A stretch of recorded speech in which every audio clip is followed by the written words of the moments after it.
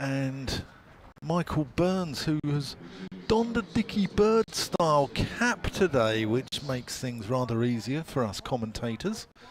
But yeah, he's shunned the Panama and gone for the Dickie Bird style cap. Maybe the wind yesterday had something to do with that, perhaps. Or maybe just going for his channeling his inner fashionista with the hat today. Oh, there was a few weeks ago when I think it was rounds 1 or 2 of the championship when there was some high winds. I remember seeing some footage or just a clip online of one of the umpires who had ditched the hat altogether, and it just didn't look right at all. No, it didn't. He was Son's hat, and it was in the game that I covered up at Edgbaston, and it was I think it was it Saggers perhaps? I can't remember.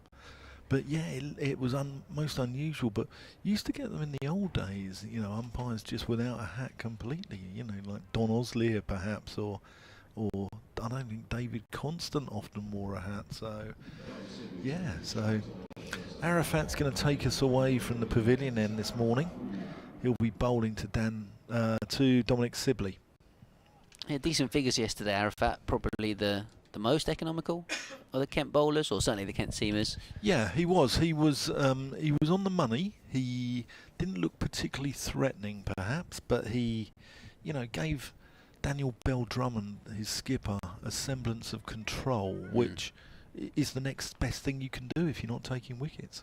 Yeah, absolutely. One of the graduates from the Zaka programme, Arafat Bhuyan, and got 4 wickets on debut against Surrey at the Oval last season. Yeah.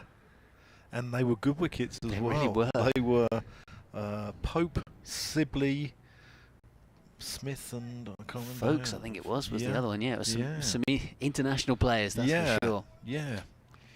Not a bad little lineup. Not bad at all. Here he goes then from the pavilion end. Surrey 185 for 1.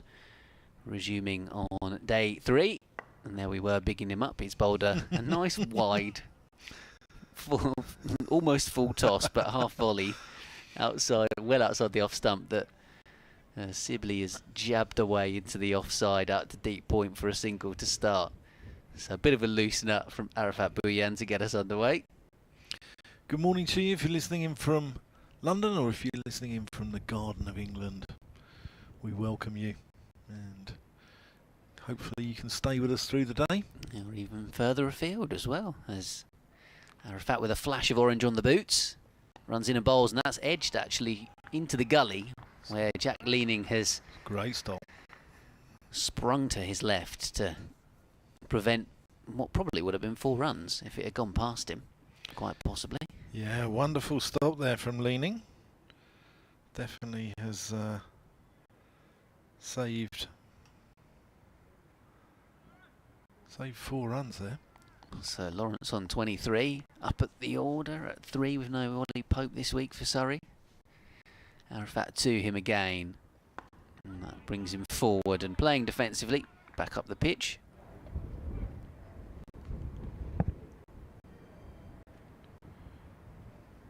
Just trying to find my my Wi-Fi again. It disappears.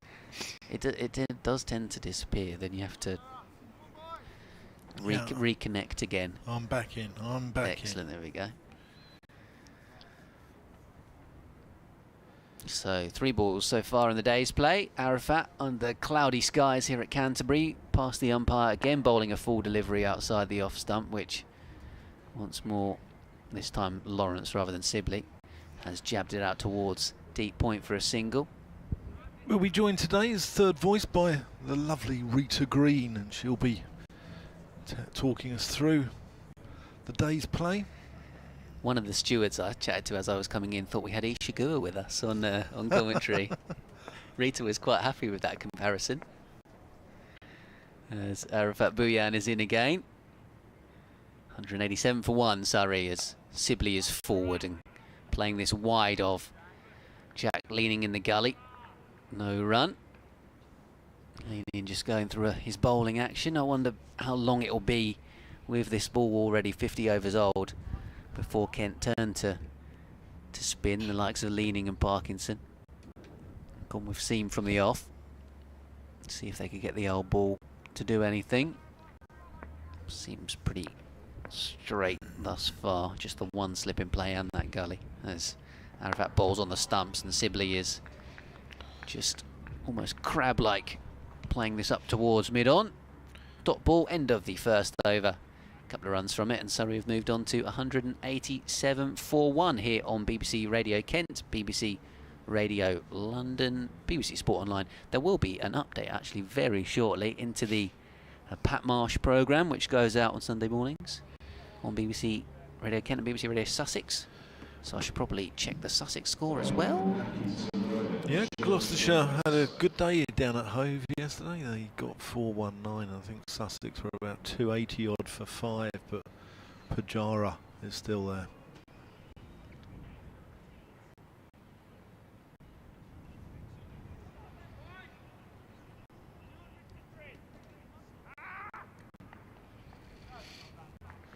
Yeah, good morning to you, Pat, and we're up and running for the day here with Kent having bowled the first over. Arafat Bhuyan in the attack. Surrey, though, looking to build on their position of dominance in this match. They bowled Kent out yesterday for 244 and then batting themselves 187 for 1. They've moved the score onto just the loss of Rory Burns.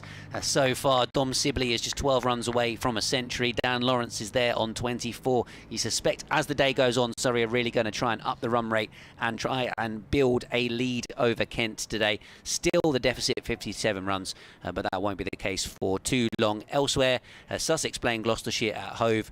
Gloucestershire, the visitors, 417 all out yesterday, and Sussex resuming 268 for 5, having a bat at the moment. So those are the latest scores, more in half an hour, but commentary online via the BBC Sport app and website.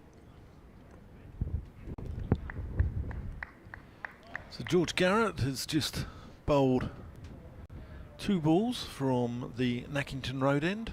First one was defended by Dan Lawrence. Second one he just worked off his legs down to deep square. Funky field time here at Canterbury. Daniel Bell-Drummond needs to make things happen this morning. So he has got 2 short mid-wickets.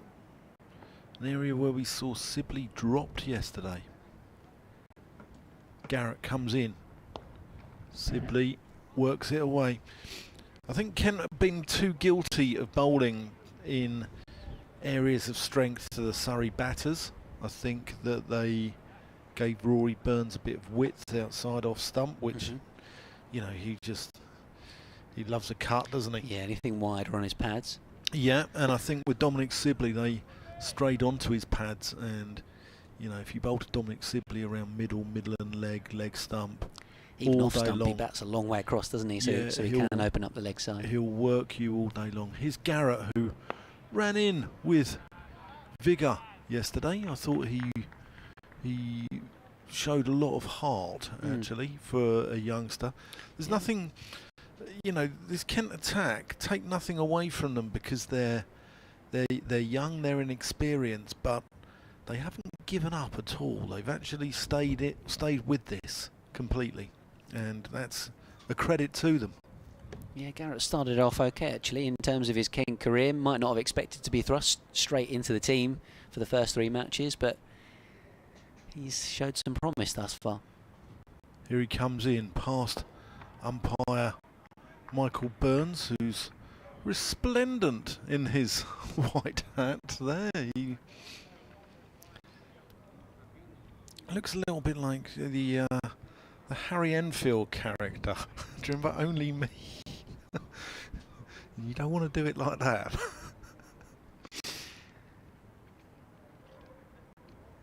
It's all right, we can talk about that show. It's on the BBC, so, you know. On brand. On brand. On brand. Yes. Yes. Garrett into the crease and strays on to Lawrence's legs, who works that one through mid-wicket. Pure timing there, takes it down the hill towards the lime tree as he bisects the 2 short mid-wickets, and that's the first boundary of the morning. So 193 for 1. Lawrence moves on to 29. Sibley's on 89. And the clouds are just closing in. We had this yesterday where it was a lovely morning. Bang on 11 o'clock, it starts to cloud over. And I think the gods are conspiring against us. I'm just looking at the weather app on my phone, saying possibility of light rain drizzle in the next hour. Looks like this afternoon is meant to be sunny, wall-to-wall sunshine from 3 o'clock onwards. So actually this afternoon looks a bit better, but this morning is windy. Maybe might get a shower. It doesn't look like it's going to rain just yet, but yeah, I mean, if you're going to get anything out of an older ball, maybe these cloudy conditions will help. Albeit, as we mentioned, maybe on day one, it might be a bit too cold for it to swing too much, as this one is defended away by Sibley, coming forward to this first delivery of Arafat's second over. Yeah, I was just mentioning George Garrett and the start he's made to his Kent career so far. Currently top of the bowling averages and the wickets for Kent. Obviously having picked up Rory Burns yesterday, so decent start for him for his Kent career. And obviously the first couple of games, bowlers did generally struggle with the Kookaburra, but Garrett managed to get a few wickets with it. There's Arafat bowls, and this one is just worked away behind square on the offside. Sibley, good running, scampers back for the second. Yeah, he's from Garrett is from a, as they say in horse racing terms, a good stable. Perhaps he went to Shrewsbury School, which has produced a number of first-class cricketers over the years. James Taylor being one of them, Jack Shantry being another. And another player really that Kent have picked up off the back of him probably not getting the first team opportunities that he was hoping for at his previous county. So in the same way that in seasons gone by, Kent have picked up the likes of Matt Milnes and Harry Podmore from Notts and from Middlesex, and then I guess Nathan Gilchrist from Somerset. Yeah, where is Podmore? He's now gone to Glamorgan, and then Milnes has gone back up north and gone to Yorkshire. But Garrett coming in from Warwickshire to get more first-team cricket opportunities. This one is going past the outside edge of Dom Sibley's bat. Just groped for that one, and that actually, Dan Whiting, goes back to what you were saying about Kent bowling a bit too straight to Sibley. On that occasion, Arafat has given him a bit of width, and he's chased after it, and it was a little bit loose from Dom Sibley. Yeah, he's gone fishing. Other old Salopians, which is what you call people from Shrewsbury School, indeed, include Scott Ellis, Nick Pocock, I think he's ex-Hampshire, the Honourable Tim Lamb, who was head of the England set-up at one point. Arafat bowls again. They've got 2 slips now and a cover fielder in after that previous delivery. Goes through to Finch. Ian Hutchinson, the old Middlesex opener back in the day. Ed Bernard, who's gone from Worcestershire to Warwickshire now. Steve Leach, Ed Pollock, who's also there. Dave Lloyd. Is that Di Lloyd? Yes, the one who's gone from Glamorgan to... Never heard him called Dave. And Izzy Wong is another. Here comes Buyan again on a roundabout off stump or fourth stump, and defended away by Dom Sibley, getting right forward in his crease. Well, that is a nice set of cricketers there. Yeah. Yeah, David Lloyd's a fantastic all-round cricketer, as is Ed Barnard. Yeah. Of the ones that are currently playing. Yeah, he's a good player. Izzy Wong, of course. More fast bowling talent in the women's game. As Buyan bowls on the stumps, and this one's driven up towards Beryl Drummond, who shies the stumps to the bowler's end, but Sibley is comfortably through for a single, and he'll keep the strike as well. So 3 from the over. Surrey 196 for 1. The deficit down to 48. And Dan Lawrence on 29. Dom Sibley is 8 away from another first-class 100. I'd like Daniel Beldrummon's parking spot, because it's right outside our commentary box, isn't it? It's not bad at all. And it would save me a walk of about 150 yards back and forth at the end of and before every day. And I was wondering if Daniel might be kind enough to lend one of us his parking spot. Rent it out. Yeah, why not? Why not? There's a certain former Kent player who is no longer at the club, who one time parked in the skipper's spot as a joke.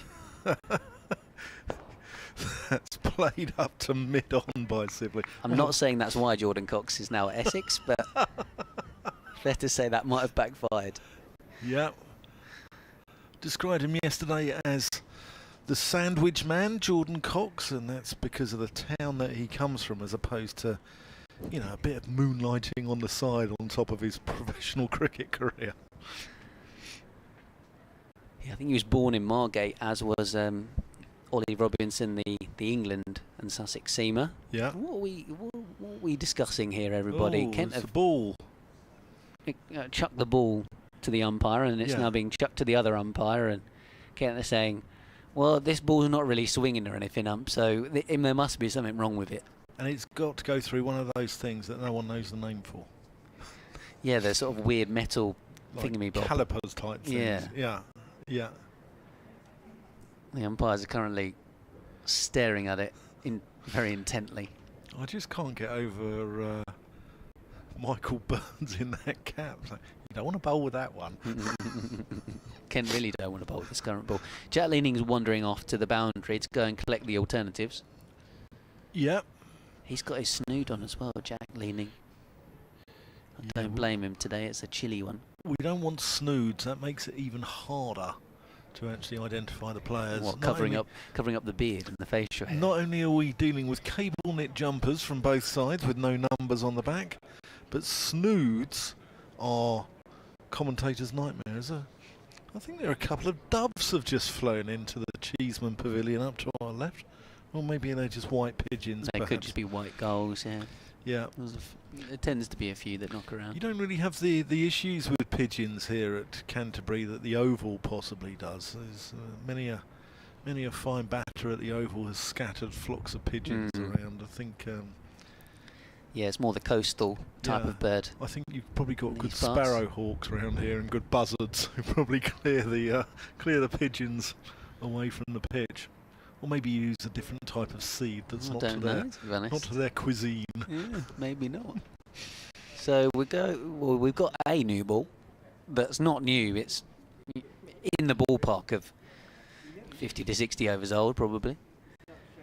But can have a chance to try and see if this one will do anything, because the previous one was doing nothing in the air. And to be honest, I wouldn't be surprised if that continues. Like I said, it's probably a little bit too cold for that sort of type of behaviour. I put on Twitter that if you're coming to the game today, bring a coat or 5 if you're spectating. And Fred Atkins, who's in the media box for the ECB Reporters Network, has said, bring a duvet. So I would, if any spectators today bring a duvet, I would love to see it. Well, Alex Hode, sleeping bag. Alex Hode, who I worked with yesterday, because unfortunately you were off gallivanting at a wedding, and Alex was I took a photo of the moon, which has appeared here. Right. It was a rather late finish. Yeah. It's got to be said. It was 7:10. You know, and past his bedtime, was it? Well, it's not often you see the moon out at games of cricket. That's a fair point. We're about to resume as Garrett comes in and Sibley just nurdles him into the leg side. Yeah, I did speak to my brother at one point and say, I think this was about 6:30, and said, "Oh, what was the end of day score? Unless they're still playing." And he said, "Yep, they're still going." I think we had about 14 overs still left. It was only because the spinners came on with Leaning and Parkinson and got through a load of overs that it was actually 7:10. But yeah, it's been cold. We've got an email address, haven't we? We do, well, yeah. People can get in contact. So send us if you were here yesterday. If you were cold, send us your coldest time you've ever been at a game of cricket. As that's just flicked off the hip down to deep backward square where Arafat comes round and fields. Yeah, KentCricket@gmail.com if you want to get in touch, as these two bring up a 50 partnership. 29 from Lawrence and 21 from Sibley, so no extras at all. Yeah. All off the bat. Yep. So what's the coldest you've ever been at games of cricket? I think a lot of people watched from indoors here yesterday. I've played cricket in the snow before. You've played in the snow? Played through a snow shower. Yeah, which, I mean, you wouldn't want to be days like yesterday, I'll come on to it as Garrett comes in and delivers this one and turns Lawrence slightly there. Lawrence looking to aim that leg side and the ball goes out into the offside. Yeah,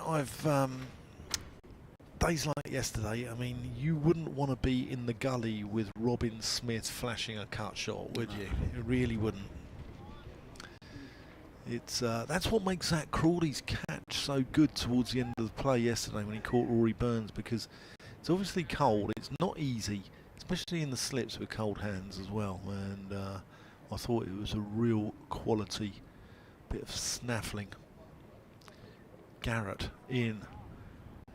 This over seems to have taken an age. I think with the ball being looked at, etc. But seems a lifetime ago that this over started. One more ball in it. 197 for one. Sibley 7 shy of a well-deserved 100. Dan Lawrence looking ominous on 28, not out as well. Well, ominous for Kent fans. Looking in good touch for Surrey fans as he moves on to 29 with one. Just dropped down into the vacant point region as the man comes in from deep cover point. That completes the over. 198 for one then, Surrey. Thanks to Andrew, who's got in touch via Twitter, saying not many cricketers from Margate, so thanks for pointing that out. Dan's not wrong, though, that Jordan Cox did play his club cricket over at Sandwich.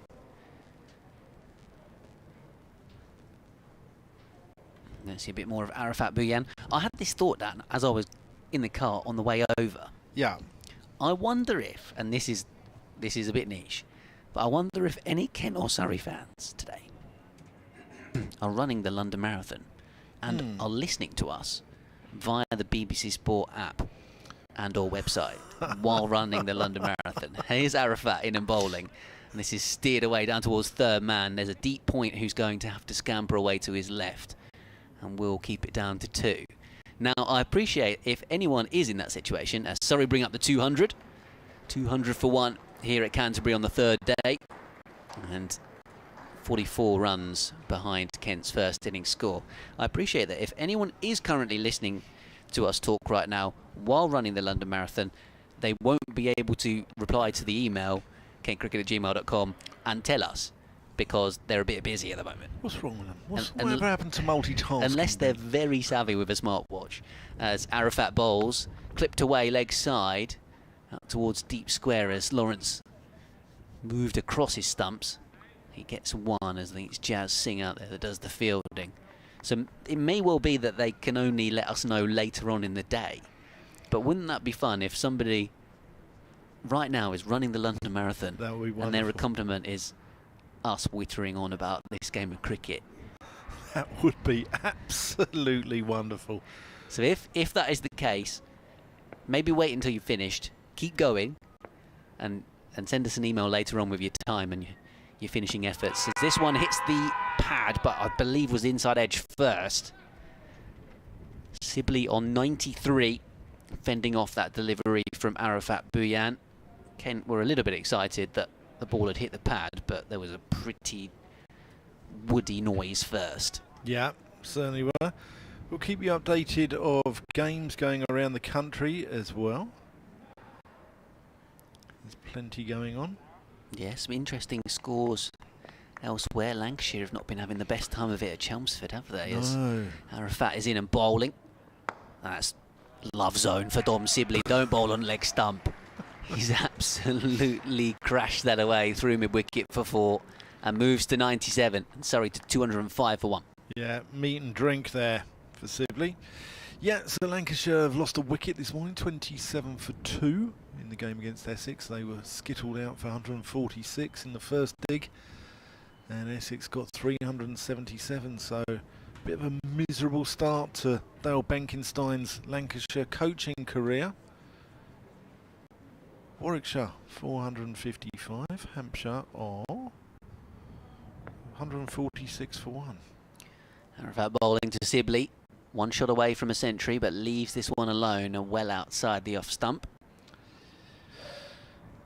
Nottinghamshire 49 for 2 after their first innings of 193 in the game against Somerset, who got 454.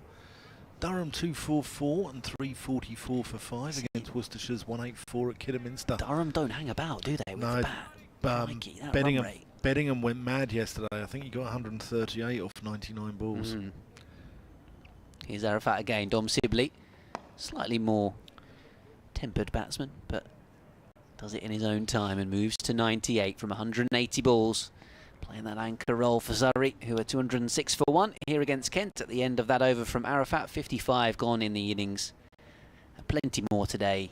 We've got a slightly extended day. 99 more overs available. And the deficit down to 38 runs. In the East Midlands Derby, Leicestershire 574 for 7 declared. Derbyshire 76 for 5. Ooh. Unusual. I guess just scoreboard pressure, mental drain of having been out.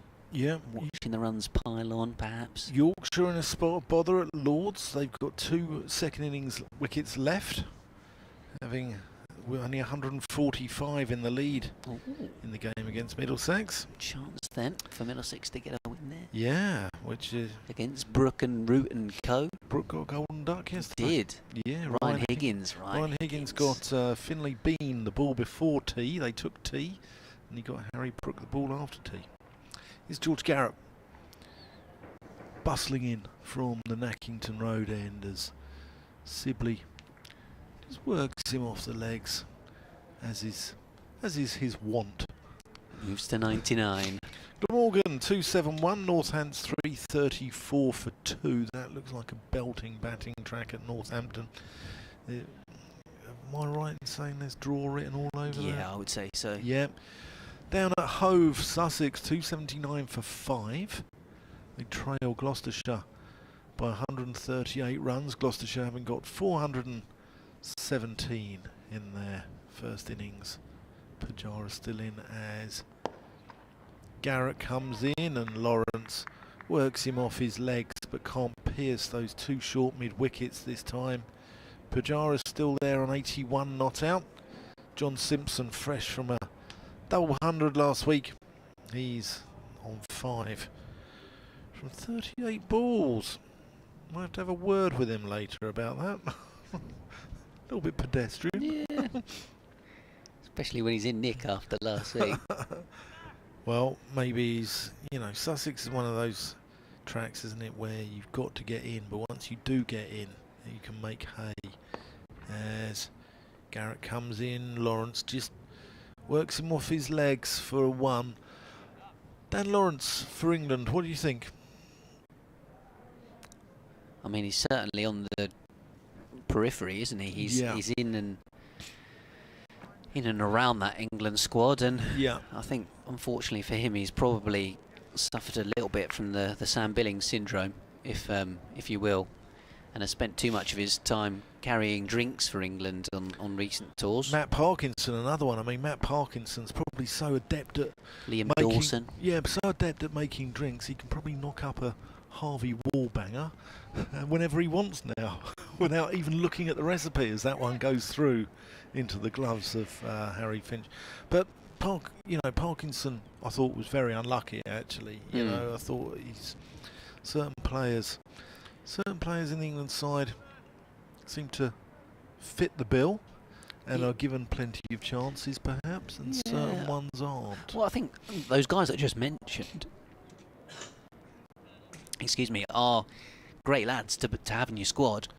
Yeah, I think maybe that's gone against them to an extent, that they've been picked in squads because they're great guys, good cricketers, but haven't got the opportunities to play. Garrett comes in and Sibley defends that back to mid-on. Lawrence is probably one of those. I must admit, I thought he should have played the final game of the series against India when the series was gone. Yeah, I thought Bairstow was quiet. England picked the same team, and you thought, why would you not give Dan Lawrence a game? Was that Bairstow's 100th test? Possibly, I'm not sure, but you just thought, look, give Lawrence a go with a point to prove. Yeah. There's nothing on this game in terms of the series.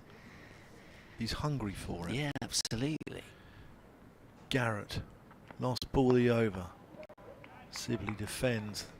That completes the over. 208 for 1. Sibley's on 99. So patient. Lawrence 34.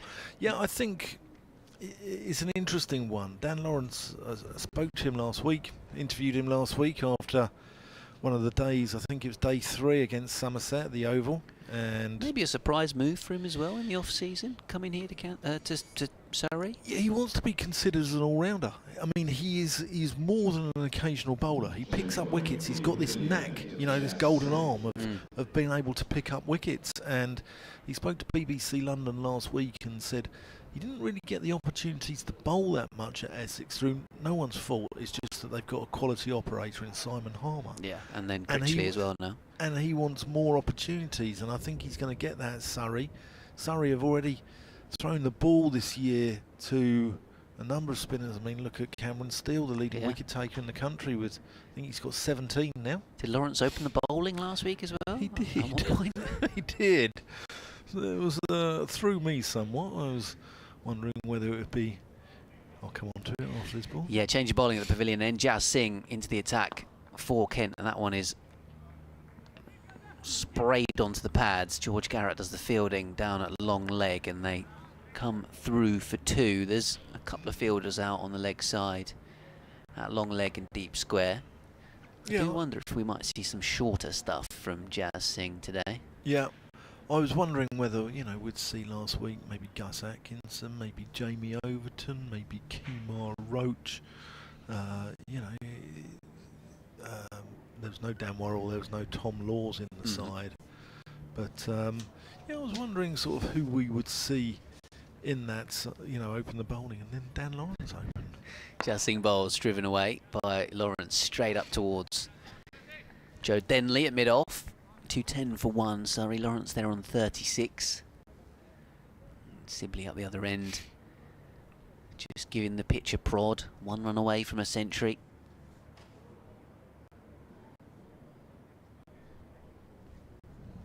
As Jazz Singh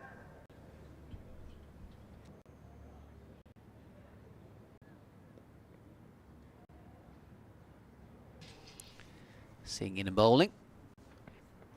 Oh, Lawrence playing and missing outside the off stump at that delivery. Through it goes to Harry Finch.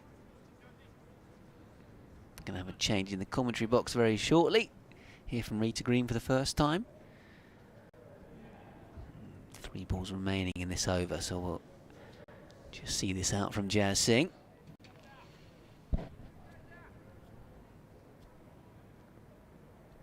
Tall fast bowler from Bexley Cricket Club. Kent product, and in and bowling on the stumps and turned away into the leg side. Work to do out a deep mid-wicket for the fielder on the rope. They're going to come back for a second, so 2 more to Dan Lawrence. Sorry, 212 for 1. And he has 38 now, with a couple of deliveries remaining in the over. Still a bit of cloud cover. The sun's trying to come out here, unsuccessfully. You were asking for people to get in touch about cold days they've spent watching cricket. Philip on the email says, I was there yesterday and it was cold, although by no means the coldest. As Jazz Singh bowls, and it's turned away again into the leg side, this time for a single by Lawrence. I remember a day or two at some outgrounds years ago, Blackheath and Dartford in the 1970s, but I think the coldest was a 50-over game in the B&H at Horntie Park in Hastings, 2001. Yeah. Which Sussex used for a few years after the Priory Ground was turned into a shopping centre. Yeah, that's a travesty, that. You probably too young to have gone there, but what a wonderful place that was. I think it was called the Central Recreation Ground, or the Priory Ground. And to turn that into a shopping centre is an act of criminality. Dom Sibley on 99. Drives up towards mid-off. In fact, mid-on, and it's straight to the man, so end of the over, 213 for 1. John says, because I mentioned about the London Marathon, he says, I actually think county cricket is the perfect mental stimuli for running. You can set yourself mental challenges. What will the score be by the time I arrive at Cut Sark? Will Sibley still be at the crease by the time I cross the finish line? says thanks for the commentary, and he's supporting Surrey but enjoying the conversation. Thanks very much to John. I'll leave you with Dan Whiting and with Rita Green. Yeah, it's an interesting one. Will Sibley still be batting? I think Sibley could still be batting by the time that I could complete the marathon. I think that, you know, I'd probably do it in about 8-10 hours, something like that. You know, these days I struggle not only to run a marathon, I struggle to run a bath. And I think Dominic Sibley would probably still be batting by the time that I was there. Anyway, he's on 99. He's about to... Well, no, he's not, because Dan Lawrence is about to face, but he's got 185 balls under his belt. And I'm delighted, absolutely thrilled to welcome to the commentary box Rita Green. Good morning, Rita. Good morning, Dan. Good morning, everybody. How are we? Am I your London Marathon correspondent? You are. Ah. Yeah. You or am I are. here for the cricket? No, you're here for the cricket, but if you can always give us some for the marathon. There's Joey Everson comes into the attack, and first ball is down the leg side to Dan Lawrence. Now, Rita, you've been sort of around the grounds already this season. You're up at Leicester last week. How was it up there? Yes. It was a beautiful day on the Sunday. Beautiful. Might be stretching it. It was chilly, but sunny and warm. Monday was an absolute write-off, wasn't it? But yes, I was here 2 weeks ago as well in this very seat. As Everson comes in, Lawrence plays him out to Daniel Bell-Drummond at mid-off. Yeah, I'm very lucky, Dan, to like yourself, to go to many grounds and sit here and talk about cricket. I mean, there's not much better things in life to do that. But Leicestershire's ground, Grace Road, I really like it. I'm a bit of a traditionalist. Yeah. And it's a massive ground. Massive. Everson in past the umpire. Second biggest in the world, apparently. Is it really? I haven't checked out all the statistics on that, but nice place to be. But I was there to see the double 100 for John Simpson last weekend. Yeah, great knock. It was almost turned into a one-day sort of game in the end, but it was always going to be a draw in the end. But no, a lovely knock to watch. It's a funny lifestyle that we lead, isn't it? It's a wandering, meandering, peripatetic sort of movement around the country. As Everson comes in and Lawrence gives him a bit of gets on the dance floor slightly. But then Lawrence just needs to keep patient here. But it's, if anyone's ever read On the Road by Jack Kerouac, that is our lifestyle. That is completely our lifestyle. So I'm, I can name the A2 junctions, off the top of my head, having come back and forth down it this week. A slightly slower ball there from Everson, and that's well bowled. Lawrence digs it out, plays it out to extra cover. But it's a bit early to talk about service stations as well, by the way. But that we're probably pretty good at knowing those along the way, up and down the country, the motorways. Well, Chris Nash, the old Sussex opening batter, he used to put on Twitter his sort of service stations. Oh, did he? Did he have a favourite? Yeah, he. That's a lovely shot by Lawrence. Again, gives Everson the charge and just pushes it back past him. But the timing ensured that the ball hit the boundary boards at the Nackington Road end within a second or two. That's 2-1-7 for one. Sibley on 99, Lawrence on 43. Yeah, I mean, I think he did have a favourite. I think the farm shop at Gloucester on the M5 was up there with him. Farm shop makes it sound quite premium as well. I like it. Yeah, it's premium prices, let me tell you that. I see. I was going for more quality, premium nature, but maybe the prices go along with it. Yeah, it's, Other service stations are available. They are, but it's like sort of you stick the word organic in front of someone and the price goes up, doesn't it? It's like with craft ale as well. Oh, craft ale mentioned before midday. Right, start of a new over. And Sibley's on 99. He comes to delivery, and this is One down the leg side, strangle down the leg side. Is it to be? Is it out? No, it is not. The umpire is unmoved. What an awful way to be out on 99 and strangle down the leg side if it had been given out. But the decision is not out. I think it was a 3/4 sort of enthusiastic appeal, wasn't it? I thought it was miles away, personally. That would have been an amazing first ball on the commentary, wouldn't it? Yeah, welcome to the commentary box, Rita.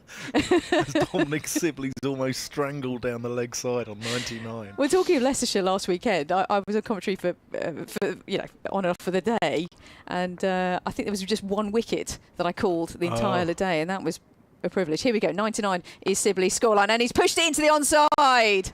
And indeed, all the way to the boundary rope, and a century for Dominic Sibley, who takes off his helmet and waves his bat to the pavilion, has a little hug with his partner Dan Lawrence, and he looks pretty pleased with life. A lovely clip into the onside to the boundary rope, and a nice way to bring up your century. And he looks as though he's a man that said, OK, there's my century, but I want plenty more. 2-2, 1 for 1. Yep, 187 balls, 14 fours, 1 6, and he's played with... I mean, I've seen him hit 2 centuries now in 2 weeks. I commentated on a couple of centuries back in 2022 with him. And he looks a vastly different player from the player back then. He's playing with a lot more freedom, I think. Confidence, yes, oozing, and playing very much within himself. Here comes Singh again from the pavilion end. This one's defended, and there's no run. Yeah, indeed. You know, he was very much part of the England lineup for many years. If I look at my notes pretty quickly, I could tell you, yeah, it was 22 tests for Dom Sibley. So a fair amount of tests under his belt. And then he moved from Warwickshire, didn't he, to Surrey? We went from Surrey to Warwickshire and back to Surrey. True, 2 and 4th. Yeah. And that's just... And him and Rory Burns at the top of the order for Surrey is quite a formidable... Well, partnership. Here comes Singh. Full of delivery. This one's punched into the offside, and the chase is on. And it's to the left of mid-off. They go through for 1. They go through for 2. A nice looking stroke there. It wasn't timed completely to go over the boundary rope, but 2 more to the total. And Sibley's on a chase here. 105 not out. Yeah, he certainly is. He's, you know, I think it's funny when you play for England and you're in the sort of public domain, you're in the spotlight, sometimes your confidence can go a little bit as well, and it probably takes quite a bit to rebuild your career, doesn't it? If you're, you know, it's a strange world being a professional cricketer, because you're in the public eye, your head's above the parapet, and it's very different from normal jobs. Singh in, and this one's just slightly down leg and then pushed to mid-wicket, but straight to the fielder, and there's no run. And that transition from England and then back into the county game, he's taken his time to get in there, but found his place. And it's, you know, you go to work, say you're a bricklayer, and you haven't got people going, well, I don't like the way you lay those bricks over there, you know, I think you should do it this way. Or have you ever done any bricklaying? Not a lot, no. There's a question you didn't expect today, did you? My DIY skills are pretty poor. Well, I have, and I'll come back from, it might surprise you, Singh in last delivery of the over to mid-wicket, and there's no run. I've tried at end of the over, ladies and gentlemen, 2-2-3 for 1. I have so much respect for bricklayers. It is so incredibly difficult. I did 1 row in my garden. It wasn't actually for any structure of note, and it was wavy, but it was flat. Okay. And it took me 3 attempts to do that. So as you say, it's it's a skill set that is quite difficult to master, and one that can be criticised. There's no end to your talent. I mean, come on. You know, in commentator, bricklayer.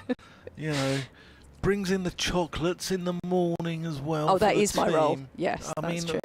It's just, it's good to have you on, Rita. Wonderful to have you on. Here's Everson with Harry Finch standing up now to Dan Lawrence. I like that from a wicket keeper. We saw John Simpson do it at Middlesex to Tim Murtagh and to Ethan Bamber quite a lot. And not only does it bring the stumping, you know, into play, but it also keeps a batter pinned back in his crease, so it brings LBW more into play. So rather than we saw last over where Lawrence is just walking down the wicket and smashing Everson back past him, it's probably stopped that a little bit, as that's just played off the thigh pad and dribbles out into the leg side. Yeah, so it stopped Lawrence from just wandering down the track and just, you know, putting Everson wherever he wants to, more or less. It's good move there from Finch. Good aggressive wicket keeping. And it was that last delivery of the previous Everson over where he just skipped down a little bit and that lovely on drive. Yeah. Yeah, good decision from Finch to come up to the stumps. No ball there from Everson. That's going to be 2 onto the total. I think it's more than that as well, isn't it? You very much played the game as well, Dan. That I think a wicketkeeper's role is to really get into the ear of the batter. You know, some of the best wicketkeepers I played against, they didn't always say a huge amount. You can have the really chirpy ones, you can have the really annoying ones, but when they do pipe up, it gets in your head.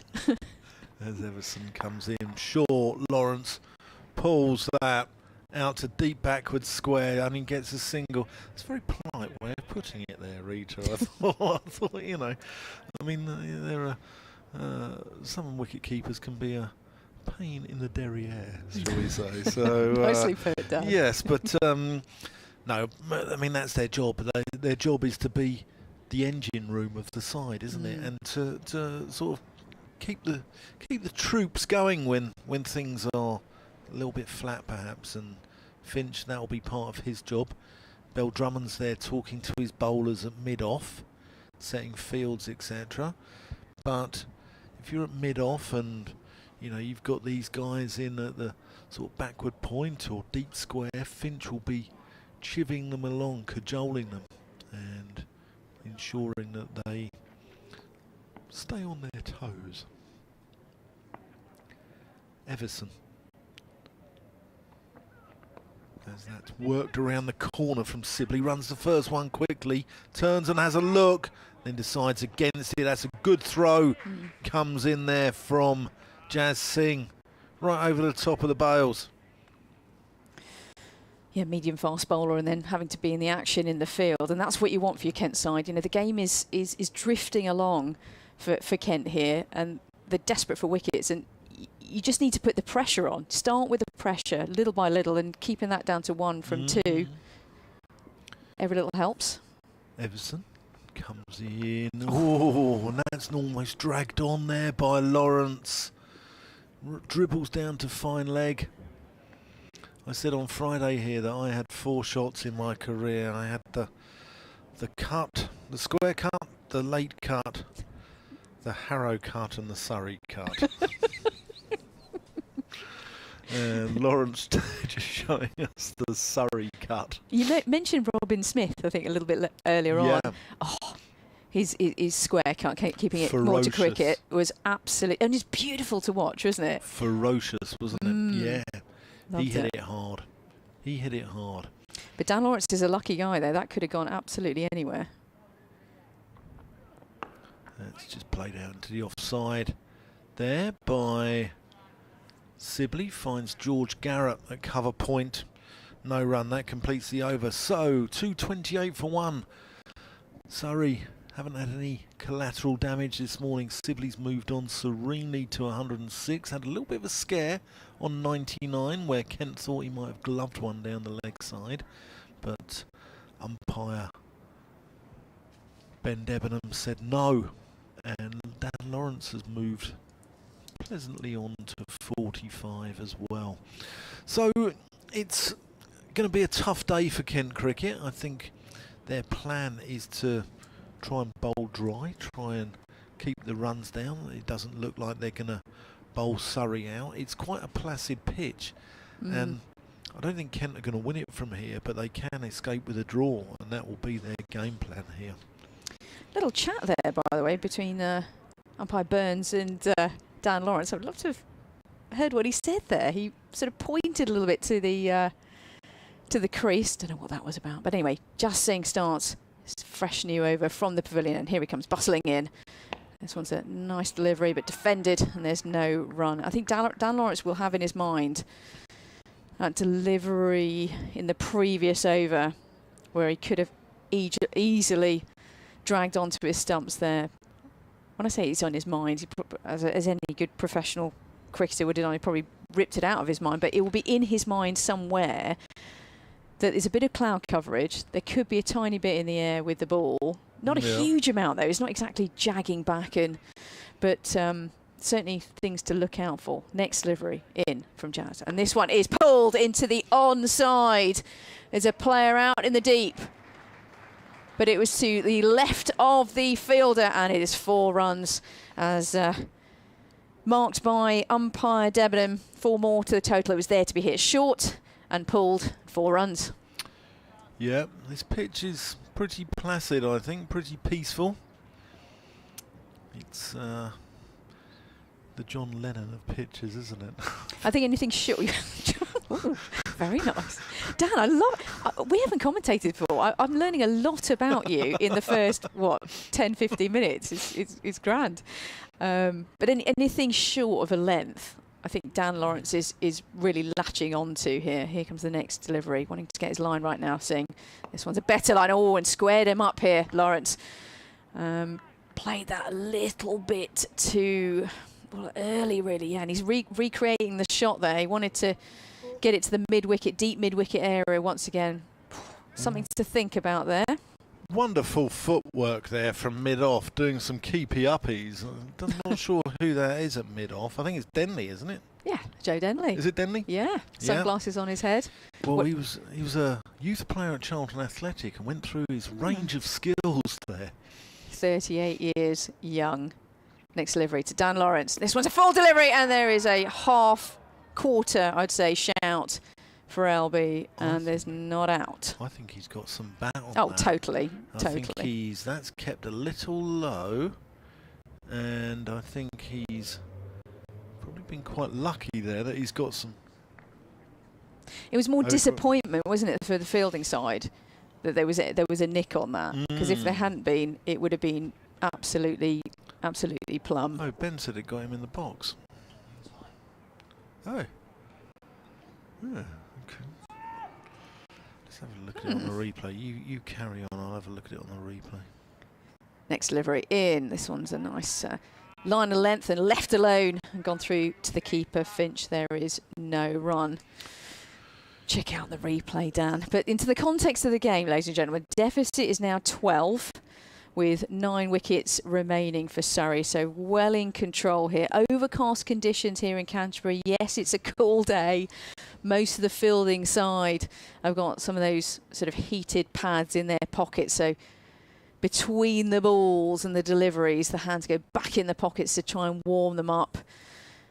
Seeing from the pavilion end, this one's pushed into the onside, to the vacant square leg area, and they go through for a single. So Lawrence goes through for a single, and indeed it is his 50 from 77 balls. 4 fours in that as well. Pretty entertaining to a high degree. Had a couple of scares along the way, could have dragged the ball onto his stumps a couple of overs ago. But a couple of nice fours in there to the mix and really piling on the pressure.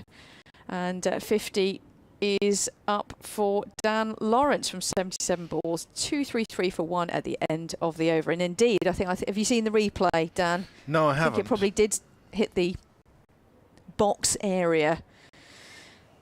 We're about 4 balls behind here on the replay, so yes. At Hove, Cheteshwar Pujara has been run out by a sub-fielder. There you go.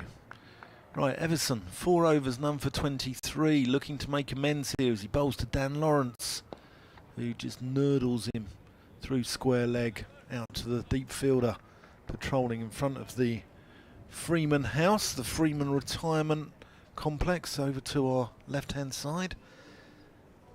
I fancy a bit of that, don't you? What, a retirement home there.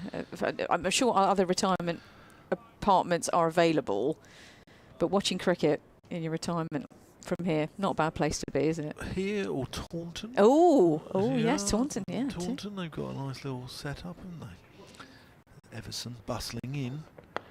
Sibley plays it off the back foot out to Bell Drummond. Yeah, it would be very nice there, wouldn't it? It would be very pleasant, very nice spot to watch the cricket. We bumped into each other at Cheltenham, didn't we, last season? That's another magnificent place to watch your cricket. It's a wonderful venue. It's a magnificent venue. It is one of the great festivals in world cricket. As Everson comes in, and that's gone out. Sibley wants a single, Lawrence doesn't.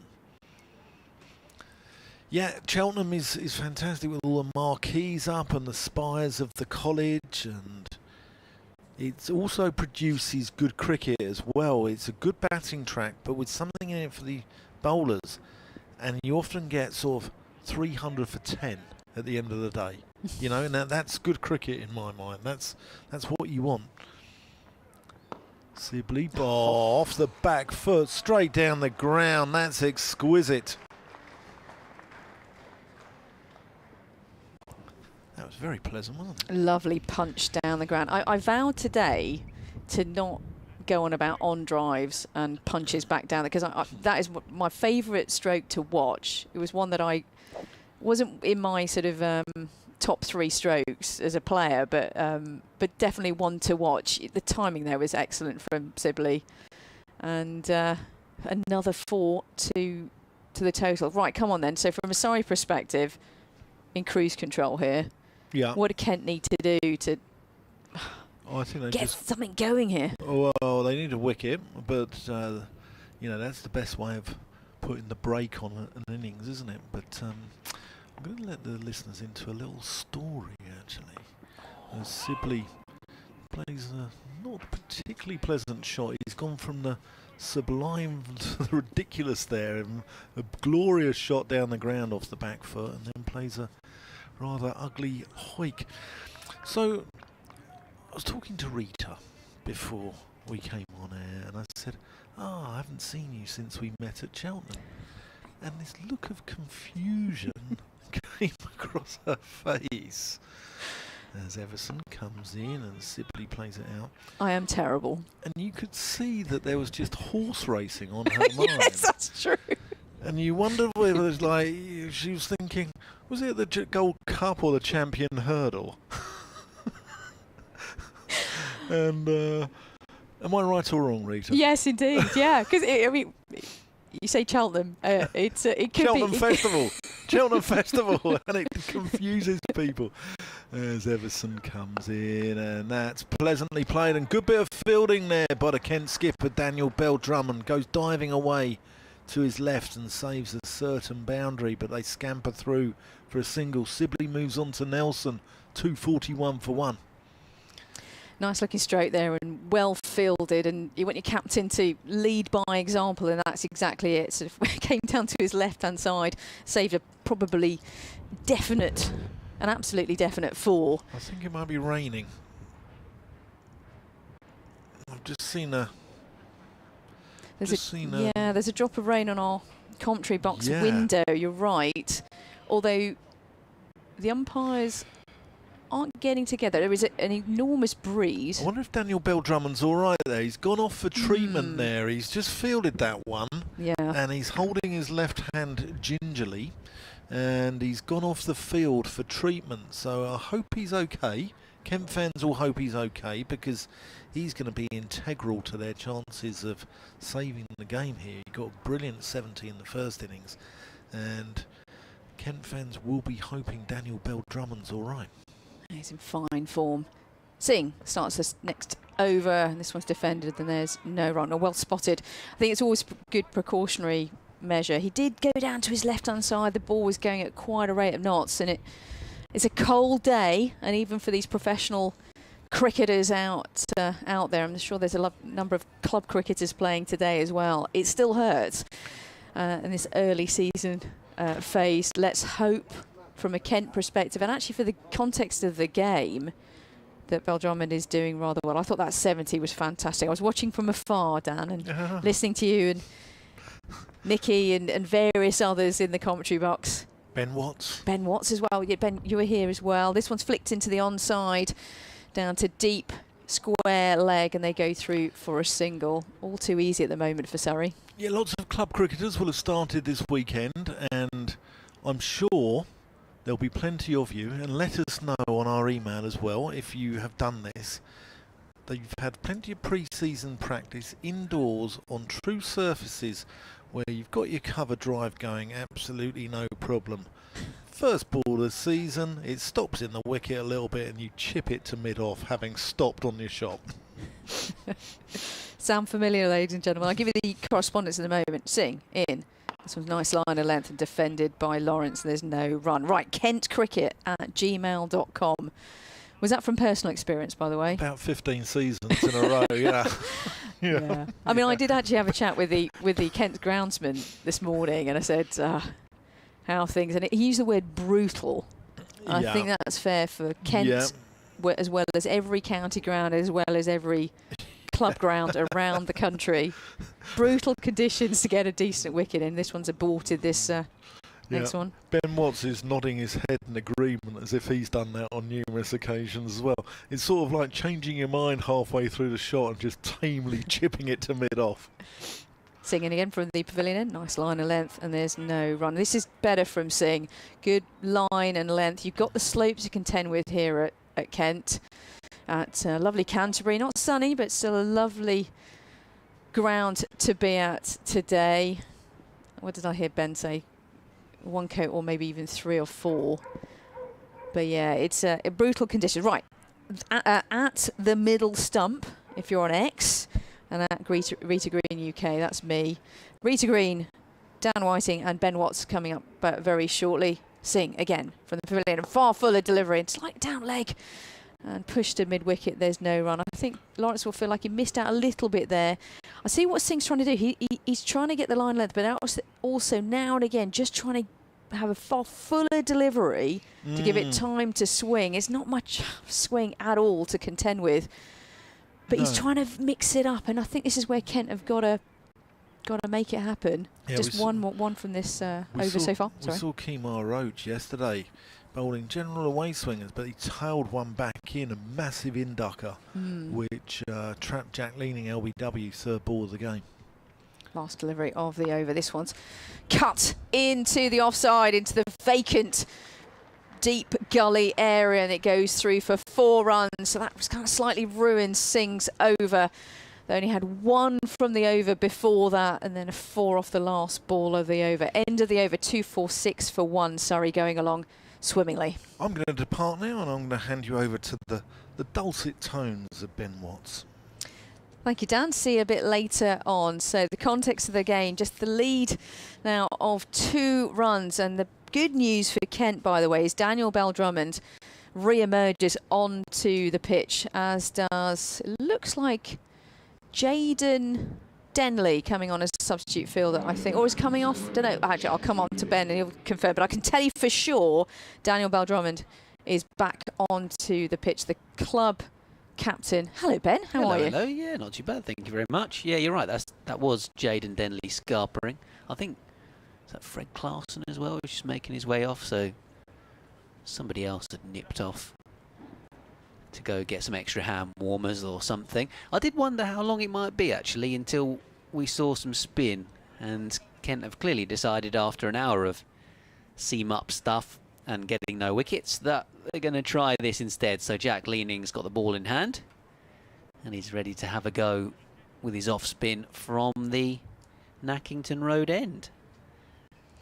And I think you need a bit of variation on a day like today, especially with Lawrence and Sibley being there for oodles of time, and might help the run rate. I always get confused, Ben. Minus is a deficit, right? And not a head. Yeah, I always get confused as well, to be honest. Well, I'll have to confirm that. I think that the fact that they've bowled a little bit of spin so far are probably okay on the over rate. But here's Leaning then. Defended back to him by Dom Sibley. So there's fielder-wise a long on. a pretty deep mid-off. Man on the 45, Matt Parkinson, is warming up, so he may well get a bowl in a minute as well. Leaning bowls. Oh, there's a reverse from Sibley, which he doesn't make contact with. It might have hit Harry Finch's boot or something and gone to Zach Crawley at slip. There's a cover. Short mid-wicket. Orthodox mid-wicket. Deep square leg. I don't think there is anyone down at third man, which is why Sibley was probably trying the shot.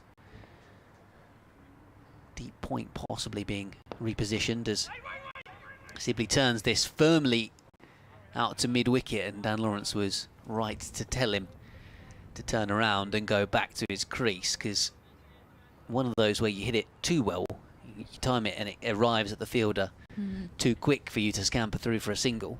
He's leaning again round the wicket. This time Sibley just runs it up to long on for a single, and the 100 partnership comes up between this pair.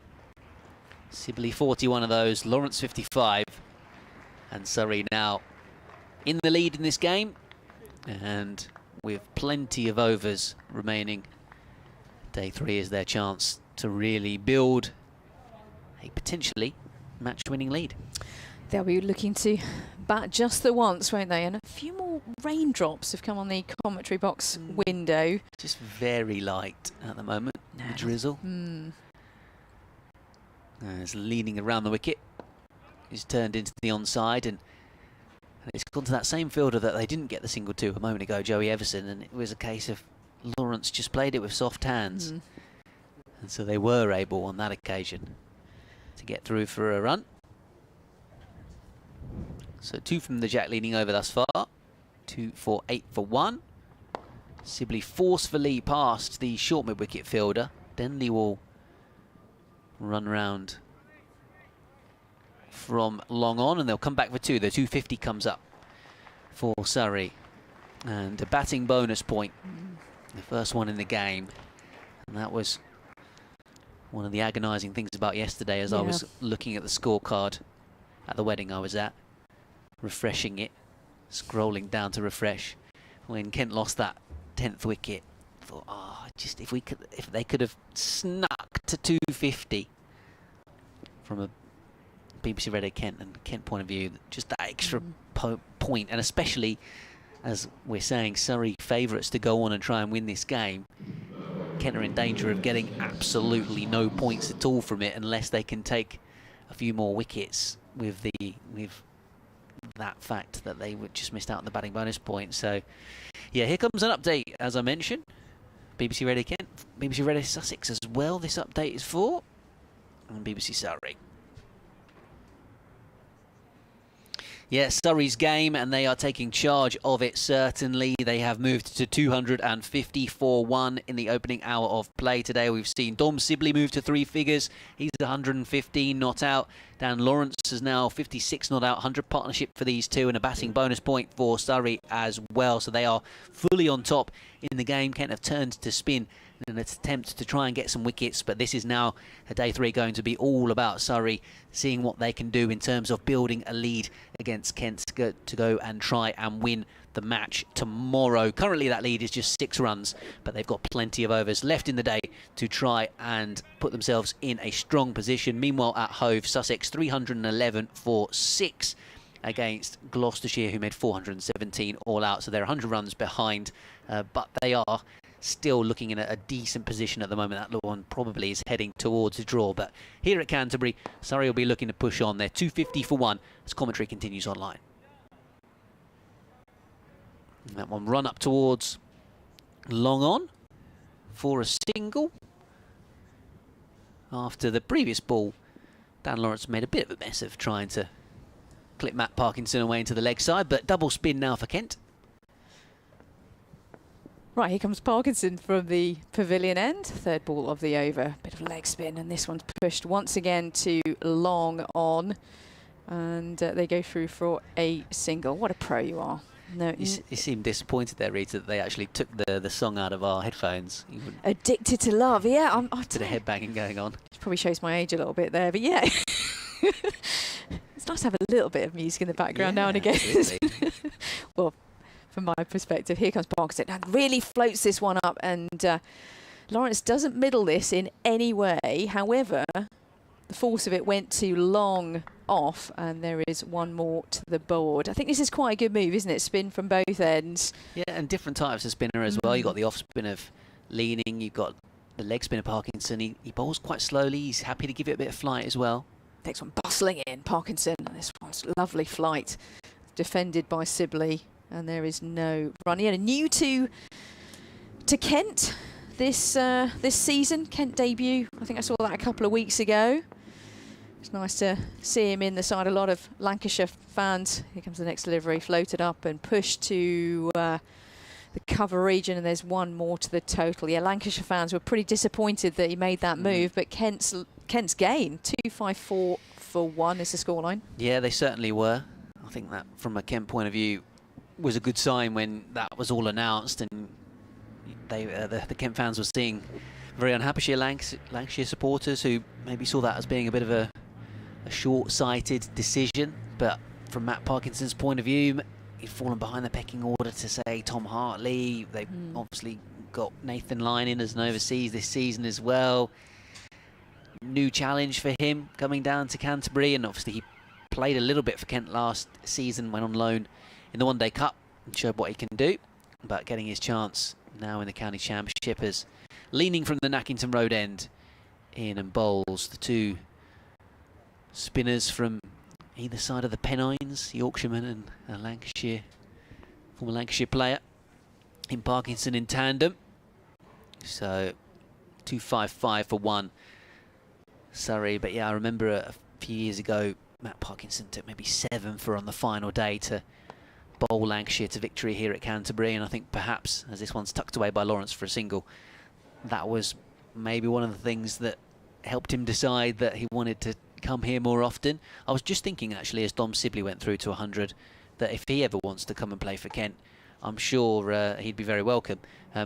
But he seems to love it here at Canterbury. I remember him seeing him score a double ton here a couple of years ago, and then I believe he got runs in the big chase that Surrey had last season here. I'll just double check that. Yeah, your favourite grounds, don't you? Yeah, absolutely. But they had that monster second innings chase as Lawrence uses his feet and chips this over mid-wicket out towards the leg side. That's a good scrambling stop, actually. Out there by Jazz Singh in the deep. Yeah, Singh looked slightly awkward on that field, but actually he did, as you say, a good job with the slope as well. You have to be pretty careful. The most important thing is he brought it back over to the right side of the boundary rope. Bit of a tumble, yeah. Sibley got 140 not out in the second innings as Surrey chased 501 to win last year. Jamie Smith boshed it. Penfolk's got a ton as well. This one's defended away by Lawrence into the onside, but we'll get a single actually because he's pushed it well up towards long on. Yeah, Sibley faced 415 balls for his 140 not out. So he played the anchor role while everyone up the other end scored fairly briskly as Leaning bowls to him. There was a little bit of a push outside the off stump and maybe just deflected away off Harry Finch's glove. But end of the over, 260 for 1. And then, yeah, I remember in a real snooze fest of a draw here between Kent and Warwickshire a few years ago, Daniel Bell Drummond got a big score and Dom Sibley, I think, batted pretty much for 2 days solid.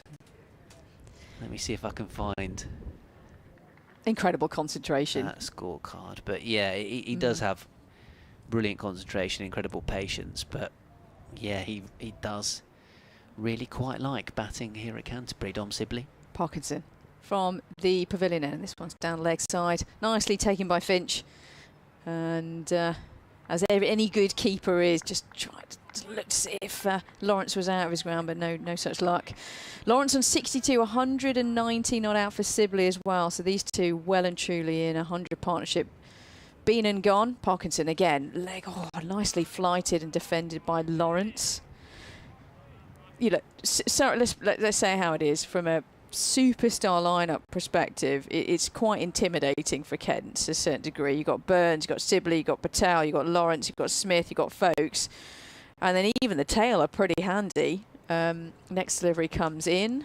So far, a runless over. Parkinson, nice flight on this one again, but pushed too long off for a single. 261 for one is the score line.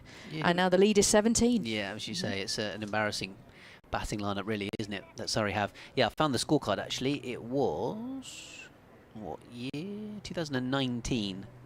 Dom Sibley double ton here for Warwickshire against Kent. Oh, nicely flighted, but also nicely hit down to long on is Dom Sibley. And actually, he skipped down the wicket a bit there and took the single. I haven't seen that from Sibley yet today. Really using his feet well within his the bounds of the ball, and actually lofted that really nicely to long off. Next delivery as it comes in. This one's pushed once again to mid on. They go through for a single. I think there's going to be a very consistent theme to this over, and maybe the next few overs are pushed to long on. How many times are we going to say that? Next delivery, in fact, the last delivery of the over for the Matt Parkinson over.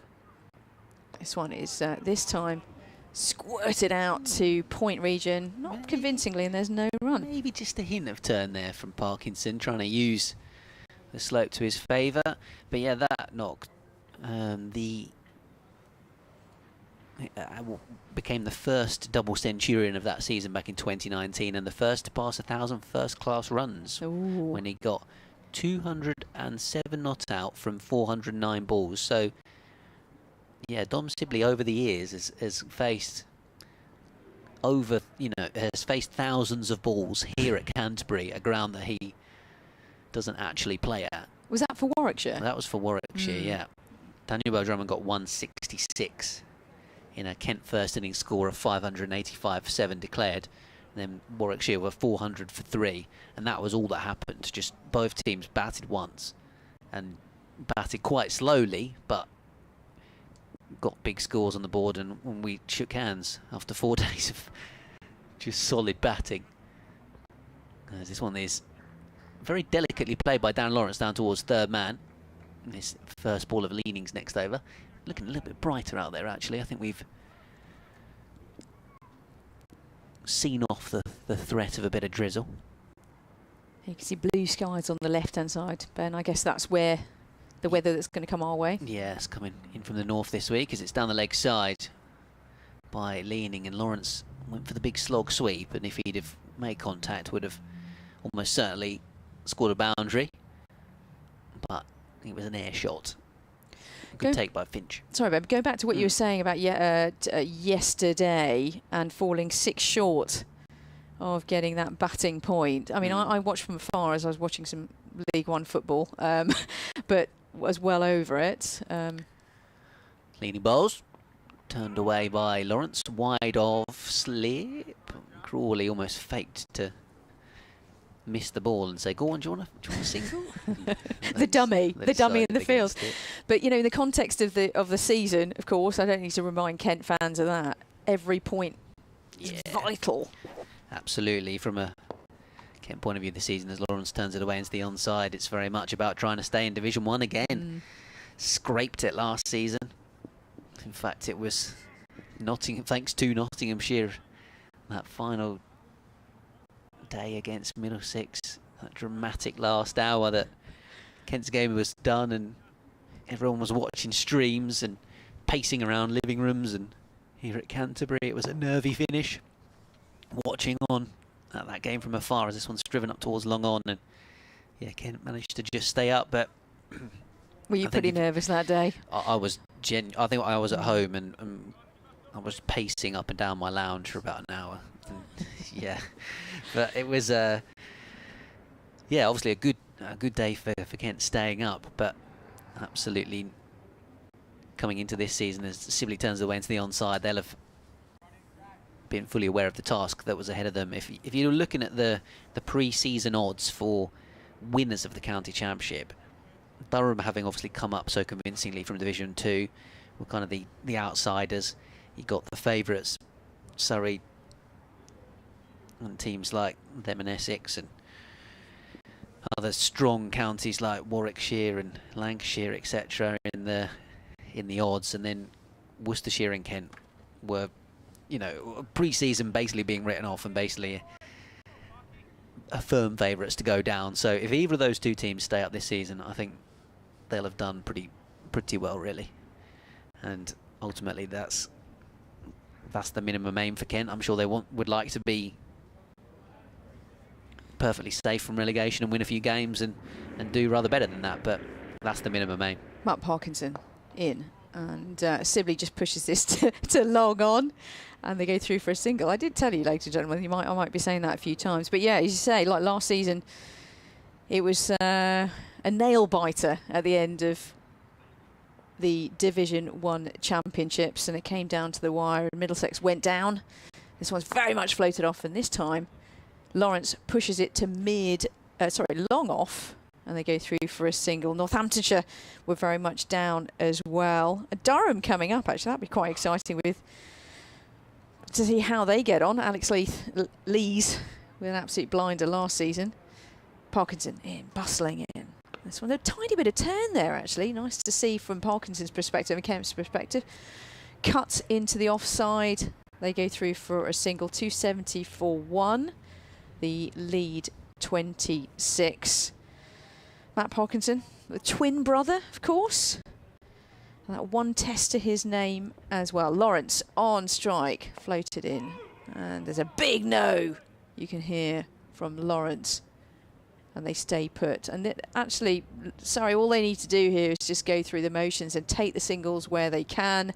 Then they're very much playing within themselves, not playing any rash strokes. Next delivery comes in. This one's to the same region, a point, but no run there. I did notice that Zach Crawley went off for a little bit, maybe just a comfort break. Argumentative, Mr. Argumentative. I'll come on to that in a moment. I don't know if Ben, if you know what I'm on about. Parkinson is rattling through this over. Next delivery. And this one's pushed into the onside in a controlled manner. And all the way, actually, to the boundary rope. Slightly obstructed with our view. There's no fielder out there. Slightly changed his line there, did Parkinson, and meant that it just dragged it down a little bit too much and ruined his numbers a little bit for that over. And what was that? 7 off the over in the end. End of the over. 274 for 1. Argumentative. Do you know what I'm on about, Ben? No, I don't. I'm not talking about you. I don't think you're that type of character. I don't think so, anyway.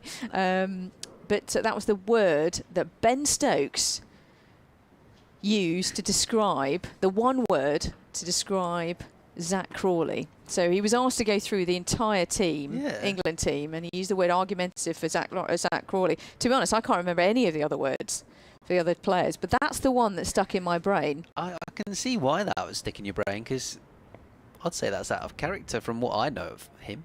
This one's turned away into the onside by Sibley for a run, mainly because he's just very polite in interviews and quite softly spoken. So obviously we don't get to see him inside a cricket dressing room, where I'm sure the debates and the banter flying around are a little bit more forthright. But yeah, that's it. That's very interesting. There's leaning bowls. Oh, that's on the leg stump and drilled away by Lawrence up towards long on. I was just thinking, actually, after that last ball of the previous over from Parkinson went for 4. Just seems to be struggling a little bit in this game so far. 14 overs, just the one maiden, none for 60. Maybe not quite producing his best, or finding a way to keep the runs down, possibly due to that slightly shorter boundary on the leg side, and Surrey's fielders have enjoyed that so far. As Jack Leaning is around the wicket once more. Sibley just pushes it out into the offside for a single. Got a few of your emails on kentcricket@gmail.com. Norman sending me a photo from Beckenham in a world record game there. Was that the Northants-Kent game where, again, there was just an obscene amount of runs scored by both teams in their first innings, and that was pretty much all that happened in the game, as it's turned away into the onside for a single by Dan Lawrence. you know, but for were me, they using the Kookaburra? well, no, they weren't actually. It was just the flattest wicket you've ever seen at Beckenham. And I think that's the thing, isn't it? When there's some, I mean, in some occasions, we like seeing lots of runs scored. I'm sure the spectators at the IPL this year have been having an absolute ball because there's been some massive scores in that, hasn't there? But when it comes to 4-day cricket, you want there to be a bit of a contest between bat and ball, and when it's just so one-sided towards the batters and they just bat for 4 days, it's not really that much fun, is it? Unless you're actually out there batting. And Dom Sibley right now adding another single to the score. The scoreboard got stuck. You want it to be competitive, of course. There he goes. Yeah. One more ball to go in the over singles thus far. So yeah, I think that was possibly the game that Norman's referring to there. Graham saying, so pleased to see Dan Lawrence doing well for Surrey. He's the man on strike at the moment. Turned away into the onside for a single, a marvellous acquisition.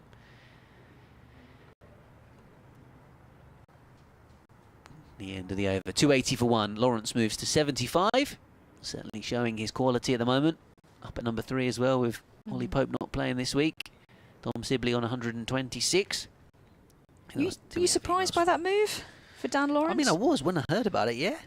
Yeah, definitely. Mainly because Lawrence has been an Essex boy for his whole career, hasn't he? So I think it certainly would have been a surprise move, and I don't think it was about money at all. I think Essex pretty much offered him to renew the same that Surrey offered him to come join. I think he just wanted a new challenge. Maybe as a man of his age, in his 20s, and wanted to move to London and enjoy a slight change in lifestyle, and obviously wanted to go to Surrey and try and win things as well. So yeah, can maybe see the reasons why he made the move. Parkinson continues from Felina, and this is swept into the onside, and all the way to the boundary rope, bisected the deep square leg fielder, and also another fielder as well in the deep. But actually 4 runs and really nicely controlled stroke there. That shows his quality, but also the confidence. He's up to now 79 from 106 deliveries, so a decent strike rate, with Sibley at the other end just not parking the bus, but quite frankly, they're a run machine in his own capacity. I think you raise a brilliant point, Ben, in terms of Parkinson's spell and kind of bowling so far. He's got a run rate of 4.5, which is probably higher than what he wants. You know, the run rate for the game so far is 4 for the innings, rather. Yeah, certainly feels like he struggled in this spell, though, so far. That was a ridiculous shot, though, from Dan Lawrence. Yeah, took it very... next one comes in, this defender, and there's no right. Took it very far from outside the off stump, and really lively control. Looked beautifully balanced, didn't he? Like you say, just it was so far outside off stump, so the angle that he managed to kind of scoop the ball behind square was just almost defied physics. Next delivery comes in, and this was cut into the offside off the back foot, and they go through for 1 and a big no for the second. Nicely fielded in the deep by Jas Singh, who's been doing sterling work out there. But look, Surrey are cruising. The lead now 41, and 9 wickets in hand. You feel as though the game is going to push its way to tea time, and then maybe there might be a declaration. This is pushed into the the long off region. They go through for a single. I don't know whether I'm predicting a ridiculous future, but I think that might be the future. I think it's pretty spot on, to be honest. That'll be the plan from Surrey's point of view. Kent need to try and find a way of either keeping the runs down or taking a few wickets. At the moment, they've got double spin on. Whether they go for a little bit of short ball stuff. New ball available in under 10 overs. Parkinson in. This one's a shorter delivery, and Jas Singh is in action again in the deep, and they go through for a single. I think Dan Lawrence has got a great opportunity here at Surrey, but also more specifically, I think today, to really stamp his authority, not just in the side, but can he be knocking on the door for England? I don't know. This one's a flighted delivery and pushed to mid. Oh, I keep saying mid. Long on, and they go through for a single. I think I should just be on a tape, Ben. Push to long on, they go through for a single. I need to vary this up. Stop. Play. Yeah, exactly. Go for a cup of tea. I can put in some sort of bonkers sort of statistics out there just to vary it up. Jack Leaning, favourite band. Do you know this, Ben? I think he's too young to be. Oh, really? To really love this band. But actually, my daughter, who's 11, who loves this band as well. Can you guess? He's a bit of a what do you call it? A Britpop band, one of the most famous ones. Blur? For the close, from more up north. Oh, go on, tell me. Brothers are in this bit of Oasis. Ah. Yeah. Okay. Bit roll with it. Cigarettes and alcohol. Anyway, here comes Leaning. Round the wicket. Drilled away offside for a single. I'll be going in 5 minutes, don't worry, Ben. No, that's okay. But more random statistics and and facts to come. Sheffield United fan as well. They got beat last night. He is a big Sheffield United fan. That's a good point. There was a game in the winter where they were drawn against Kent's only EFL club in the FA Cup, and he was there in the away end on that day. Drilled away up towards long on for a single. Probably one of the better days of Sheffield United's season, to be honest. Obviously, they've had a pretty tough time of it in the Premier League, but they did score a few goals past Gillingham that day. So, yeah, I think he took Darren Stevens along with him, actually. And they were both in the away end. Oh, I love that. I'm surprised they weren't in a box. People of such importance. As Jack Leaning bowls, and it's turned away into the onside. I've been in the home end and the away end at the Priestfield. Is it the Priestfield still? Yeah. The away end's not particularly comfortable. Well, there was a moment where I got escorted onto the pitch. Oh, really? To try and protect my, body. Here's Leaning bowling to Dom Sibley. Nudges this one up to long on for a single. Why did you get escorted? It's a very long time. I had a mate of mine years ago. Yeah. Bear with me. So I grew up in Kent, actually, I might mention. But actually I was in the way in because my mate of mine was a Sheffield Wednesday fan. Right.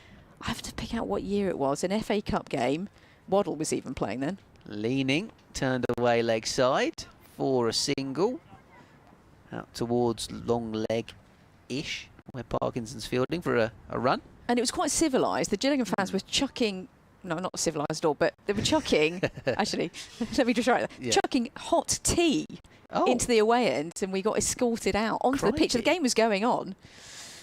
Yeah. That really isn't particularly civilised. We can get that here at Canterbury. Civilised in the sense it was tea and not something else, but it wasn't civilised in terms of being chucked loads of hot drinks at you. Good bit of fielding by Ben Compton. End of the over. Surrey 292 for 1. I think we're going to swap things around. Yeah, I'm going to leave you be, and I'll leave you in the very capable hands of Dan Whiting, and I'll see you later, Ben. Thank you very much, Rita. We'll do a bit of musical chairs in the commentary box, and I'll hand Dan this headset. I thought Rita was about to say I was escorted out of the ground there by stewards. But, yeah. Anyway, 292 for 1. Just having a very nice chat out there with Phil and Tricia Garrard, who are well known to a lot of Surrey fans. Tricia is the club president, and very nice people they are as well. Lovely people. And they may or may not be corrupting me by going out for a drink with them later. Oh. Turned away into the onside by Dan Lawrence. This next delivery from Matt Parkinson. Well, you know, I thought you were about to say they may or may not be having a very lovely time, which I'm sure they are. Surrey 292 for 1. Well, I've got no self-will, Ben. I've got no sort of control, and I'm easily led. Here comes Parkinson again. One slip in play. But Lawrence is flicking this behind square on the onside, down towards Zach Crawley for a single, who had just moved actually out there towards a sort of deep backward square position. Tom Sibley 130 not out. Just saw the Pajara run out down at home as well. It's a comical one. Do we know who the subfielder was? Jack Taylor. Here comes Parkinson. Driven away by Sibley. Firmly enough up towards long off for a single. Yep, going for a third. Going for a third. Going for a third. A man of Pajaras he is, going for a third. And called it and then got sent back. Bullet arm over the over the bails, and Bracey did the rest. Oops. Here comes Matt Parkinson, Dan Lawrence, just watchfully playing this one away into the offside. Yeah, that was well bowled there from Parkinson, actually. He's bowling a little bit slower than he did yesterday. Trying to find a method to get a breakthrough for Kent. Lawrence forward and just covering this one up. Yeah, he's finding his areas now, isn't he, Parkinson? He is bowling slower than he did yesterday. He's pushing it through a little bit quick, and it was sort of just, you know, standing up in the pitch a little bit. Here he is again, past the umpire, the leg spinner. Played off the back foot by Lawrence. Out towards the sweeper on the offside for a single. Ends the over. A better one from Parkinson's point of view, but still from the Surrey side of things, fairly steady, fairly content that they move their lead now on to 51 runs. And their tally on to 295 for one, although the two scoreboards are disagreeing at the moment. One of them says 294. So somebody's missed a run somewhere, or added on an extra run. Indeed, possibly. We've got 295. 295. The live stream says 295. There it is. I think we've still got around about 40 minutes until lunch. Leaning coming around the wicket as Lawrence plays that to mid-wicket. I noticed that at Chelmsford, Lancashire are 49 for 6. Oh, dearie, dearie in me. their second innings. Down the leg side, Lawrence picks out the same fielder. I think that's Ben Compton there at short mid-wicket. So Lancashire are heading towards a pretty heavy defeat there. And that's worked round the corner. Lawrence is going to just amble back for a second. Trousers are billowing somewhat in the wind, aren't they, the players' trousers? There's a bit of an under edge on the pull shot there, Lawrence. Yeah, it wasn't where he was aiming it. I think he was aiming it over those two short mid-wickets. That's 150 partnership. Sibley's got 59 of them. Lawrence has got 87. As he plays that off the back foot, crunches it through into the hands of extra cover. All on the ground, of course. No cause for concern. As that's played out too long on, and they'll again amble through for a single. Elsewhere, Hampshire won 9-4 for 1 against Warwickshire, who made 4-5-5 all out. Nick Gubbins is on the cusp of 100 there. Nottinghamshire 100 for 2 in their second innings, batting a little bit better second time around against Somerset, still trailing by 161 runs. Leaning around the wicket. That's driven firmly, pleasantly by Sibley, but can't get it past extra cover. That completes the over, 298 for 1. Durham have now declared at Kidderminster, setting Worcestershire something like 450 to win. Worcestershire a 35 without loss in the final innings of that match. We like that because Jake Libby's in my fantasy side. So Ollie Robinson, the former Kent keeper, scored a 50, as did Graham Clark, to set up that declaration. His brother is playing in this one, Jordan Clark for Surrey. Is there a little bit of rain in the air? Yeah, again? I think there is. Hear the wind howling away on our effects, Mike. So those are all the scores from Division 1. This one here, Surrey 298 for 1 as Matt Parkinson about to continue from the pavilion end. That one just went a bit straight on rather than turning. It was half an appeal. It was a bit of an inquiry. It was definitely going down leg side. Dan Lawrence never looked worried. Dan Whiting gives it a thumbs towards the leg side. Here's Parkinson again. Oh, that one's really tossed up, driven away by Lawrence for a single up towards mid-off, 299 for 1. Derbyshire 150 for 7.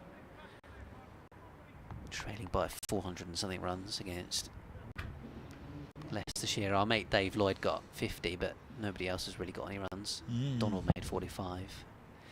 as this one's driven away up towards mid on for the 300th run of the Surrey innings, and another batting bonus point. That's a Nyrin Donald, isn't it, who's gone there? He's ex-Glamorgan as well, isn't he? Went to Hampshire for a little bit. Yeah, correct.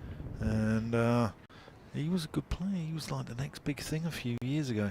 Yeah, saw him get a monster 100 in the One Day Cup at Isle of Wight last year, as this one's flicked away by Lawrence coming down the pitch into the leg side. I don't think the fielder will cut that off, so 4 more for Dan Lawrence, who now moves into the 90s. 93 for him, 132 for Sibley. Sorry, setting a really nice platform here at Canterbury, leading by 60 runs, 304 for 1. Yeah, nice shot there from Lawrence, using his feet.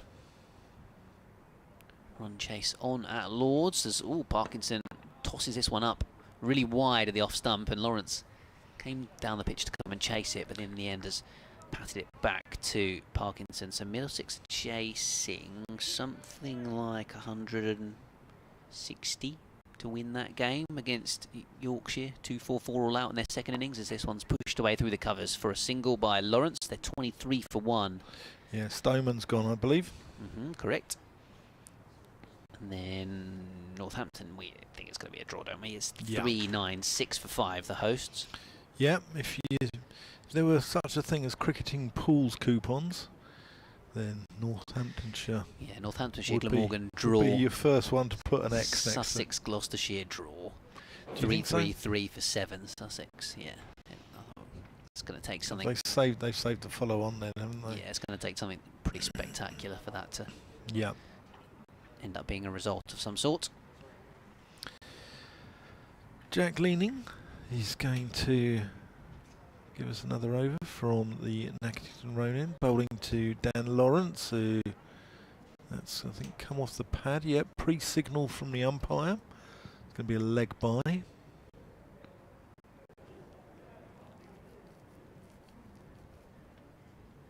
Just going through the motions in this game a little bit. I think it's just a matter of how many from Surrey and whether Kent can bat well and save the game here. Sibley works that one into the leg side, and they'll get just the one. Sibley fancied the second, Lawrence didn't. Yeah, I think it's, don't you think, Ben? Would you put that sort of how well Kent bat is due to the outcome of this game? I think Surrey are, they've only lost 1 wicket for 300 plus. They're going to set an imposing total as Lawrence plays that out to mid-wicket, well fielded by Compton. So I think it's either going to be a Surrey win or a draw. Yeah, absolutely. It would take something special for Kent to win from here. Lawrence nurdles that one into the leg side. He's got it into such an area that he's actually going to get 2 there. And moves on to 96.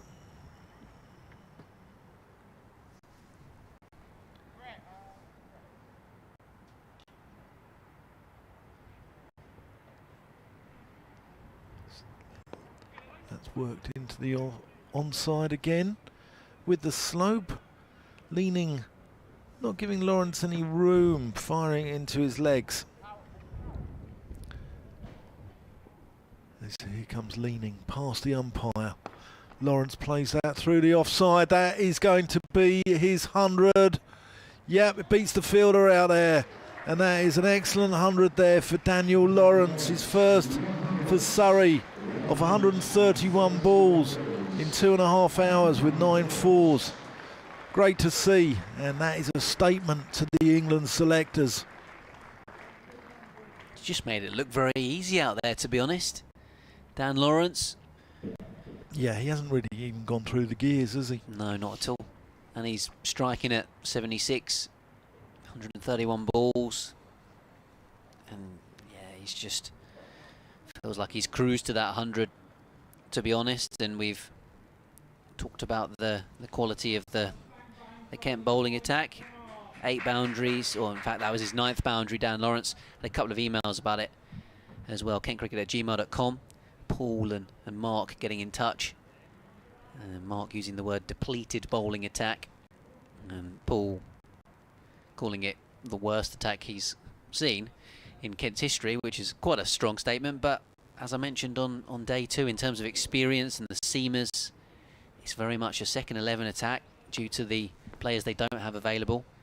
Got the spin of Parkinson and leaning here. Parkinson continuing to Sibley. He comes down the pitch and thumps it up towards long on. Arafat will come across and do the fielding. It's, I think, as well worth pointing out that it's a batting friendly pitch. I think, yeah, obviously Kent made 244, maybe should have made more than that. Surrey have got a very good bowling attack, of course.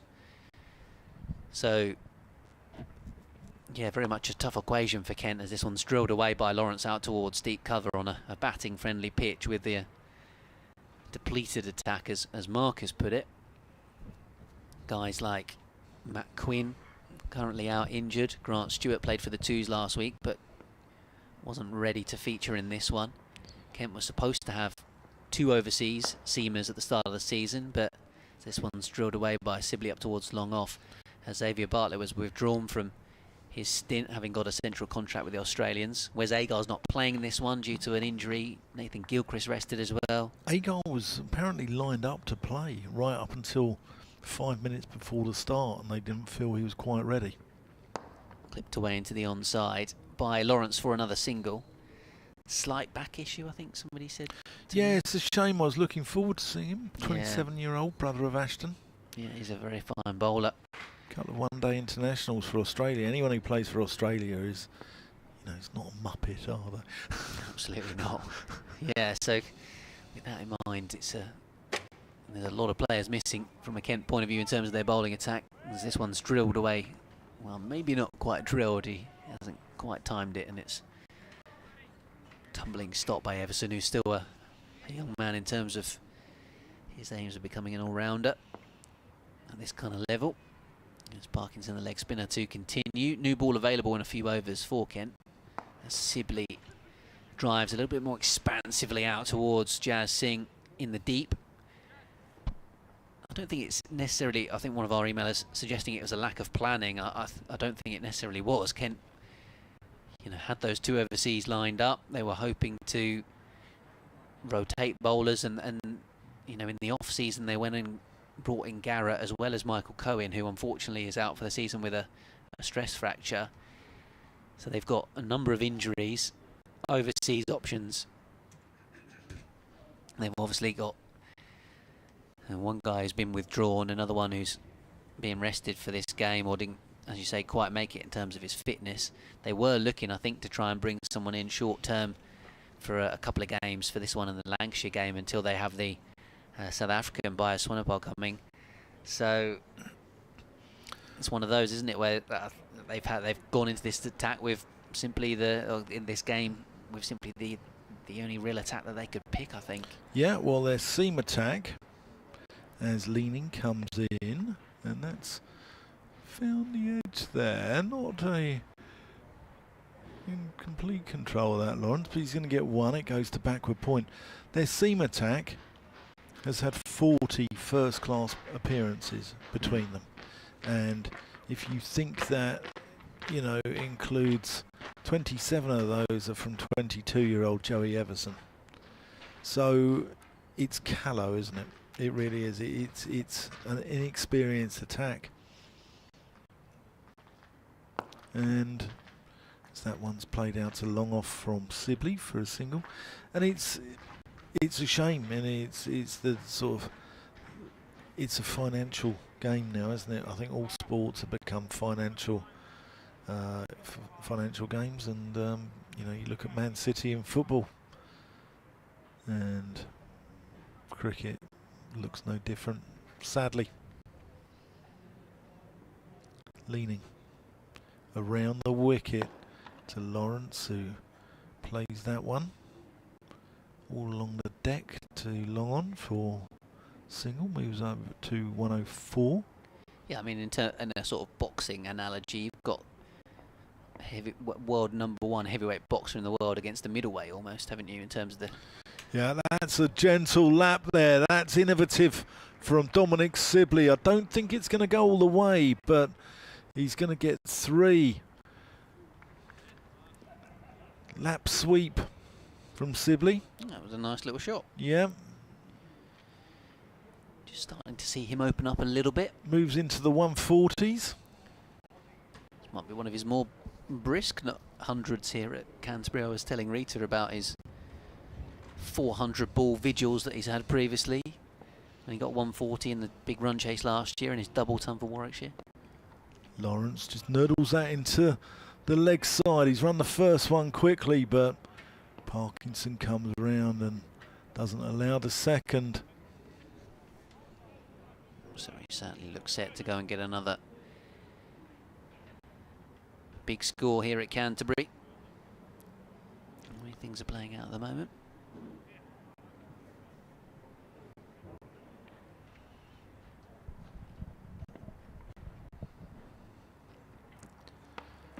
Lawrence gives himself room, gets that one back with a square. That could go all the way. But I think that's good work down there on the boundary, which is an area of the ground which is partially concealed from us by the Cowdrey Pavilion jutting out to our right-hand side. But judging from the applause towards the fielder from Daniel Beldrum, the skipper, I think it was probably a good bit of work down Yeah, there. just ended up picking up a couple of runs. So 328 for one, Lawrence 105, Sibley 143. You're listening to Ben Watts on BBC Radio Kent, me, Dan Whiting, BBC Radio London. Ben, congratulations on being commended on the ECB Broadcaster of the Year. Oh, thank you very much, Dan. Congratulations on being commended. Thank you very much, Ben. Both of us close but no cigar. Yeah, it was a very nice little commemorative type trophy or whatever it was that Melissa Story picked up for winning. It was very it was the Christopher Martin Jenkins award, isn't it? And yeah, it's a very fine piece of sort of silverware, if you will. This was a reverse sweep from Dan Lawrence down towards the vacant third man area for a boundary. Now we might just see Lawrence, having gone through to 3 figures, really pull out all the box of tricks, if you will. Yeah, it was a very nice trophy, and for second and third, we got sod all. We're not moaning, it's fine. We're not bitter. No, we're not bitter at No, all. we're all right about it.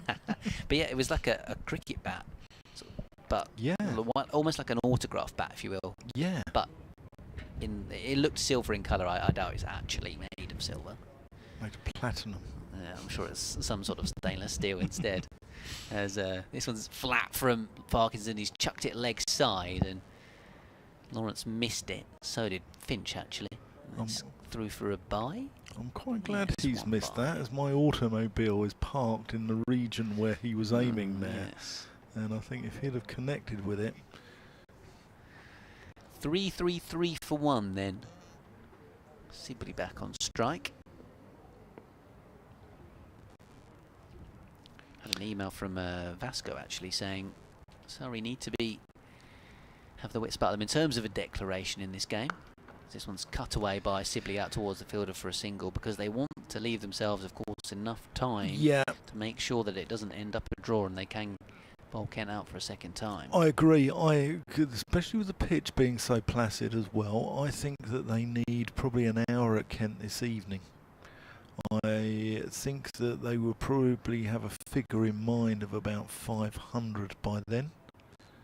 That would leave, because obviously we're in an elongated day, aren't we? So that would leave probably about 45 overs to get 160 from this point on. Yeah, currently the lead is 90, but they don't necessarily need to go and get a massive lead, because they can bat again if they need to. So Lawrence is going to sweep this, reverse sweep, with Parkinson deciding to come around the wicket to the right-hander out towards the deep point fielder for a single. I think if they got 500 off another 30 overs, which is going up 5 and over, which is what they're going at roughly at the moment. Pretty much. Then that leaves Kent 30 overs at the end of the day, plus the 96 tomorrow. Parkinson bowls. There goes Sibley with the reverse. Out towards Jas Singh again in the deep on the offside. I think that's about right. I think that's probably what they're looking at in that region. Yeah, very much. Surrey in command after their efforts this morning. Turned away into the onside. They got 150 runs in this session from 185. Did they start the day to 336? Yeah, I mean, I think maybe 35 overs probably, which will leave 40 this evening at Kent, and then whatever's left tomorrow. So that leaves them 136. And if you don't bowl side out 136 overs, you probably don't expect, you don't deserve to win the game, really, do you? No, that'd be no matter how a long time. Yeah, exactly. So, and if they can get early wickets, if they can get top order wickets with a new ball, we know that Kent have a very long tail in this game. So they would certainly set themselves up well. Yeah, certainly does. Certainly does. But, you know, Kent have got to bat well, and they've got the batters to do it as well. They've got England's opener there with Zach Crawley. Ben Compton is a solid player, big run getter. Daniel Bell-Drummond batted very well in the first innings. Jack Leaning's been around the circuit for a long time. Joe Denley's an ex-Test player. Harry Finch, good keeper, batter. Joey Everson, he can bat as well. So that top seven is as strong as anything in around. So I don't see any reason why not. Here's Leaning. So that's played out to long on by Sibley, who adds one more to his total, moves him up to 146. Ben, I've got to ask, has anybody sent us an email whilst running the marathon? Not yet. What's wrong with the people of Kent and people of London? Can they not multitask? What's wrong with them? They say men can't multitask. It's the people of Kent who can't. I'm having a go here.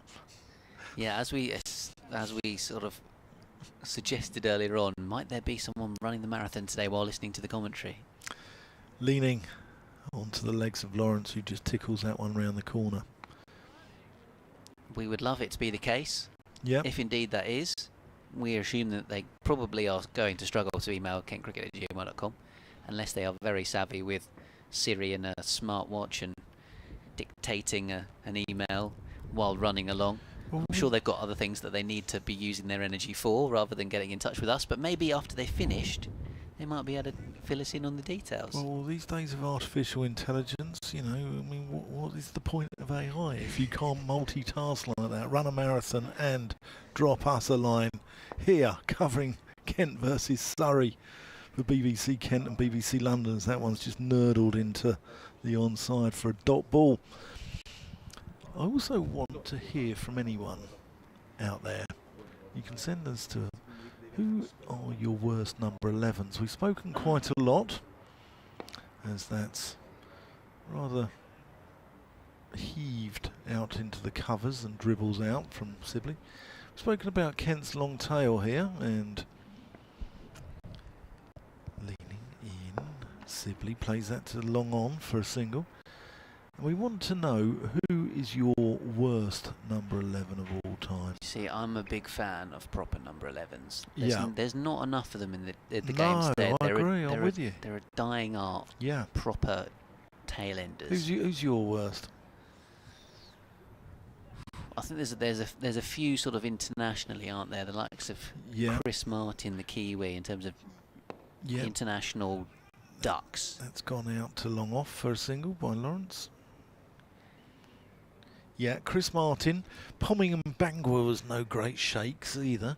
But for me, it's a gentleman who was here on the 78 tour for New Zealand called Brendan Bracewell, who was a decent enough bowler. But his batting was shocking, and I believe on that tour that he got 0, 0, 0 not out. 4 which he edged through the slips off. Can't work out. I can't remember if it was either off Chris Old or Mike Hendrick. And then he finished off with a 0 and 0. So he got 4 runs which were through the slips in a 3-test series in 1978 against England. So Brendan Bracewell is the worst number 11 for me. But drop us a line Here, BBC Kent, BBC Radio London. Who are your worst number 11s of all time? Here's Matt Parkinson and to bowl around the wicket. Surrey 340 for 112 for Lawrence, 147 for Sibley. The leg spinner changing his angle of attack. Lawrence trying to give himself some room, and he's been bowled. He moved away to the leg side, and that just turned a little bit more sharply than he was expecting. And it's clipped the off stump, and Kent have finally got a breakthrough in this morning session. It's been a pretty tough watch for the home fans so far here today at Canterbury. But the number 3 bat for Surrey, and Centurion for the first time in his team's new colours, has to walk off for 112. It's 340 for 2. That has spun sharply out of the rough. Lawrence looked discombobulated, a bit flabbergasted there, didn't he, at the amount of turn, but that's a really good innings from Dan Lawrence. Deserves every bit of applause. There's a few travelled down the A2 here from London, and Dan Lawrence deserves every bit of applause from all those who've come down. The Peter May boys in the stand to our left. There's a few in the Cheeseman upstairs gallery here to our closer to our left. And this brings in Jamie Smith, and yeah, I love watching this lad bat. I really do. He's very easy on the eye. He's aesthetically pleasing. Yeah, so last year in the big chase of the 500 in the final innings of the match, Dom Sibley and Ben Folkes got most of the plaudits. Sibley got 140 not out. Folkes was obviously in and around the England team at the time, so people were talking about him quite a lot. Jamie Smith won Surrey the game because of the tempo that he batted with for his 100, and he just took the game away from Kent on the third evening.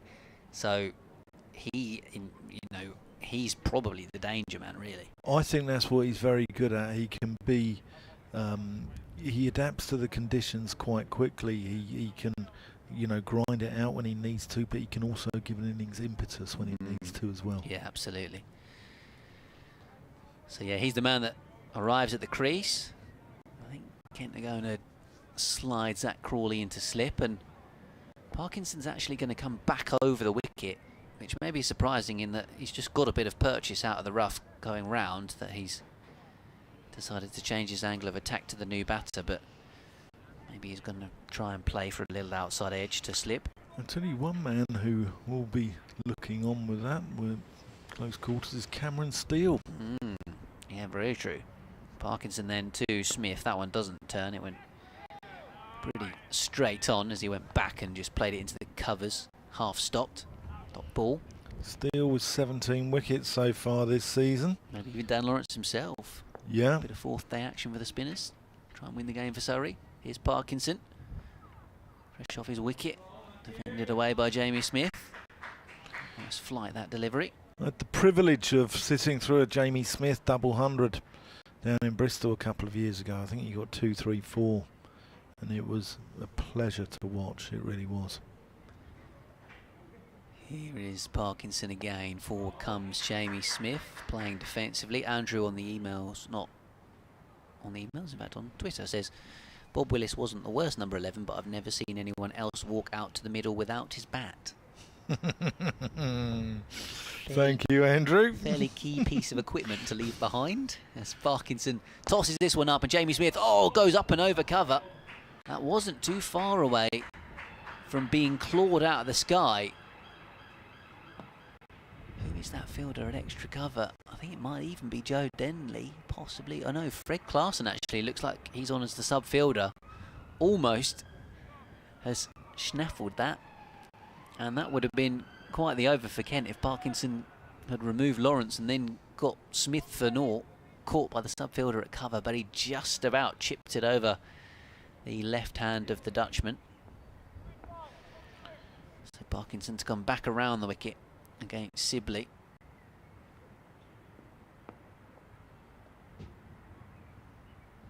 Here he is and bowls. That one into the pad, end of the over. There's how was that? But I think we all know that Per laws of the game, that is not out. 3-4-1 for 2 then at the end of the over. Some applause for Matt Parkinson's efforts from the home fans. Still a little bit of the odd spot of rain in the air. Yeah.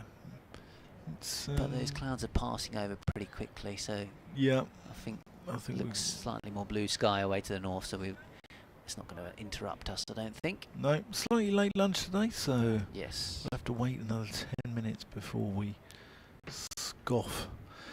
Bhagwat Chandrasekhar, he was no great shakes. The Indian batter had a test average of 4.07. A couple of emails.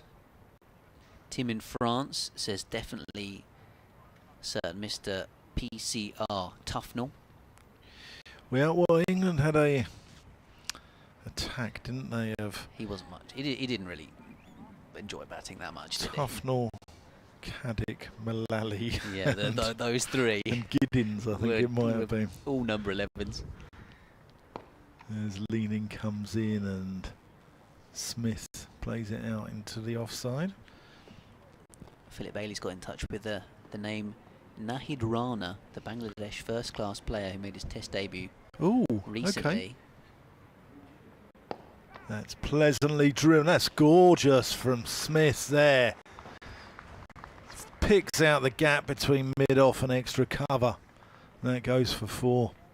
Yeah, we're talking about terrible number 11s, and Jamie Smith's just played a shot like that, having been at the crease for just a matter of deliveries.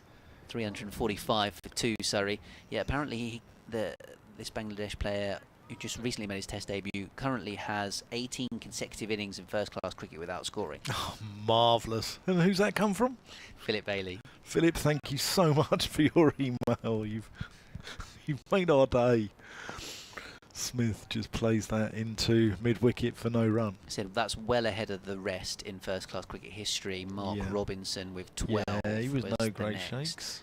So we also had Norman Graham and John Dye in the same team at one point, then Kevin Jarvis. Yeah, it's nothing Kevin like Jarvis. A proper number 11.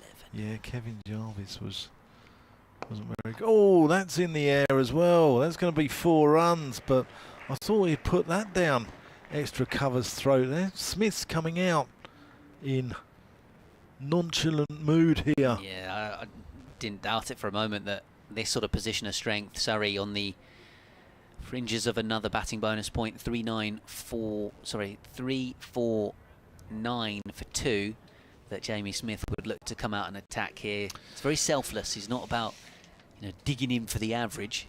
He's in to capitalise on the good work that the openers and the number 3 have put in, and going to play his most natural, fluent attacking game. Leaning in, and that's an edge. That's a moral victory for the bowler. It's going to go for 4, and that's going to bring up the 350 for Surrey, but it wasn't a genuine shot, and Leaning has induced the edge. Number 11s, let's talk about Nathan Gilchrist as well, because he's here at Kent. He's a chap who's had 6 successive ducks in the past, which is a record. True. I don't think many of those were from 11, though, interestingly. And actually, he's not an 11, as we saw last week at Chelmsford when he faced 50 balls in the second innings to help Kent get the draw. Yep. Smith plays that into the offside, no run, that completes the over. But that was a terrible trot. He was really struggling for form in that. Sometimes period. It goes through that. I mean, I've had it where in club cricket, and I batted in the sort of top of the order and had what's called an Audi, where you have 4 successive noughts after the badge of the car manufacturer. Other car manufacturers are available, by the way. But none of them with the 4 circles. No, and I just about survived not making it the Olympic rings. Fantastic. Yeah, you can get the double bagel, can't you, if you get one in both innings of a test match, for example. Yep. But that's quite fantastic. So yeah, Smith on a mission out there, is on 13 already. Kent had a slip to him for Parkinson, but didn't have a slip to him for Leaning, and if they had, he might not well be at the crease right now. Yeah.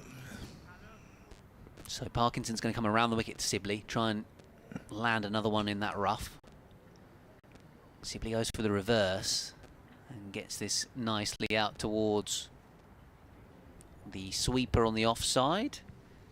I can hear the travel jingle in my headphones, so that means there's an update coming for BBC Local Radio. Yeah, you've been playing some very nice music on BBC Radio, Kent. It's got to be said. I had Sweet Dreams by the Eurythmics going through my earpiece the other day, and Addicted to Love Rita had. Robert Palmer, I don't know whether we'll all be dressing up as Robert Palmer and the ladies from the video and later in the day Rita saying no, no and waving her finger at me. Parkinson around the wicket, slight change to the field for Kent. Smith on strike. Sensibly defends this one into the onside.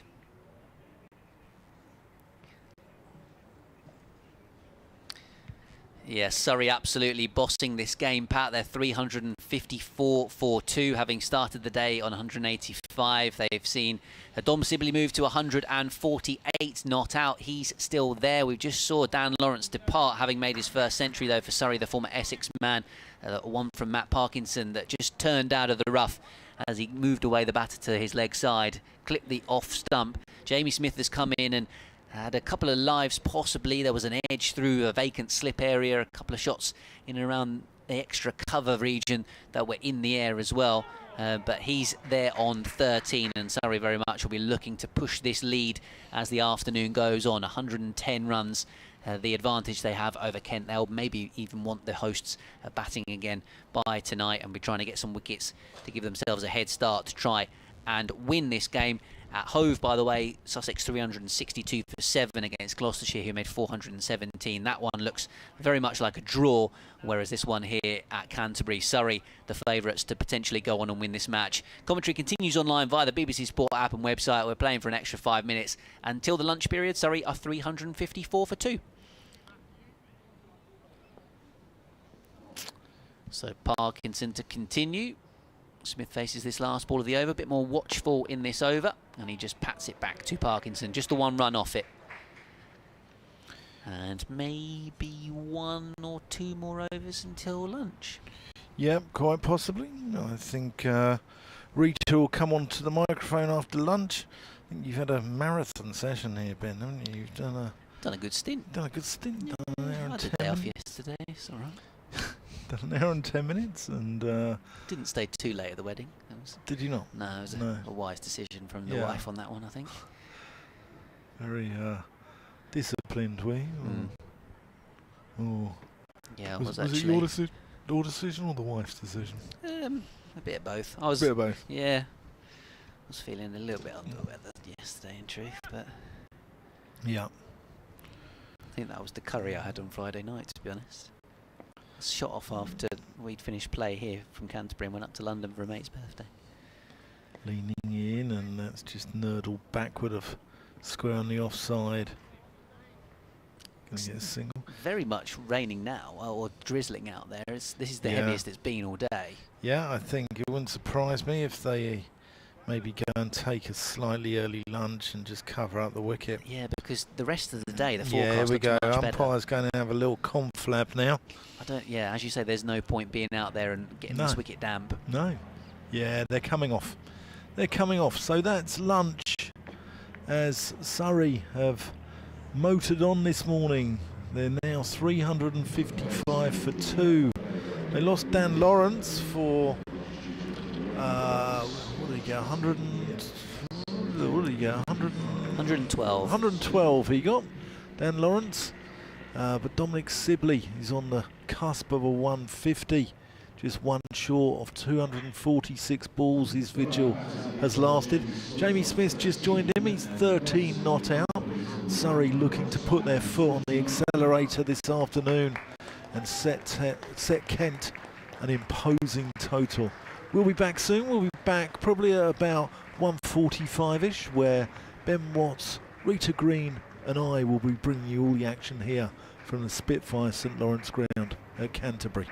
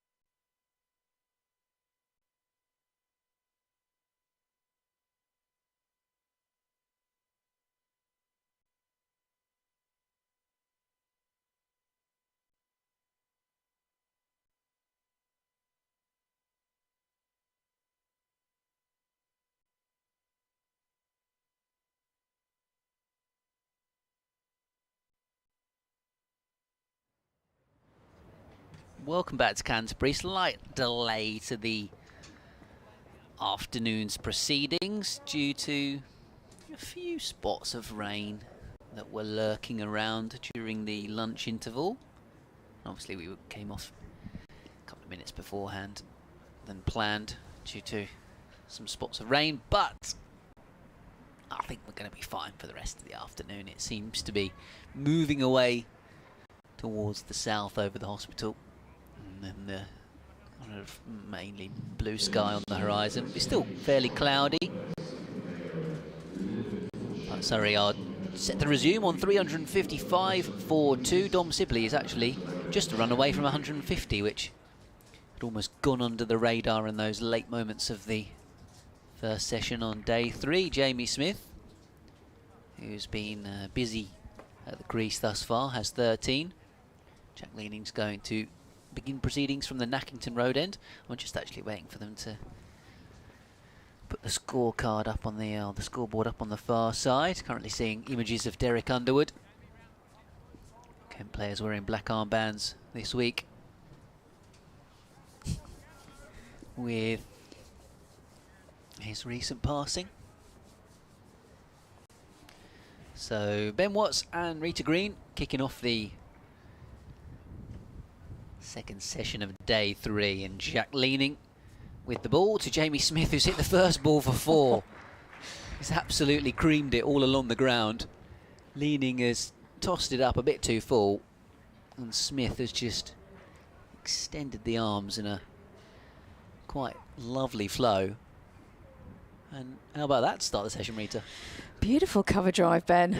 Very nice, nicely played. Nice looking stroke. So he's up and running immediately, and then playing this one softly off the back foot up towards long on for a single to move on to 18 from 17 balls. And Surrey 360 for 2. Yeah, when you got a rate over 100, you know, he's got his eye and he means business, does Jamie Smith. Looking forward to seeing how he gets on this afternoon with Sibley at the other end, continuing his very watchful innings. Yeah, the marathon man himself. Yeah, oh, nicely done. Love it. See what you did there. Taps his bat. 1 run away from 150. Leaning over the wicket to him. Just moves on to kind of off stump area and just nudges it up the pitch. No run.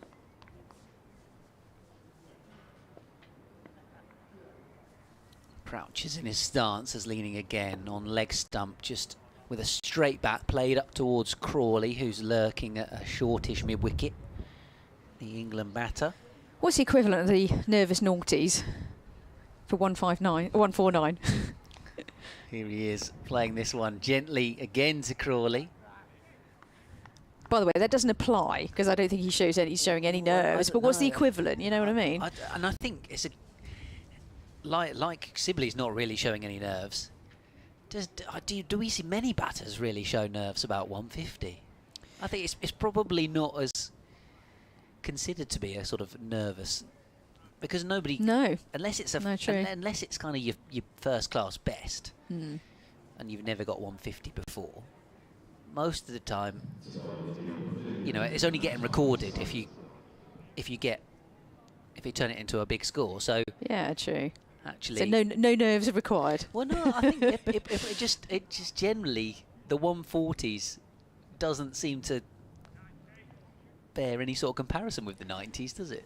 It's normally not much of a celebration either. No, the 149, but for the 100 mark, definitely, and the 50, there's a bit more of a wave, isn't there? Like you say, 150 is normally fairly muted. The field's normally pretty spread. They're probably letting you have singles generally. The fielding side, they probably want you up the other end off strike, to be honest. Sibley is in no hurry to get to his 150, but he's not on strike, so Jamie Smith on strike, the right-handed batter, facing Matt Parkinson. He comes in from the pavilion and round the wicket. Pushes into the onside, really nicely done, nicely placed, 3 for a single, and indeed, the 149 man is on strike, the Dom Sibley. Really nice knock from 249 balls. I mean, it's a proper Sibley innings, isn't it? Nothing too risky, well within himself. I think Rory Burns will be feeling like he missed out a little bit. Yeah, probably. In his innings. Parkinson again, and pushed into the onside, this time straight to mid-wicket, no run.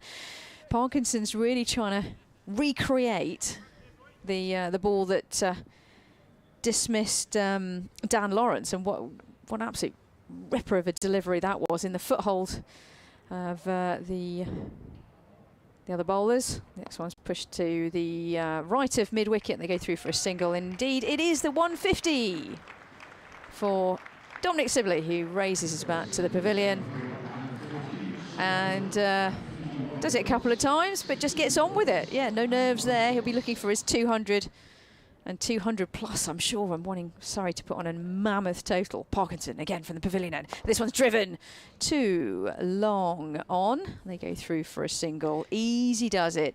3-6-3 for 2. Yeah, 251 balls. 16 fours, was it? That just popped up on the big screen with a single 6 as well. Dom Sibley. It's actually probably fairly swift for him. Yeah. Next delivery in, this one to Sibley, and push back to the bowler, and there's no run. Yeah, nice innings, exactly what Surrey needed. You know, with you've got the explosion of Jamie Smith potentially, and actually Dan Lawrence, who had played that role as well, of going at quite a good rate. So it's a nice partnership. Pushed straight back to the fielder, and indeed it is the bowler. And actually, it might have just dropped short. Did it? Oh, now here. So here's what happened. Parkinson bowled the ball. There was a the ball came back to the bowler. Parkinson and Leaning, who took it, very much think that this was caught safely. Sibley standing his ground. The umpires are having a chat. Now the finger goes up, and Sibley will walk off. I've just seen the replay, and it feels as though there wasn't much to query on that. It just. The bounce of the ball might have just come onto Sibley a little bit more than he was expecting, and straight back to the bowler. Took a nice catch. Yeah, I think that. Not sure what he was querying there. I think he was querying whether it had. Been taken cleanly. Whether it had been taken cleanly, right. Whether it had been grounded. Yeah, yeah. He just sort of waited for the umpires to have a discussion and decide between them whether or not they thought the ball had carried through safely to Parkinson. It was a tight one. I guess it was a fairly muted celebration with the match situation. But Sibley walks off. 150 exactly. Yeah, absolutely disappointed. He bows his head a little bit, raises his bat to the pavilion, but he's deeply disappointed, is Dom Sibley, to not push on further than the 150. And caught and bowled is what it will say on the scorecard, and nicely taken indeed by Parkinson. And yeah. We're down 3 wickets. I wouldn't say that the wickets are tumbling in any way, shape or form, but nicely taken nonetheless. Well, I think most of the Kent fielders weren't quite sure, apart from Matt Parkinson, who turned round and said, sort of shrugged his shoulders as if to say, what's everyone waiting for? I've caught that cleanly. Jack Leaning was at mid-wicket and seemed pretty confident that Parkinson had caught it fine as well. All the other Kent fielders were kind of not quite sure. Has he caught that? Are we appealing here? Or yeah, so in the end the decision made that the umpires have decided that Dom Sibley's had a good enough turn. He had to take it very low in front of him. Yeah, hard to tell on the stream. I think we're seeing a replay at the moment. But he certainly took it down low right in front of him, which is very difficult to do, especially when you follow through with your bowling action. And to be honest, I can see why the umpire has double-checked that, because actually square leg would have had a better view than the standing umpire, to be honest. Like I was saying, with Jack Leaning being the closest man at short mid-wicket, would have probably had the best view of whether Parkinson took that cleanly or not. So, yeah, Sibley goes for 150. Another big score for him here at Canterbury. Ben Foakes to the crease, the England wicket-keeper. There's no respite, is there, in this batting lineup in any way, shape or form? I mean, just the best, regarded as the best wicket-keeper in the world. You have to go down to about 9-10 before you get any semblance of someone who can't hold a bat. And even Kemar Roach and Dan Worrell are not tail enders of the old-fashioned kind. Are Kent taking the new ball here? George Garrett is now going to bowl from the Nackington Road end. Worth pointing out that we are 85 overs into this innings and Kent haven't taken it thus far, hence why Parkinson and Leaning started after the interval with Parkinson having picked up that wicket. Oh, that one driven up towards Bell Drummond was an uppish drive from Smith. I do still believe that Garrett is bowling with the old ball. So I think Kent will probably stick with that, actually. I think they'll keep going with the old ball to allow Parkinson to keep trying to hit some of those footholes and get something out of the rough. Just maybe, yeah, like you say, with Sibley's shot, was just a bit early on it and popped it straight back to the bowler. As Garrett is in, turned away into the onside by Jamie Smith for a single. Clarson's out there as the subfielder. So yeah, 364 for 3, and thank the Lord, Kent have got a point in this game. They have a bowling bonus point. And every point counts. Was slightly worried at one point that it was going to be a 0 in the game, but they do have a contribution at least. And the lead 120 for Surrey, but it's 6-1 on points now with that wicket. And we of course have up until the 110th over for more bonus points to be plucked, if you will, as this one is the first delivery that Ben Folkes has received. And defends it into the onside. And just jag back at him a little bit there on that delivery.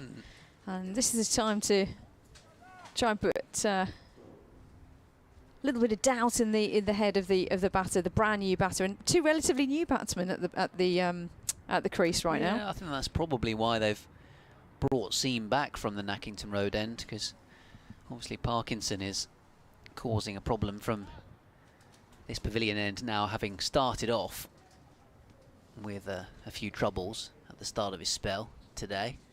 But now he's found his rhythm. That one's down the leg side. There's half an appeal from behind the stumps and from the bowler for a strangle. But I don't think the wicketkeeper actually appealed. It was more bowler at the first slip. So unsurprisingly, that's waved away. So yeah, rather than just obviously when it was Sibley and Lawrence in, they were fine with singles being taken rather than boundaries being added. Now it's two fairly fresh batters.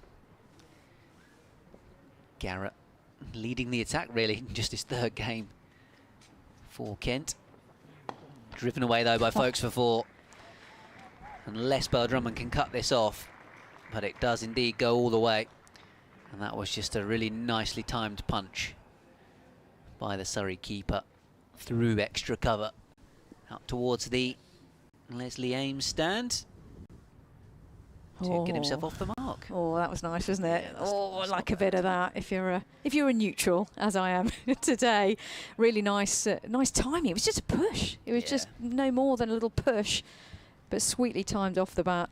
4 runs. That one, and maybe the on drive we saw from Sibley earlier, that again just timed the pants off it. Up there for shots of the day. This one's flicked away leg side by Folkes. Down towards Parkinson, who will just pick the ball up and not give it back to anyone. He's going to come in and bowl. End of the over. Lead up to 125 for Surrey. Jaden Denley's just wandered on in his Kent gilet and bobble hat, and now he's running straight off again.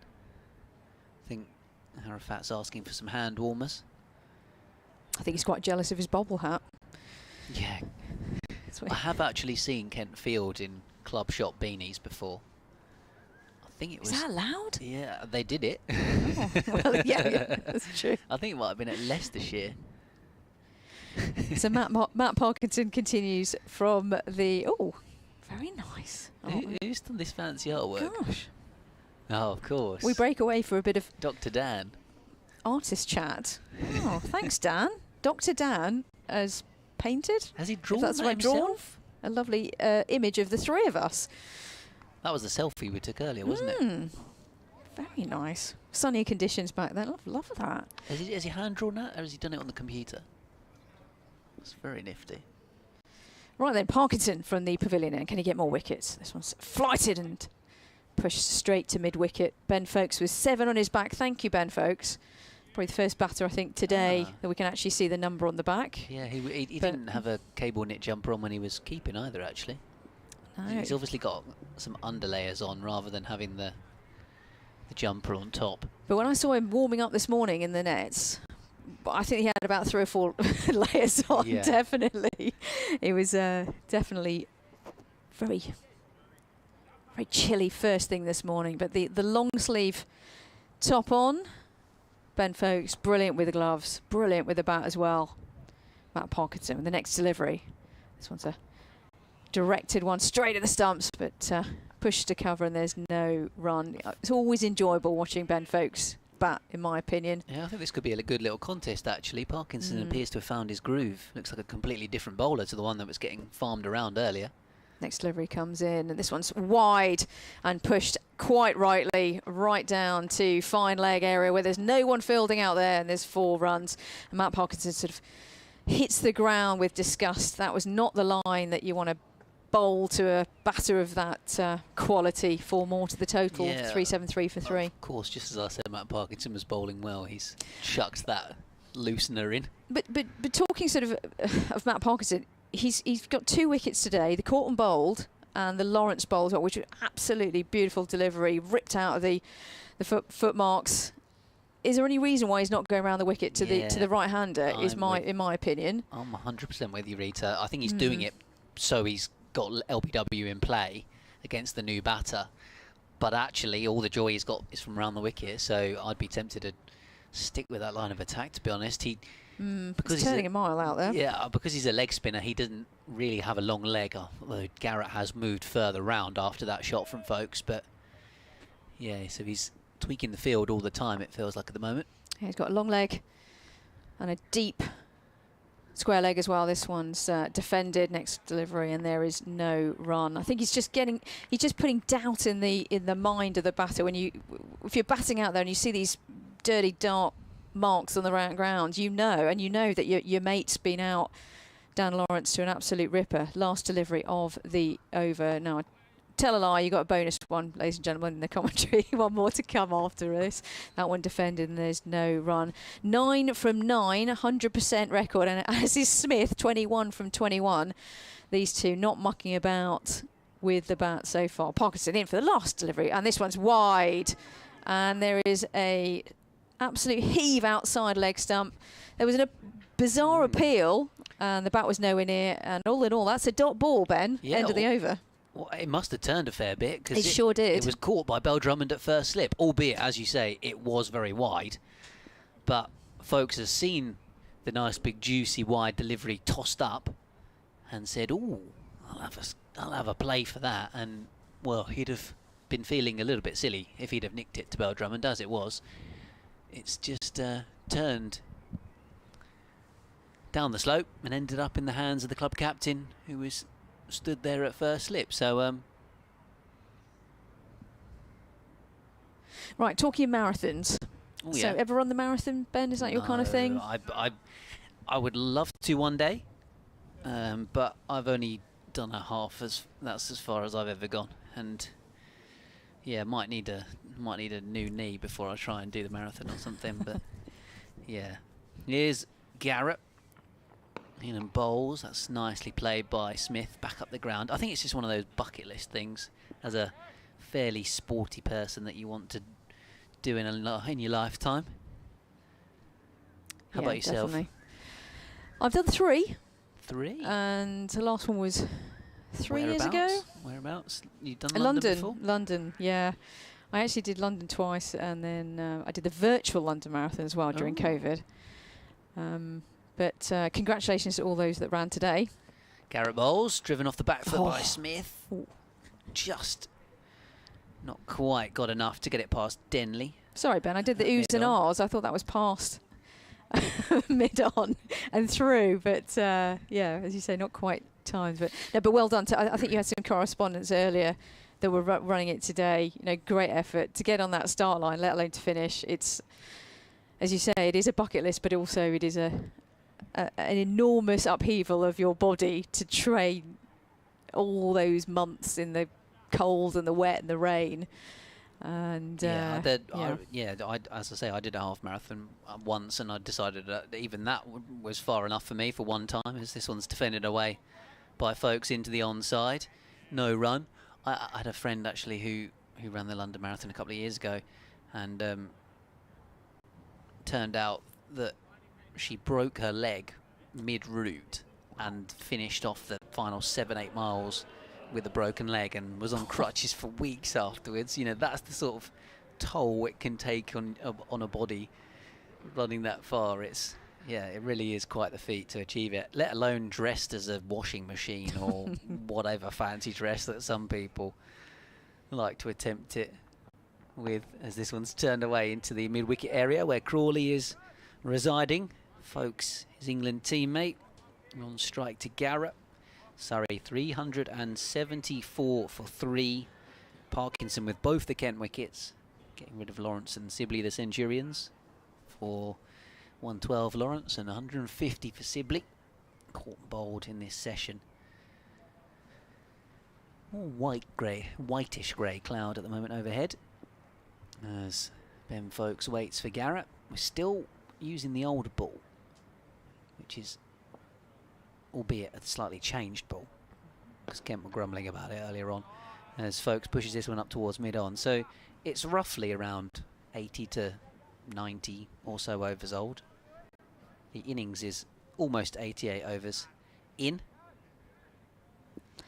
I had this up for Leicestershire actually last weekend. I think partly on their mind is that the run rate isn't enormous, and so Kent may feel that actually keeping the old ball going for a little bit longer, well, why not? Because obviously with the new ball, it doesn't half go fast, but it goes to the boundary fast as well. It can travel indeed. This one's pushed away by Folkes, up the slope, through cover point, might go all the way. How has that gone for 4? That was just a nudge. Shorter boundary, admittedly, that side of the ground this week, but that was just sumptuous timing. And he moves to 13.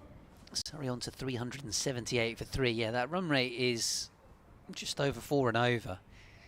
But I think as much Kent's thinking will be at the moment is that, you know, their seam attack in this game is so inexperienced that actually their best hope of taking wickets right now is with their frontline bowler, their wicket-taking bowler is Matt Parkinson right now. So they're going to keep him on with the old ball. They just need to find some sort of semblance of control, I guess, from the other end to work in tandem with Parkinson, who is going to bowl around the wicket here to Jamie Smith. There was a bit of a conflab between Jack Leaning, Harry Finch and Matt Parkinson there. Yeah, very big chat going on there. Was it a chat about, well, just one more from the pavilion end? Right, we've got a slip, we got a short fine leg, and a sort of deep point region as well. A mid-on, a long off rather, and long off, long on as well. This one's down leg side and pushed into the onside, and there's no run. It's slightly odd field placings, but with the old ball.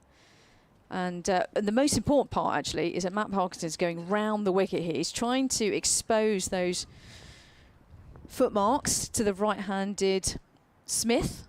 Next delivery comes in, and this one's absolutely heaved over the top of long on all the way for a sixer. Yeah, that was a real wallop from Jamie Smith. You know, he's got an acceleration in the locker. So from Surrey's point of view, if they can get after Parkinson a little bit here, they'll force Kent's hand and they'll have to go back to the new ball, and it will take the, you know, key wicket-taking option out of the game. Philip on the email, kentcricket@gmail.com, saying Parkinson's gone for over 100 runs in every first-class innings he's bowled for Kent so far. Next delivery, and Smith thought about this one, actually do the same again, but defended, goes out to cover, and there's no run. So as much as he is looking like a wicket-taking threat, he has conceded runs, and batters have gone after him, I guess due to the patience that he bowls with, the slightly slow.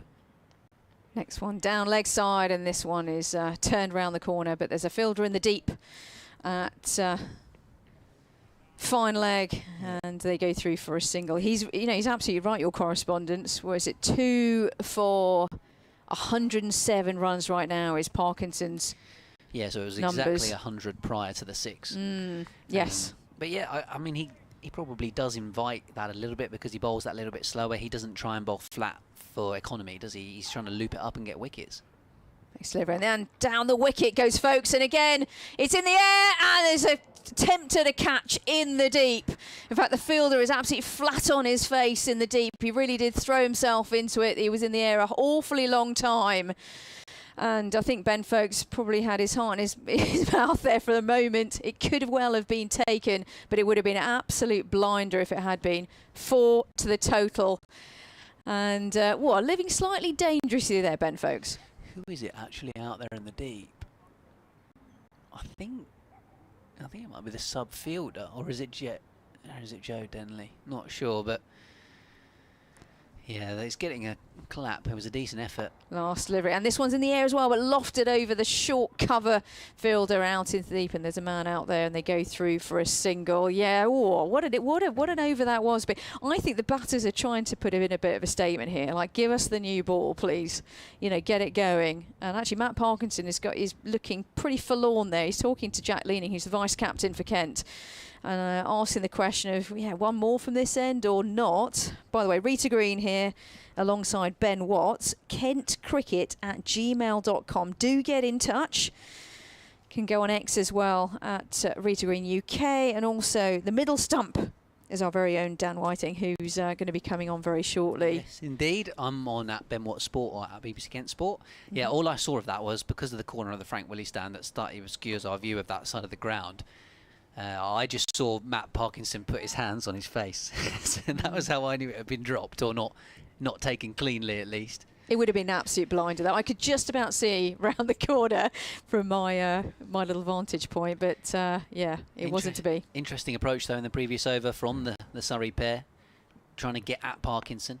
As this one from Folkes has just been played late, behind square on the offside, and again, that's just ridiculous timing. He's just barely offered the bat at that, and it has pinged off to the boundary. You know, a couple of times now I've seen from Ben Folkes where he's played shots into the offside that he's basically almost just like, right, bat on ball. If it was a one-day game, he'd be running that down to a boundary rider for a single, and he's got 4 both times because he's timed it just stupendously. And his body position is such like that those deflections, or just those slight nudges into the offside, if he gets the timing right, they're going to race to the boundary rope. In fact, the drop catch stroke was slightly out of kilter for what he's been playing before that. So maybe he should stick with what he's been successful at. Garrett bowls, and again, it's been steered away behind square on the offside. Kent have actually moved the field around to more of a third man than a deep point. So it's just 1 on this occasion. But yeah, Folkes has motored to 23 from 18 balls, and he's the least Bazball player of the England team, if you will. I know nobody likes that term, but everyone knows what I mean. And Jamie Smith on strike is on 29 from 27. He certainly does like to up the run rate. Garrett bowling to him, driving up towards mid-wicket. In fact, they're going to come through for a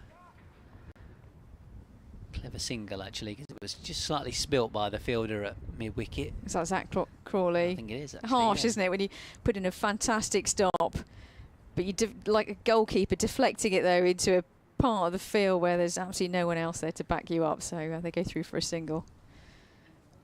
Going to have a double change in the commentary box after this over. Dan Whiting has got a special guest who's going to join him on air very shortly. As Garrett bowls, and again Folkes is just happy to run this behind backward of point for a single. I think it might be Jack Leaning down there in front of the Colin Cowdrey stand. Ben, that lead has just raced up. 153 now, the lead. Bearing in mind at the start of the day they were 59 behind. Yeah, indeed, trailing by 59. It feels as though Surrey have really started now.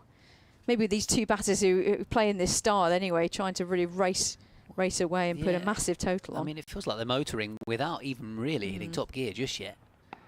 Smith plays this one away out towards deep point for a single. Yeah, we've seen a bit more aggressive intent and a few bigger shots of late, but haven't seen, you know, major fireworks. They've just been doing the smart things right.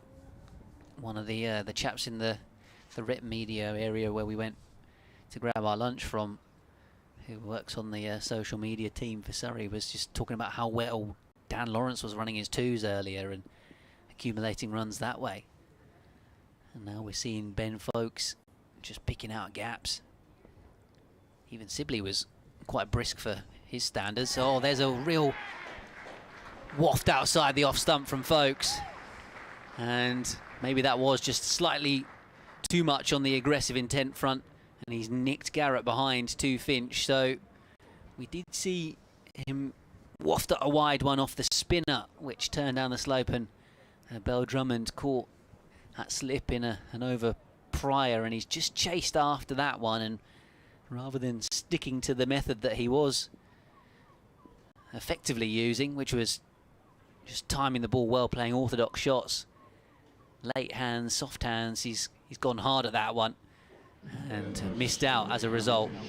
Caught behind by Finch, then Garrett gets another wicket. He and Parkinson have both got a couple for Kent.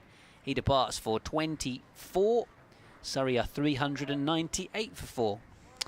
Oh, spot on, Ben, as always. And disappointing for Ben Folkes. He'd been playing so well, like Ben was saying, and timing the ball with just nudges and pushes, and which were flying to the boundary rope.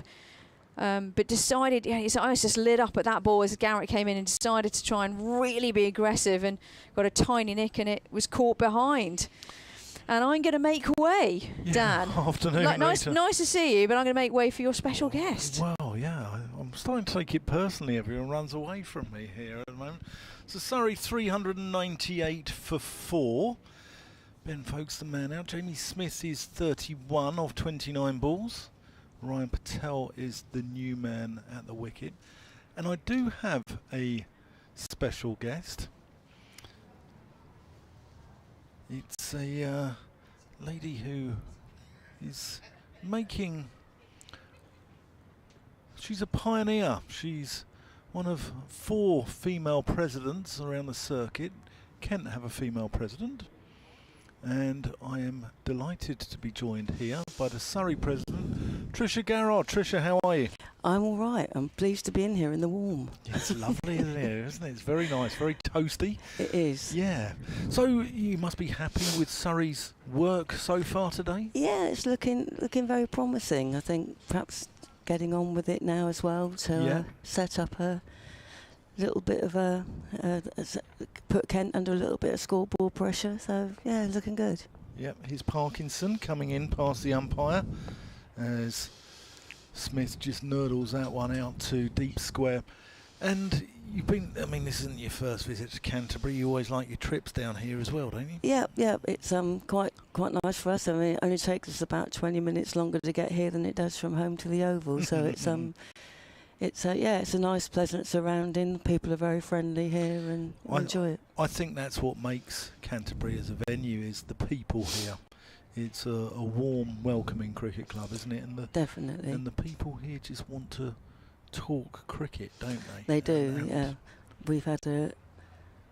Parkinson comes in, and Patel hoiks that one out to Zach Crawley at long on.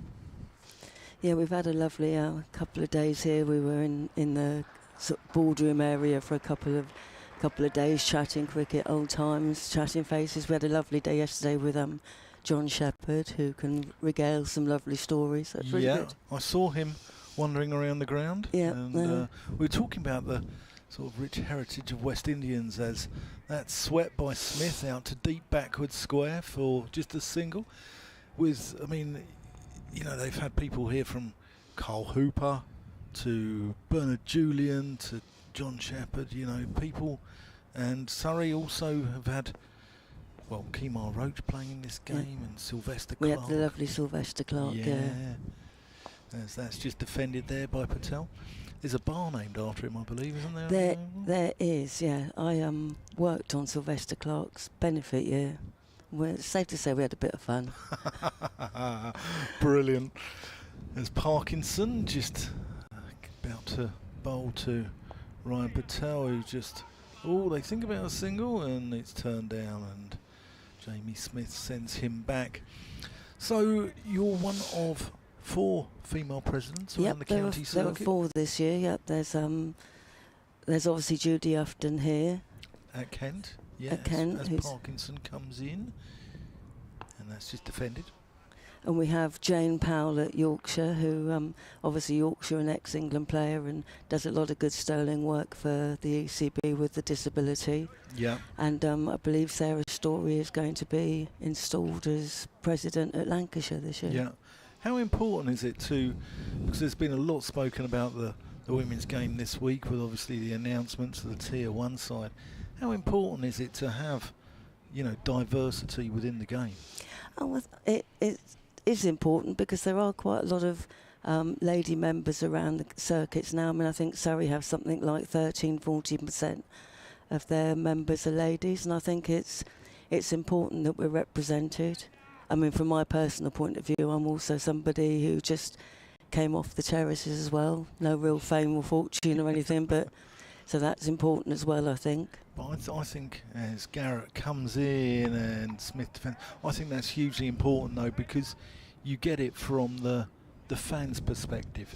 Absolutely, and I think that's a nice thing about Surrey, that the membership is important to them. And as somebody who's been a member, coming up for 40 years, I feel a real honour that the fact that I've been able to take up this role and enjoy it. Yeah, I want to talk to you about Surrey because obviously they get a bad reputation around the scene. I'll come on to it after this ball from Garrett, who bustles in and bowls to Smith, who crunches him off the back foot just for a single. As I think that's Arafat out there, does the work. Surrey have got this, the Surrey strut and this reputation of being quite a snooty club, but they're doing some wonderful work within the community, aren't they? Oh, they're doing some great work. I mean, there's a new a sixth form project that they're doing with the local state schools, where it's not just about becoming a player, because obviously there are only about 450 professional players on the circuit, but it's about learning to do some administration in sport, cricket and ground staff, etc. Yeah. And it's, spreading the word, really. Yeah, Garrett coming in round the wicket to Patel, who plays him out to mid-wicket. Slight bobble there just before it gets to Parkinson in the field, and they come through for a single. So, and you've grown your membership at Surrey hugely, haven't you? What's the secret? I think the secret is looking after them, really. There's some great members' facilities there. Obviously, there's the wonderful pavilion, but we built the Galladari stand, and members can sit there. They can sit effectively pretty much anywhere they want to, really. Yeah. Crunch through the offside by Smith. Only going to get one though. Yeah, I think Surrey have done a hell of a lot of work with their own community. Not only around South London, but also with the members as well. And I think that's massively, massively important, is it? Oh, it is, yes, definitely. I mean, we've got some really good ties with the local community. Some of the, children come under the Surrey Cricket Foundation. It's not just about, again, playing cricket. It's about looking after the children in the local community. We run a lovely carers programme as well, 3 or 4 times a year. Yeah, that's driven. Can't get it past extra cover. Yeah, we had a day last week where carers who don't normally get a day off were invited to the Oval for a day, and they're treated, a bit of lunch, watch a bit of cricket, just to bring them away from their day-to-day struggles. And they can be children as young as 7 or 8 who are helping out with their parents, to people that are a bit older that just want a day off from looking up. So all sorts of things like that try and help the community, really. Yeah, definitely. I think it's massively important, and as Ryan Patel just nudges that one off his hip for an easy single into the onside off the last ball of the over. We always like a single off the last ball. Always like a single. we always learn to count to 6, I think, is the That's the the word. way to do it, yeah. Yeah. So, I mean, do you think Surrey can win their 3rd title in a row this year? Do you think it's going to come back to the Oval? You would love to think so. I mean, obviously, with Alex Stewart stepping down at the end of the year as well, there's a lot of motivation there. Yeah. You know, obviously they're motivated themselves to want to win it, but obviously with somebody as special as Alex stepping down.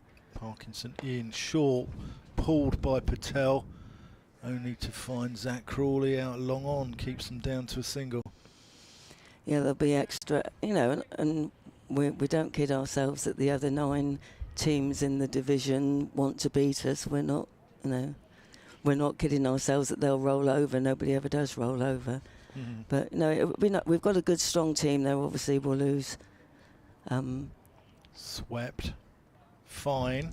Beats short fine leg, but can't beat the fine leg or deep backward square who comes round, keeps them down to a single. Yeah, we'll lose 1 or 2, obviously. Folkes and Pope and Atkinson will be in and out the side through this sort of tranche of championship games. But we've got a good squad here. And Cameron Steele's having a fantastic start to the season as well. Yeah, just defended into the offside there. He's been wonderful. I think it's been the unsung heroes for Surrey this year, you know, with Cameron Steele's and Jordan Clark's been Jordan impressive. Clark's been very good. Yeah. They all pitch in. I think that's the glory of a team, is everybody contributes. Parkinson in, Patel just nurdles that one down to long on to where Zach Crawley does the fielding. What about for counties like Kent? I mean, people talk about the haves with the Surreys of the world, etc. What about the counties like Kent who, you know, I'll come on to it after this ball from Parkinson. As that's played out to long off to Zach Crawley for the right-handed Smith. How does the future lie in your eyes for these counties? Well, I'd like to think that we're all pitching in, that, you know, we want 18 counties. I think everybody on the circuit wants 18 counties. Yeah. Because at the end of the day, you have to have the people to play, don't you? So. Yeah. Yeah, that's just played for 1 down to long on by Patel. And they've got quite a young team here as well. Lovely to see somebody like Jaden Denley breaking through. Yeah. You know, fantastic talents. And you've got a young team here, and they'll build through and grow together and hopefully get stronger. And I said yesterday on commentary, I think everything is cyclical. And, you know, you've seen Surrey, you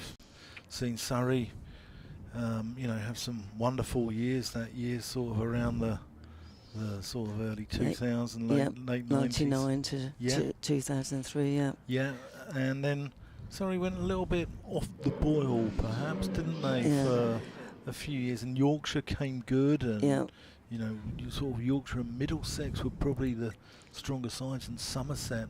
And then, you know, they sort of fall away, you know, Yorkshire and Middlesex playing each other in Division 2, so things are cyclical in cricket. I think it's important to grow a team together, I think, because they all get to know how each other play. You know, like saying 1999 and then 1999 and 2000, those guys all grew up together through the academy. They'd all been playing together since they were sort of 9, 10, 11 or whatever. Yeah. So they all grew up together and played together, and it's a little bit like that with this team we've got here now. Here's Jazz Singh. That's rather wide. In fact, he's given a wide. Unusually given a wide, yeah. He bowled a couple of those yesterday, and I thought, oh, that's rather generous from the umpire who hadn't given them, but this time he makes a more than a passable impression of Christ the Redeemer statue in Rio and stretches his arms out. He's I'm surprised he hasn't been picked up by Surrey. He's born in Denmark Hill.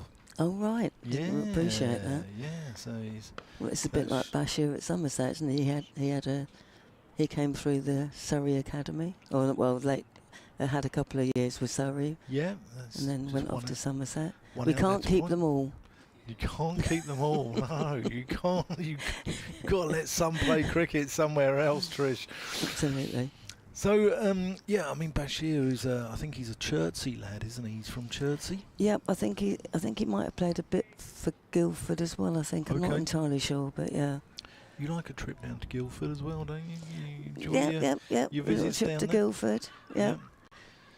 Singh comes in and just bowls onto the hip there of Smith, who can't get it past mid-wicket. Dot ball. Yep, we've only got one 150 over game there this year. Is that all there is? That's all there is there this year, unfortunately.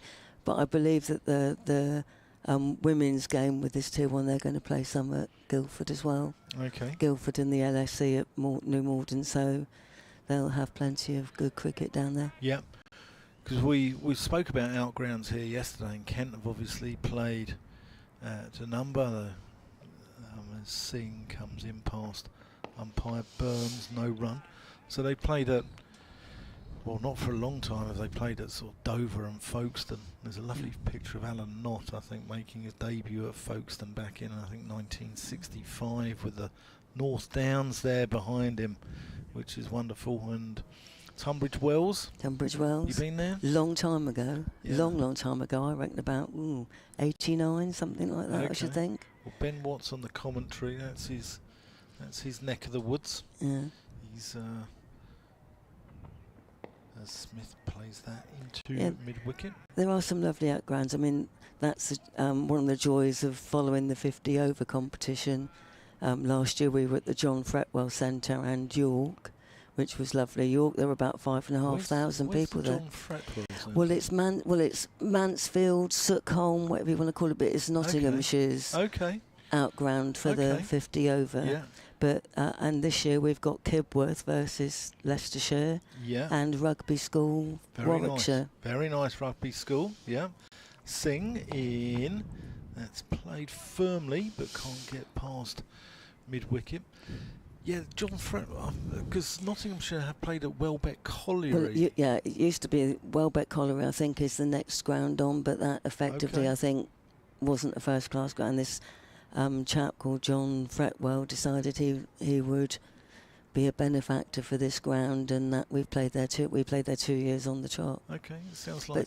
But it's actually quite nice. There's almost like a little amphitheatre there. One side's got a bit of a hill that you can sit on, mound, I'll call it, not hill. Singh in. Smith plays that out to middle.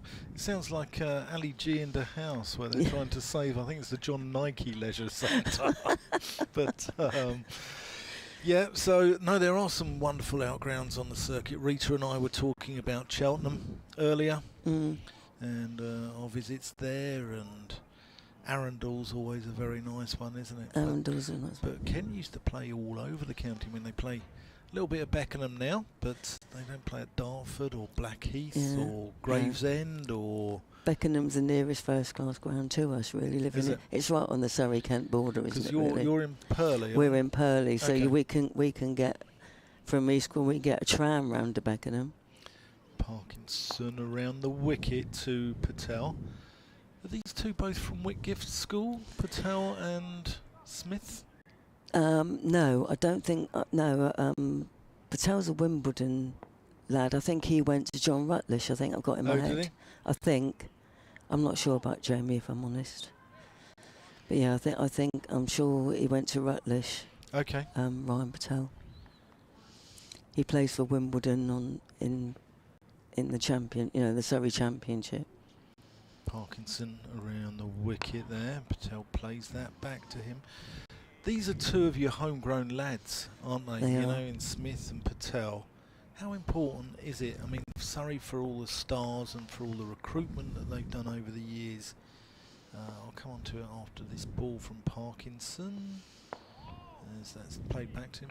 How important is it for the connection to the fans that you play the likes of these guys who come through your academy? I think it's very important, and we do get a lot of bad press, but we do bring a lot of good lads through. Oh, smashed by Patel, almost decapitates Smith at the non-striker's end, who has to take evasive action, but that's not very teammate-like, is it? No, I mean, if you look at something like 2018 when we won the championship, we nearly got relegated in 2019 because we'd given a lot of the lads away to England, and everybody loves that. I would never. Some supporters don't like that, but I always think if I had a lad and he came home and said, "Shall I play for England or Surrey?"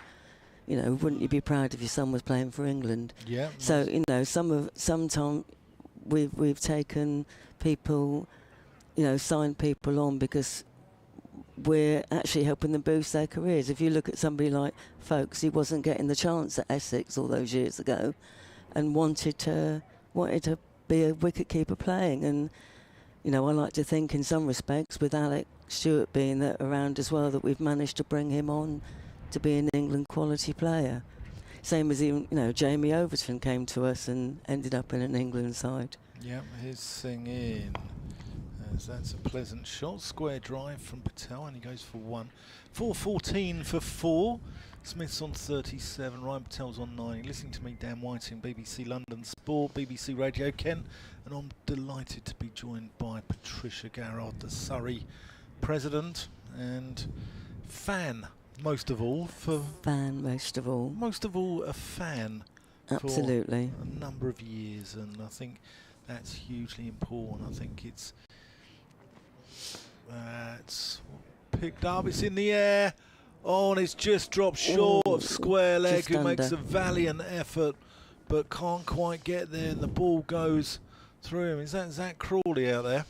I think it is.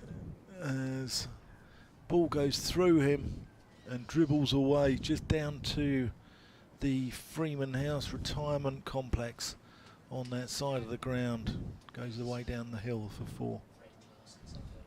It's Freddie Claassen, the sub-fielder. Dutchman, is he Dutch? Yeah. Oh, and that's well bowled by Singh. Thick inside edge from Jamie Smith, showing why it's called the Surrey cut. There seems to be a dog in our outside effects mic who's not overly happy by the sound of it. It sounds like someone's standing on its tail. But so Trish, Dan Lawrence, should he be back in the England side? It's a difficult one, isn't it? That's just defended, no run. He seems to be more keen to bat at 3 than a lot of people are. Yeah. Because seems to be a difficult, I suppose, because that opening partnership has been a little bit dodgy. Nobody wants to go in at 3 because they feel like they're going in at 1 or 2. Yeah. I mean, Ollie Pope has been batting at 3 sort of last season, but he wasn't a natural 3. I mean, I'm not the expert, but for us, he used to bat sort of 4 or 5. But it's obviously come up the order because that's what I presume England have asked for him to do. So you could almost say that the 2 boys, Lawrence and Pope, are probably vying for that. If there's a position to be had there, that they're perhaps vying for it. I mean, Dan Lawrence has had a little bit of success with the ball as well this season. He certainly has. He's well, I mean, I did an interview with him last week, and he, you know, I said to him, does this mean you're not a part-time bowler anymore? And he said that part of the reason, as Singh comes in, and that's just defended, part of the reason why he's come to Surrey is to get more overs under his belt, because he considers himself an all-rounder, and he wasn't getting the overs due to Simon Harmer being at Essex, who would, you know, generally bowl sides out on day 3. In fact, Essex, day 4 of a county championship game, the boys used to call it Harmy Day, because they could go off and play golf on the 4th day because he'd bowl a side out on the 3rd day. Yeah. Well, Trish, we're going to let you go back to your wonderful husband Phil. I'm going to go and have a pint with you later on. Indeed, sounds like a plan. It sounds like a wonderful plan, and you know, I'll let you go back out into the cold. Thank you. You're more than welcome to come in here and watch it if you want later on, if it gets too cold. We'll brave it. But no, you've been absolutely fantastic. You've been a wonderful guest, and you know, I wish you all the best doing all the good work that you're doing with Surrey. And you know, I think it's fantastic that counties like Surrey and Kent both have female presidents and are growing the game through that.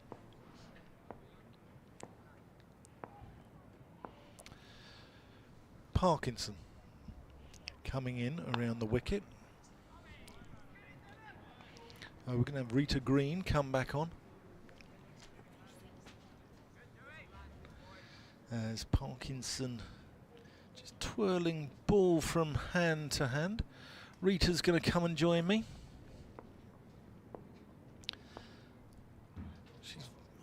very comprehensive with her notes, says Patel. She's got wonderful research, Rita. She's just got like notes and notes and notes. Rita, how Hello. are you?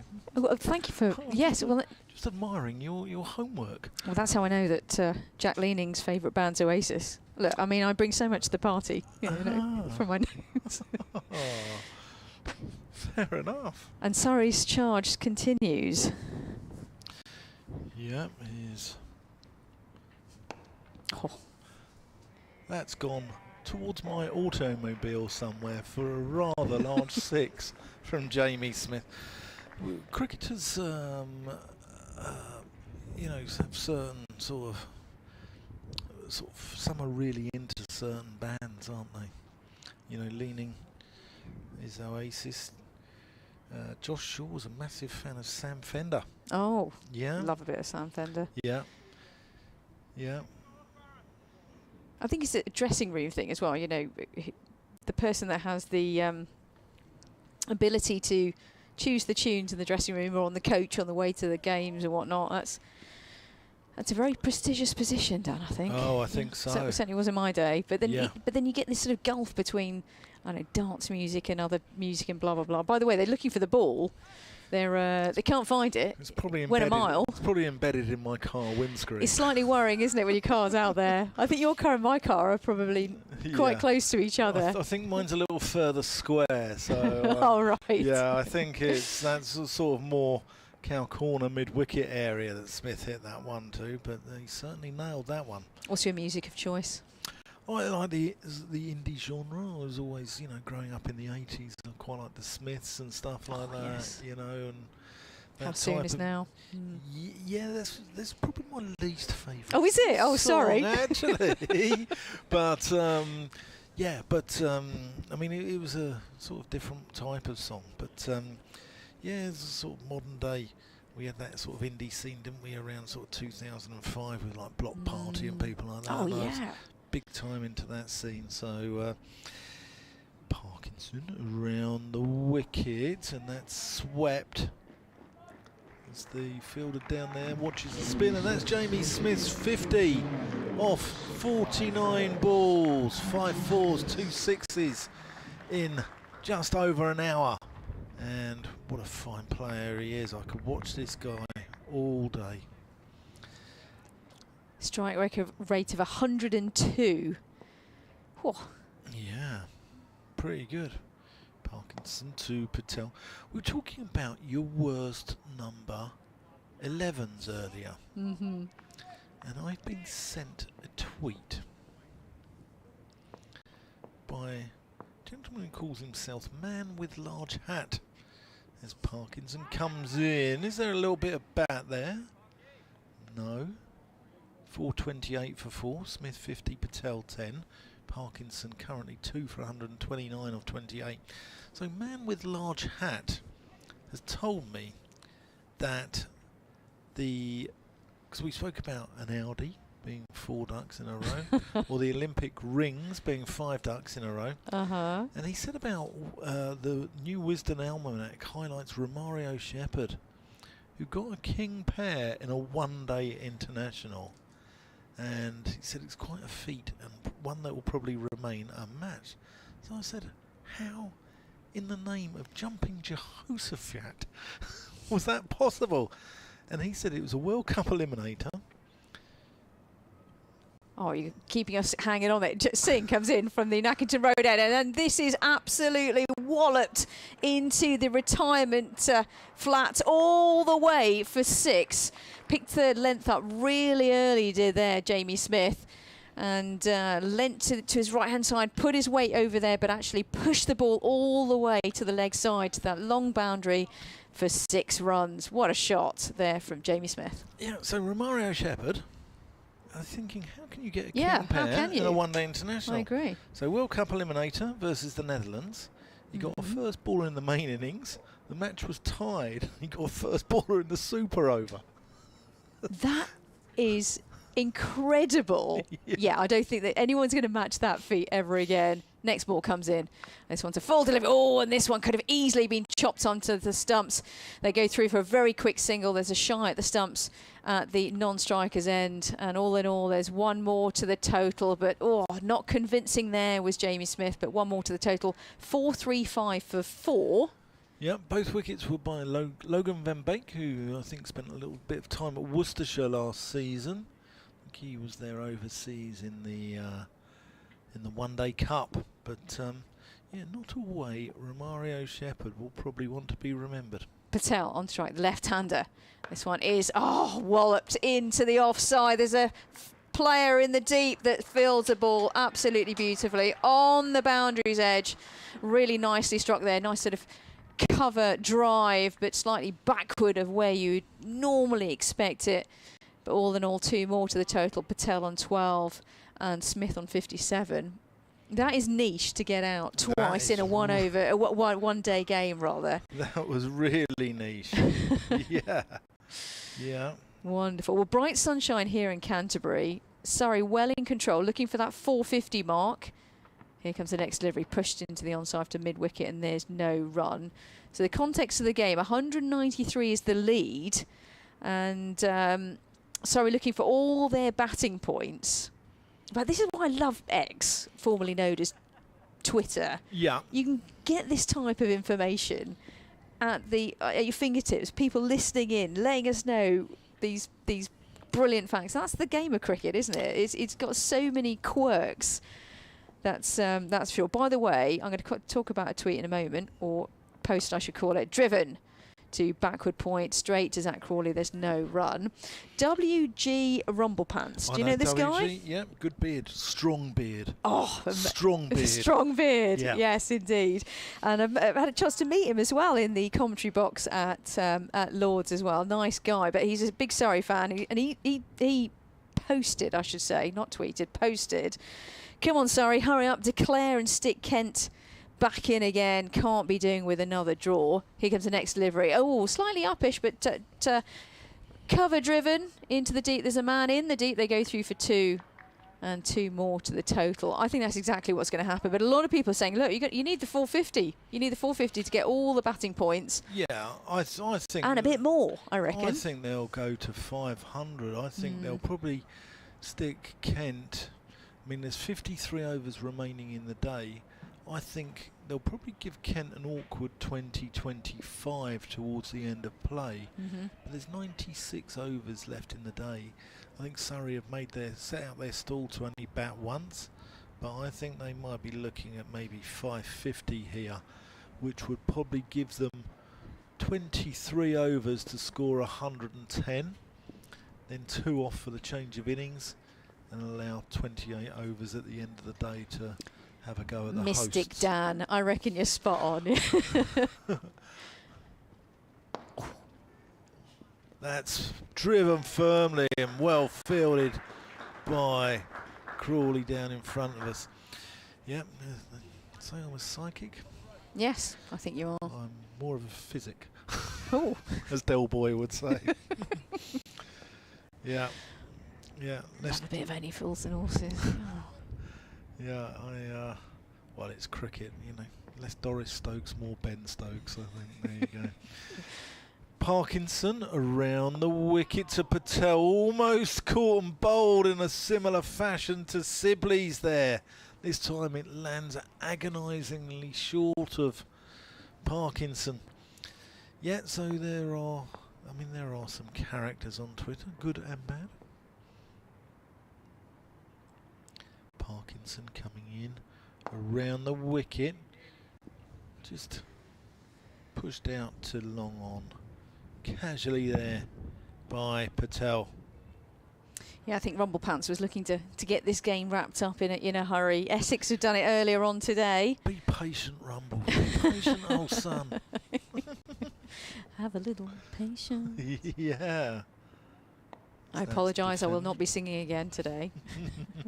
It's not what you want to hear, is it? But I tell you what, Ryan Patel is looking absolutely glorious. I'm sure I put the mockers on him now in terms of how he's playing. But I like the aggressive but controlled aggression style that he's used so far. Yeah.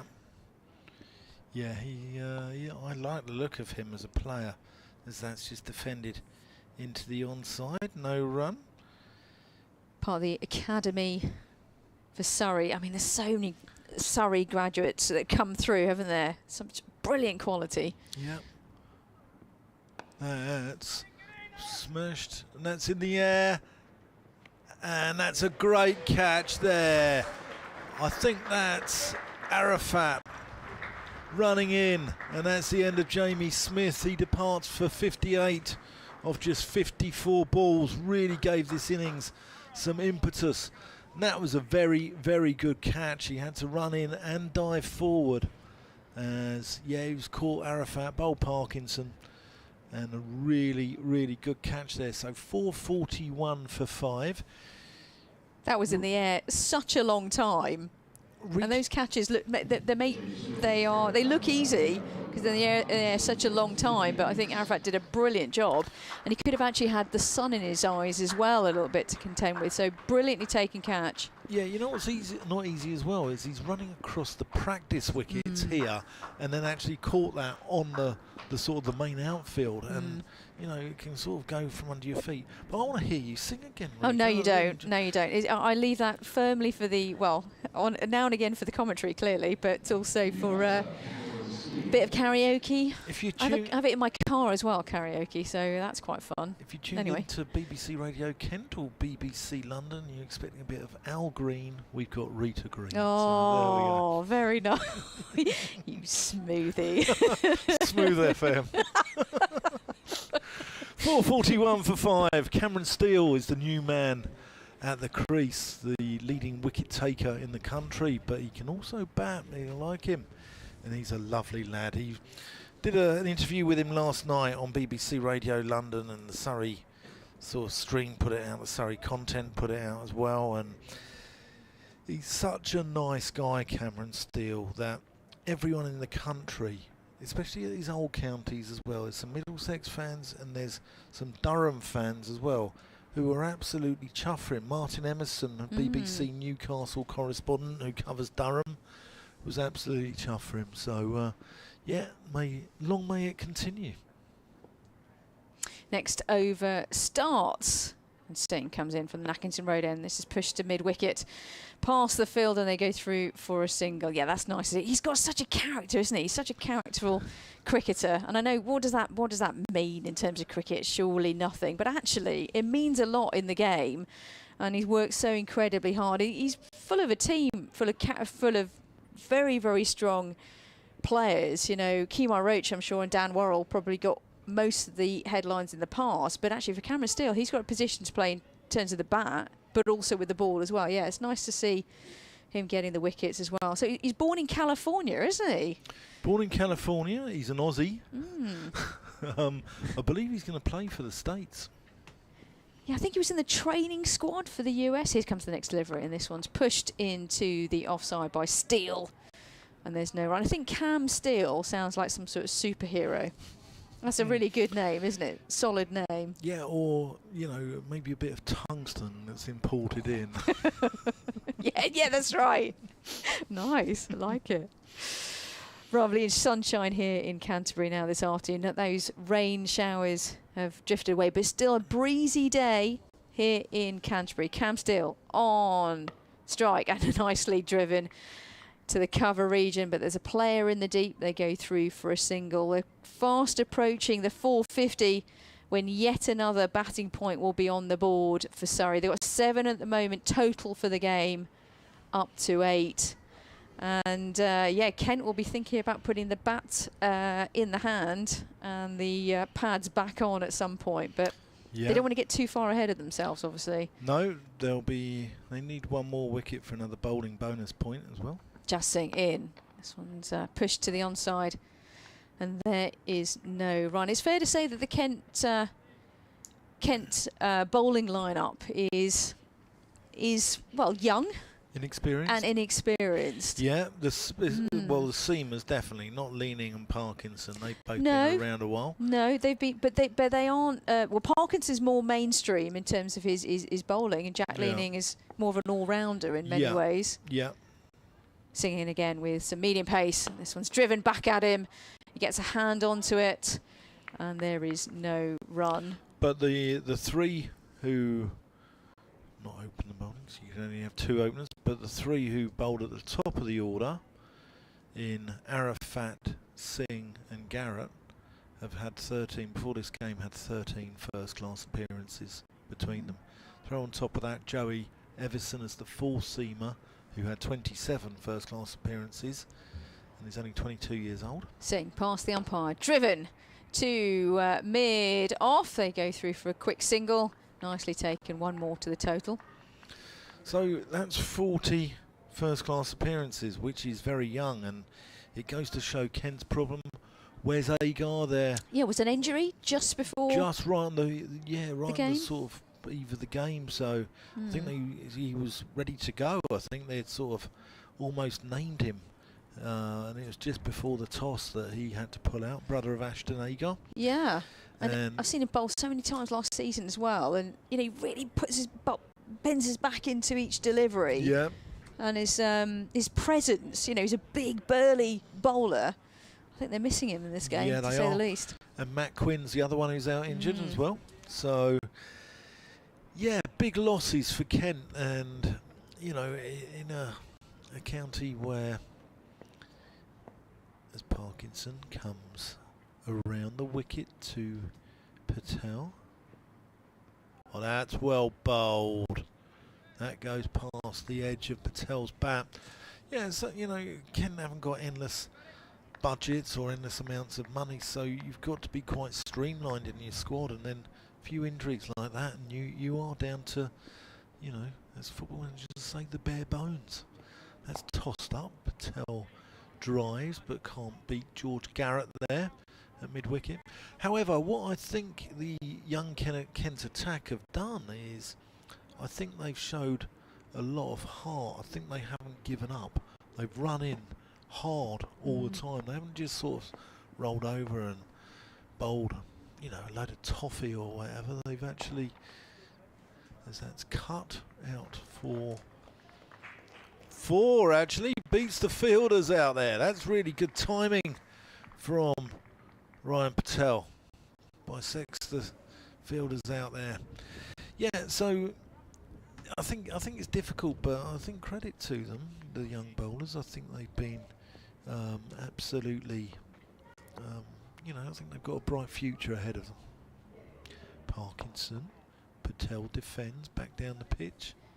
Yeah, George Garrett in his debut season for Kent, those 2 wickets so far in this innings. I think he's playing his part as well with what he did with the bat yesterday. Yeah, he did. Yeah. The left-handed Patel here has got to be super careful. Those foot marks are right in eye line, and Parkinson's going round the wicket, isn't he, trying to exploit that? Yeah. And I think Parkinson will be trying to vary up his pace and also his deliveries. Here he comes. Bolton led. Well, they think about a single there, but Garrett was sharp and doesn't allow it. Should we go and find out what's been going on around the country? Because there are yes. Today's day 3 of a number of county championship days, and it's moving day, as they say in golf. A result already as well. In Div 1. Lancashire. Dale Benkenstein's reign gets off to a horror start as Essex grab their 2nd win of the season, and Surrey will just have one eye on Essex. They don't want them to get too much of a gap ahead of them, because I think it will be those 2 for the title at the end of the season. Essex have won that by an innings and 124 runs at Chelmsford. That's a big defeat, isn't it?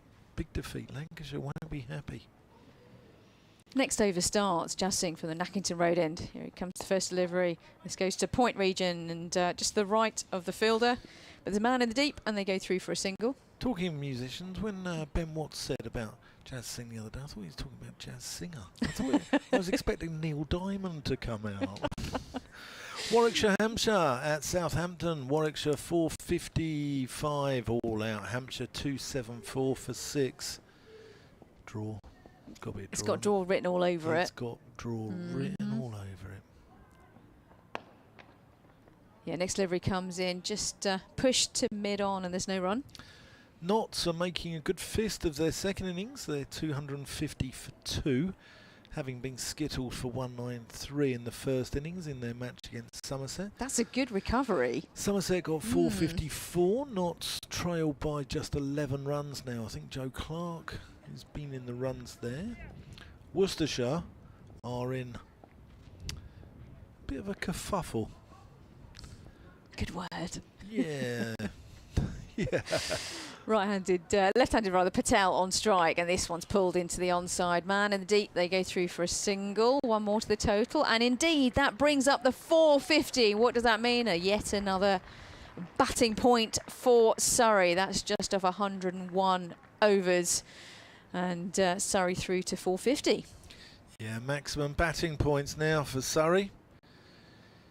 Yeah, Durham 244 and 397 for 5 declared. Worcestershire 184 and 148 for 6. So not going well for them at their new abode at Kidderminster. Singh in again, and this one's cut behind point, and that's going to go through close to the boundary rope, but there's a man in the deep, picks one up, and they're through for yet more to the total, 4-5-1 for 5. Leicestershire have made Derbyshire follow on in the derby at Derby, as they're 71 for 1 following on, still trailing by 336 runs. Middlesex only needs 74 runs to defeat Yorkshire, chasing about 150. They're 84 for 3. Patel on strike. This one's driven, but straight to mid-off. And there is no run. That would be a turn up for the books, wouldn't it? Everyone's expecting Yorkshire to walk Division 2. And Middlesex, you know, it's no secret they've had a few financial issues. And, yeah. Certainly been in the press this morning as well, about where their home is. Yeah. I'll let you finish off the scores and maybe we can talk about that. Yeah. Next delivery in from the tall bowler, and this one's pulled into the onside. Very lofted stroke, and all the way for 6. Really nicely taken. He just drifted onto the back foot, pushed his weight through the shot and through to sort of cow corner area, but I'll give it a lot more credit than talking about cow corner. 6 more to the total. Really nice stroke there. Not a terrible over in any way, shape or form, but actually plenty of runs in that over nonetheless. And Surrey are going along swimmingly. 4-5-7 for 5, Steele on 3 and Patel on 28. I'm Rita Green, by the way, along the fabulous Dan Whiting and also Ben Watts in the commentary box. I'm alongside colleagues of mine who have got been nominated for awards all over the place. I have not, so maybe I should be privileged to be in your presence. I think you should be. Oh, no, I think you should be. No, I'm not sure about that, but the new over starts. Parkinson here. I will come on and finish off the scores. Parkinson there is just defended by Steele. Rita's been shouting about the bowler from the other end, Singh. I thought she was commanding me to actually get my vocal cords out, but there you go. Glamorgan 271, Northants 583 for 6, as that's thick outside edge there for Cameron Steele. That's going to run away for 4 runs down towards the Nackington Road end of the ground, as Surrey just pile on the runs here at the Spitfire St Lawrence County Ground. Finally, at Hove, Sussex are in the lead by 48. Gloucestershire 417, Sussex 465 for 8. Someone's got runs there. Danny Lamb 76. And he had a big partnership last week, got 100 with John Simpson, as that's played out to cover 4-1. They've also had a big partnership in the game against Gloucestershire as well. Simpson's out for 78. Danny Lamb's still there on 76. What a signing he's been as well. I'll see you through to the end of the over. I think we should. I saw that century actually, and a fantastic innings. Yeah. And as you say, a brilliant signing for the club. He's a decent bowler as well, Danny Lamb. That's played into the offside for a languid single. Yeah, his sister Emma Lamb as well. She's a good cricketer. Yes, yes, that's right. We talked about that last week. I like a sporting family, don't you? Right, I'm getting out of here, Rita. I've bored the listeners enough, and I think we should... there's one more ball. In fact, there's 2 more balls. What did I say? There we go. Stick around. There we go. There's 2 more balls in the air. It's good to see that an ECB ACO level 2 qualified umpire can't even count to 6. But there you go. Have you got time enough to tell me about Jamie Overton's back injury? Not a lot I know. He seemed okay last week. Oh, did he? Oh. Yeah, not a lot I know about that. That was just a single into the onside. Surrey have decided not to play either of their express merchants in this one. No Gus Atkinson, no Jamie Overton. So, is that gossip that I might have heard then? Okay, I don't want to worry the Surrey fans out there in any way then. Yeah, Tom Laws has come in for this one. And who's the other one who's coming? Dan Worrell. Dan Worrell, man known as Frankie after Sir Frank Worrell, the West Indian cricketer. Anyway, I'm going to make room for Ben Watts. Thank you very much, Dan. Myself, Rita Green. It's going to be alongside Ben Watts in a few moments. kentcricket@gmail.com is the email address. And at the middle stump, the X address. Is that the show my age? Anyway, but what I can definitely tell you is that you're listening to BBC Kent, BBC London, as well as the BBC Sport app or online as well. Hello, Ben. How are you? Hello. Yeah, I'm fine, thank you. I'm still calling it Twitter out of stubbornness. Are you? I refuse to call it. It's not even the formerly known as. Yeah, no. Everyone still calls it Twitter. It's fine. X just is a bit of a very different name, isn't it? That was what the rocket was called, the space rocket, wasn't it? There we go. 4-6-4 for 5 as Arafat Bhuyan bowls from the Nackington Road end, and that's a cut shot in front of square. Played it a little bit early, maybe slightly towed it, but he's going to get a couple of runs here. Cam Still moves to 11, Patel on 29. How are you seeing Kent at the moment here, Ben? You know, it feels like we're going through the motions a little bit, aren't they? A little bit. They need one more wicket for another bowling bonus point, so that's important. Lead is 222 now. They're trying to keep the rate down, obviously trying to take time out of the game. They know that they're going to have to bat to try and save it eventually. Short ball from Arafat, which Steele ducks underneath. Probably trying to make sure that they have to bat for as few overs as possible today. Still a lot of time left in the day though. And the bluest the sky has looked all day, to be honest. All the clouds seem to be passing us by to the east at the moment. So yes, a lovely scene. Hopefully some spectators are enjoying the sunshine. The members alongside us are still in the shade and in the chilly breeze as this one's defended away into the onside. Do you think there's a chance that Wes Agar will come back for the next game? Yeah, hopefully, because I don't think Kent play next week. So actually they've got a little bit of a break before they take on Lancashire next time around. So yes, I think he's quite a presence. Yeah, as I was saying to Dan, that real sort of bustling Aussie. Oh, he's a lovely bloke in the dressing room. Oh, that was an interesting delivery from Arafat. Went really full there, and Steele almost struggled to pick it. It looked like it's been played away into the onside rather. Yeah, so Kent don't actually, after this game, Kent have the week off and then don't play again until the sort of May bank holiday weekend up at Old Trafford against Lancashire. So big game. That'll be a big one, right? Yeah, that'll give them a chance to get a few players back fit at least. As Arafat is in and bowling, turned away into the onside by Steele. Another dot ball. I think it's not. They've got another overseas player, of course, coming in, the South African Bias Sonopol, and I don't think he's quite going to be, though the noises that coming from the Kent camp is that although that he will be in the country by then, he probably won't be thrust straight into that game, so he may will not feature until the week after. So this one is cut away by Steele out towards deep point for a single.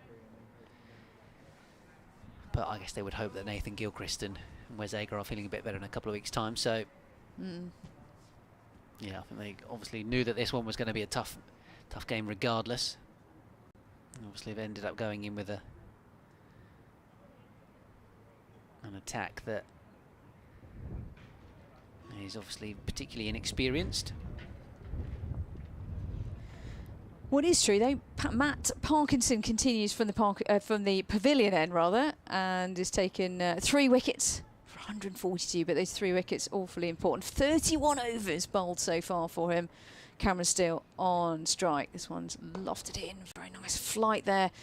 Very full delivery and push down the ground. Zach Crawley does the fielding, go through for a single. I think Matt Parkinson has been brought in, hasn't he, to Kent to really be basically one end, a bowling machine. And that's what we're seeing today. Round the wicket he comes to the left-hander Patel. This one's pushed through to mid-off. So shy at the stumps, even though they were well in. Through for a single, 4-6-9 for 5. Yeah, I think in an ideal scenario, Kent don't lose the toss. They win the toss, they bat first. They bat a couple of times, put a decent score on the board, and then day 4, you get Parkinson to bowl for the entire day from one end, and then people join in from the other.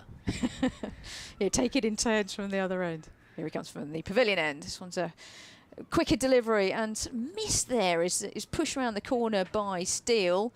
Missed by the is it pad? We'll call it a bye. That's always the annoyance to any wicket keeper, and Finch will be slightly annoyed at that. Every keeper is, but 1 for the total. Patel now on strike. Parkinson round the wicket, trying to exploit those footholds. Here it comes the next one. Onto the back foot is Patel and pushes this awkwardly to cover, and there's no run. Yeah, Patel, I'm always pretty impressed with me. 26 years old, born in Sutton, Surrey graduate, and he's been with Surrey since the age of 8. So Mr. Surrey. Here comes the next level, very much down leg side, and absolutely flicked directly to mid-wicket, and Patel just didn't pick that one up properly, tried to flick it more square than what he intended, and straight to mid-wicket where it was caught very, very conveniently. It was almost too easy a catch. And Patel, who is looking pretty good, 30 from 45 deliveries, and goes back to the pavilion. He's reenacting that stroke about 3 or 4 times. He just didn't wait for the ball. He just played a little bit too early, and maybe it just bounced a little bit more than he was expecting. But 1 more wicket on the board. In fact, I guess a point is up then for Kent from a bowling perspective, Ben. So hurrah to that. Yes, indeed. Yeah, and credit to Matt Parkinson, because he's had a bit of an up and down day, to be honest. Started off bowling like an absolute drain this morning, to be honest. And then he really got in his groove. Got a couple of wickets. Then Jamie Smith was taking him apart slightly. Managed to get him out. 1 shot, big shot too many. Hit it straight up in the air. Caught by Arafat Bhuyan. And now he's got himself Ryan Patel as well. So, yeah, 4 for 144. The runs conceded column's not ideal for Matt Parkinson, but the wickets have been thoroughly deserved and justified Kent's decision to keep going with the old ball and not take the new one. And yeah, Surrey, of course, they lead by 226 runs and are building a healthy lead up towards what Kent got in the first innings, 244. So if they can get a lead of 250, 300, I'm sure, ideally they want more than that, but they'll be feeling pretty good about themselves if they've got that sort of a lead to try and win the game. But at least from a competitive sporting element to the game, Kent are fighting back a little bit because it was very much one-way traffic in the first session of the day. Indeed, and when you're up against a side of complete superstars in the county game, it's difficult to see a way through, but Matt Parkinson has definitely plugged away. Playing the county game myself many years ago against absolute legends in the women's game. Your Charlotte Edwards, gosh, we can just trying to get her out was always a really difficult thing, and you're always in awe of her. Here comes next delivery from Parkinson to the new man, Clark, who is on strike. Jordan Clark, the 6'4" Cumbrian-born lad. You know, gosh, he's tall, isn't he? In comparison to Cameron Steele, who's definitely not a short guy in any way. But you've got two good batters out there still, and the Surrey batters certainly go down the order. There's no long tail to talk of for Surrey. Anyway, back to playing against, I guess, really great players, England players, or even very, very good county players. You do have this sense of awe at times, actually, and actually you do need to just concentrate and keep your composure and know if they hit you for 6 or 4 one delivery, there's always the next ball. Arafat Bhuyan, down the leg side, an attempted sweep shot from Steele.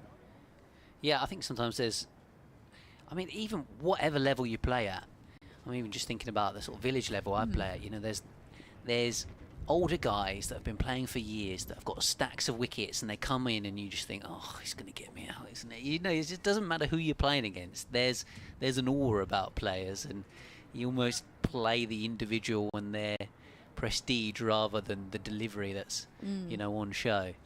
And I guess for Kent, they've got to, you know, for Arafat Bhuyan running in right now, not worry about the experience of the man at the other end that he's trying to knock over. Just try and do your thing. 470 for 6 then, and that 2-6 Surrey lead. Yeah, not be overall. I mean, Surrey haven't, you know, they haven't got the wickets, the wins rather, so far in the Vitality County Championship so far. They'll know perfectly well that Essex got that first win, and they may not be aware yet, some of the players, that they've got another win today. So they know Essex has put on a bit of a charge in the table, but that's a good point. Just need to play your game. Yeah, I think Kent were above Surrey in the table coming into this one, weren't they? This one's pushed away into the offside on bonus points from the first 2 games and the draws. Mainly, I think, due to the weather a bit, as much as anything. But yeah, indeed. And I know it's a long season, all that, Ben, isn't it? You know, you can't just play for. But I'm sure Surrey would have earmarked this game for all the points they possibly can, and yeah, be looking to put in a big total. 227 is the lead. Yeah, they're looking good for it still in this game at the moment.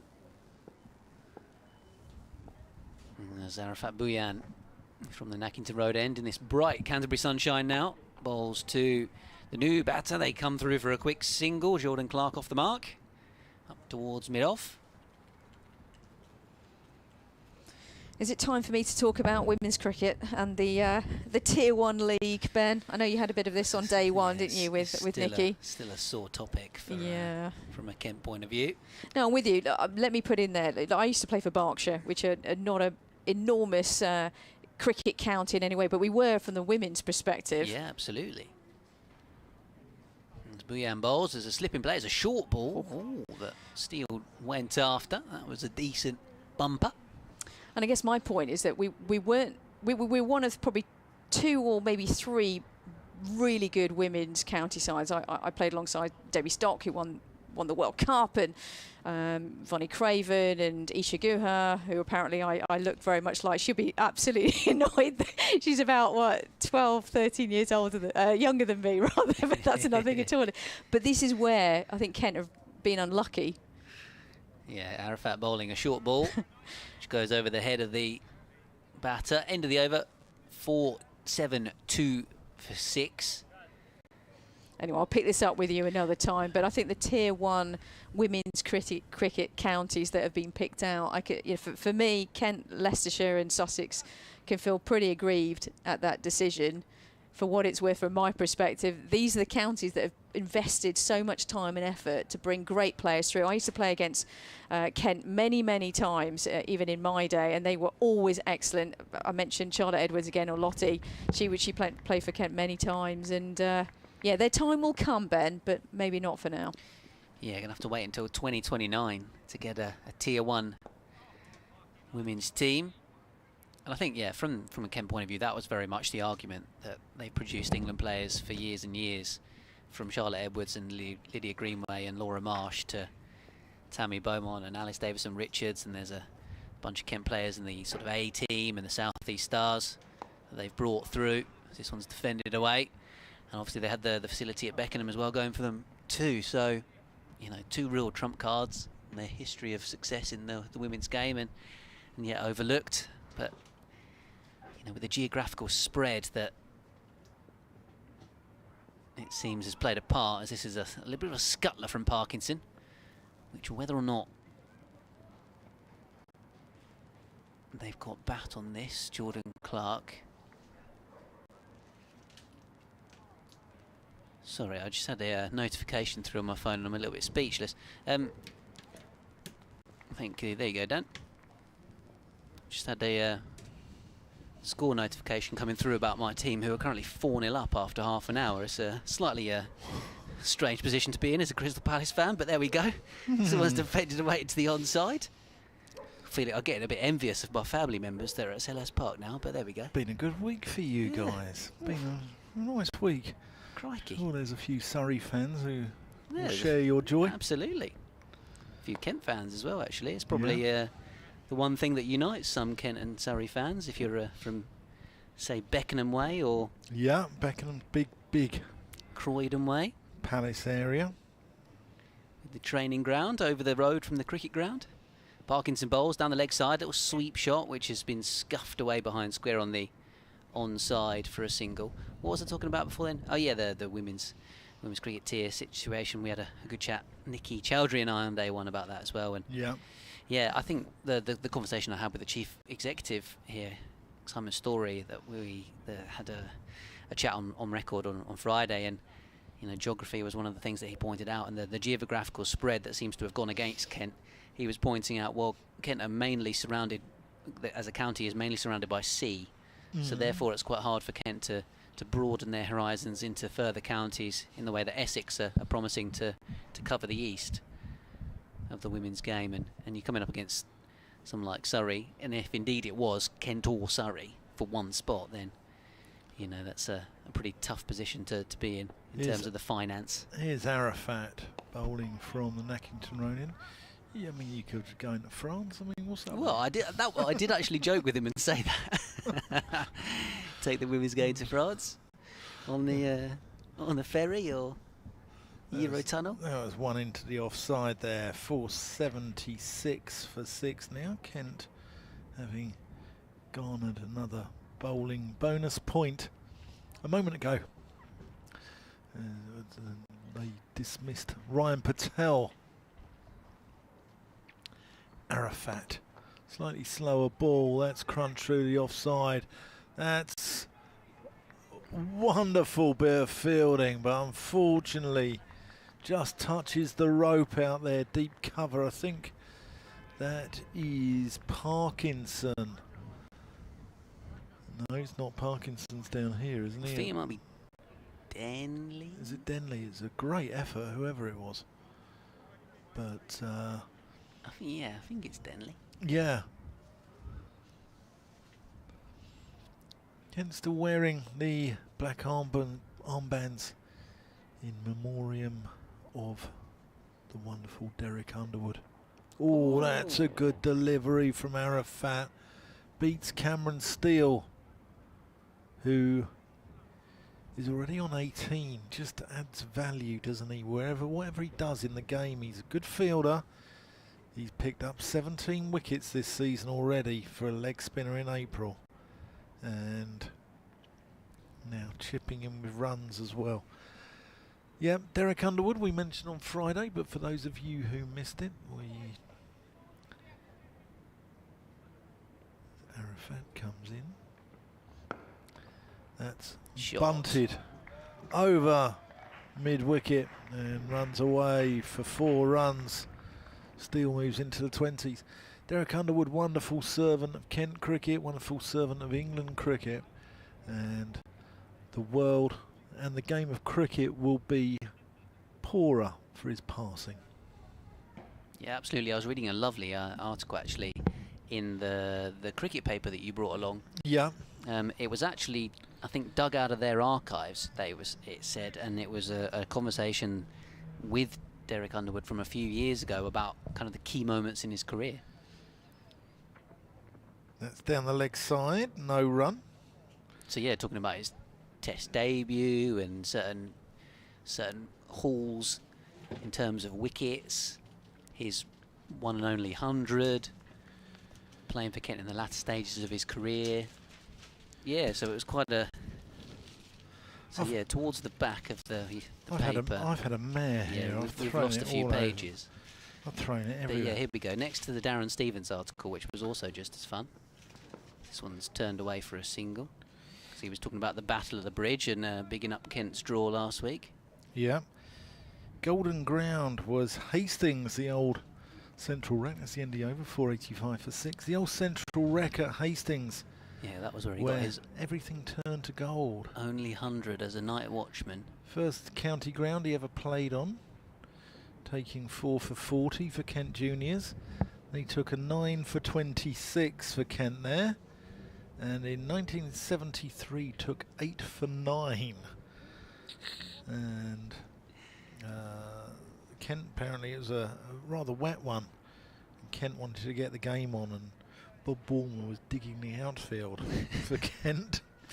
And that was where he got his 100. He'd also got 6 for 12 in the one-day game on the Sunday.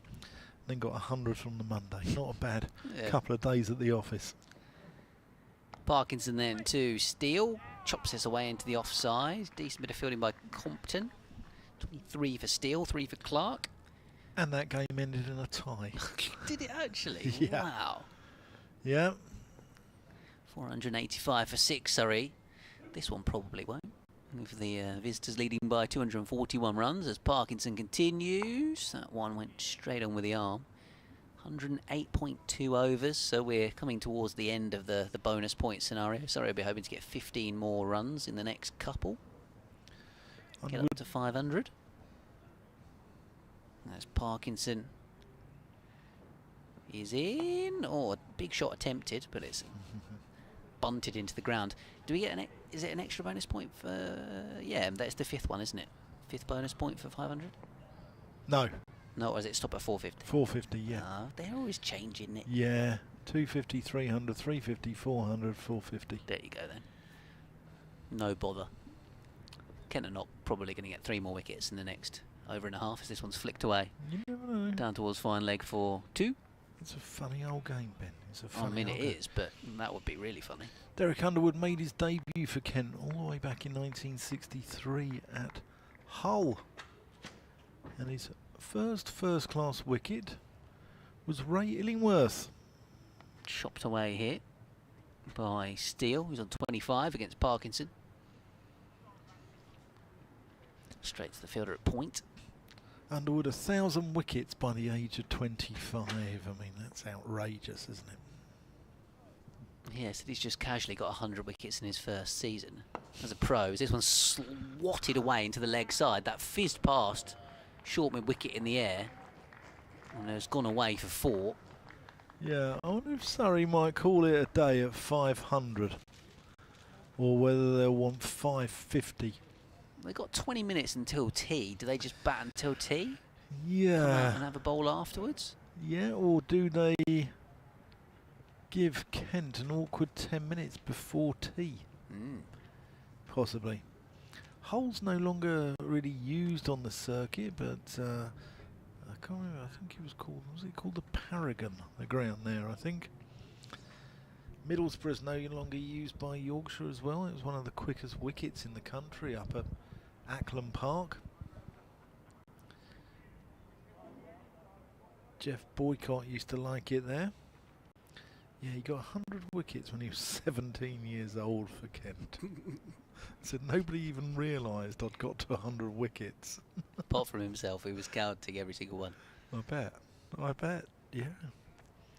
Yeah. So yeah, it was a excellent read. Yeah, very good read. Very good read. That's this week's edition. Yeah. And lovely article, lovely eulogy from Darren Stevens as well. As Arafat comes in, and that's firmly driven to mid-on by Jordan Clark. Little shot at the stumps with Cameron Steele. That was a bit naughty from Bell Drummond. Firmly in his ground.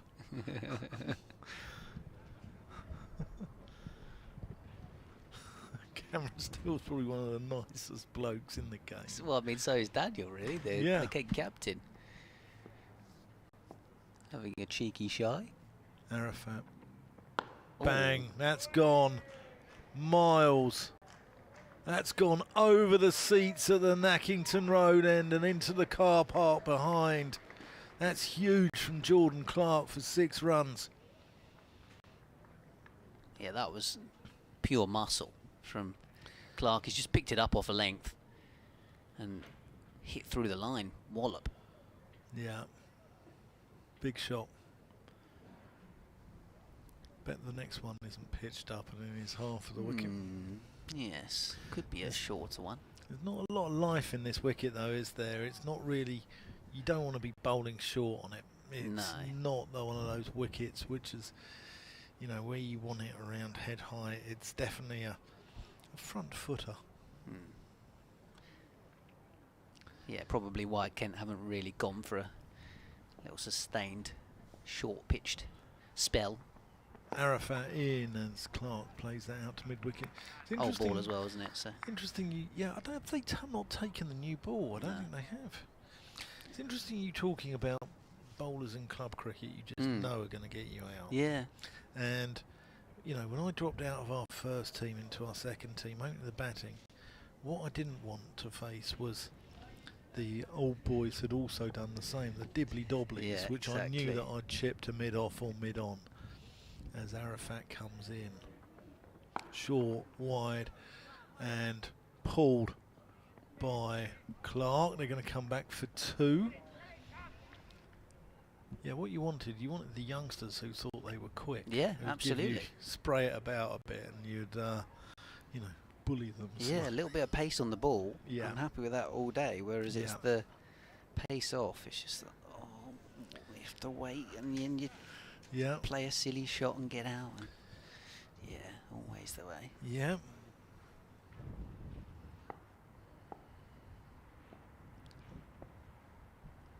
Here's Arafat. Oh, inside edge. Gonna run away down here for 4 runs. And another Surrey cut. For the 500. That's the 500 up, yeah. Yeah, I feel for Arafat there. He's sort of ground away, hasn't he, with the ball over the last couple of days, and maybe deserved that wicket. Yeah, he's been accurate. He's, you know, not bowled much sort of loose stuff at all. He's been on the money. He's been there or thereabouts. So yeah, Fortune might have seen that come off the inside edge onto the leg stump, but unfortunately not for Arafat. Here he comes in to Clark, who thinks about a single as that's played out. Parkinson having some light-hearted banter. It must be a thing for those from the northwest. Parkinson. Yeah, the 2 ex-Lancashire teammates, I guess. Yeah, Parkinson having moved here. Bolton lad. Just 1 test for Matt Parkinson versus New Zealand in June 2022. You wonder if he's going to join those one-cap wonders. One-cap wonder. Of which there are plenty around, aren't there, around the circuit, or have been over the years. I guess he's played a lot more in limited overs at least. But at least that's not just his only England appearance. But yeah, I think probably as time has gone with, you know, guys like Shoaib Bashir, and this one's drilled away through the covers out towards deep extra for a single. Yeah, guys like Hartley and Bashir being taken on the most recent tour of India. Yeah, Alan Butcher being one of those from Surrey. Clark on strike. Oh, that one. He was just patted away off the back foot by Clark. In terms of 1 test wonders, if you will, Yeah. Paul Parker at Sussex. Parkinson. Oh, that's a big heave into the my. leg side. That might have gone quite a long way from Jordan Clark. That's certainly huge. gone for 6. Almost a 12.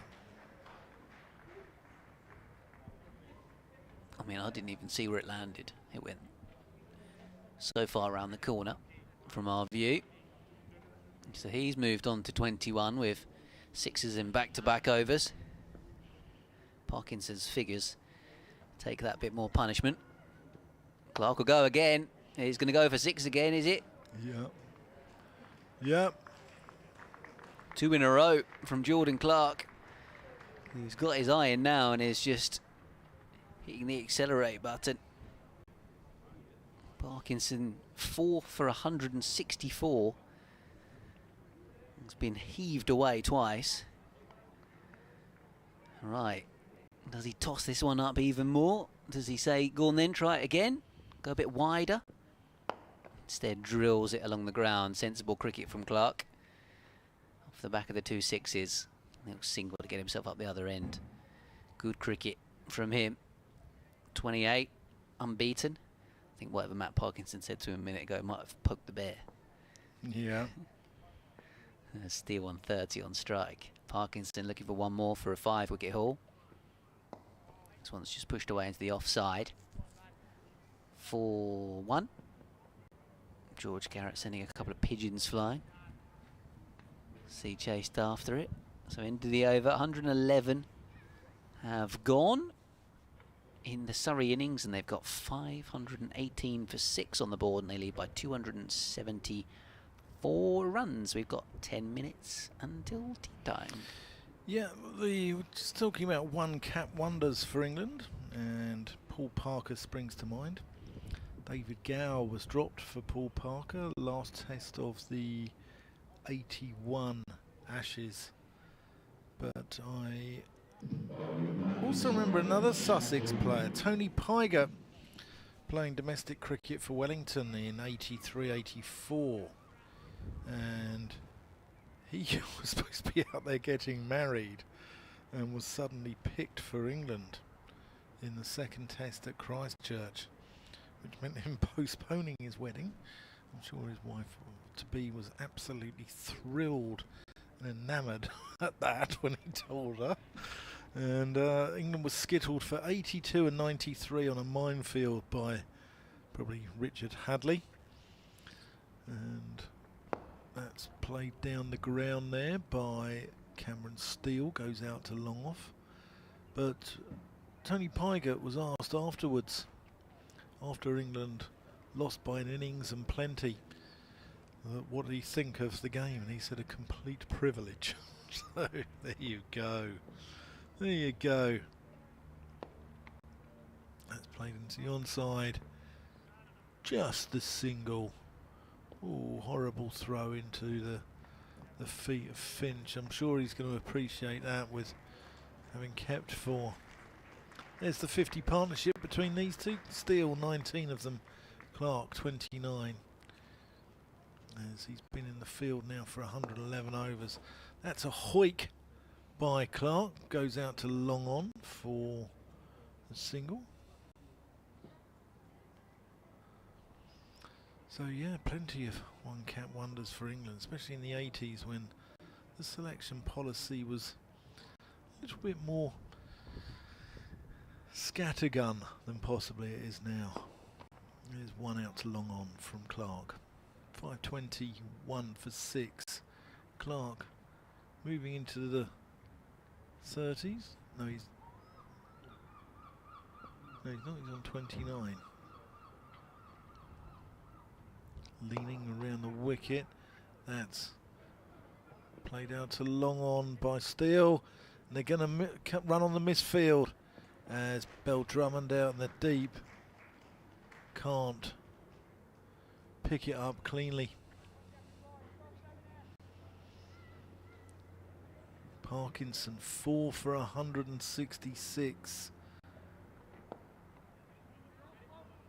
Just one off the legs there for Steele.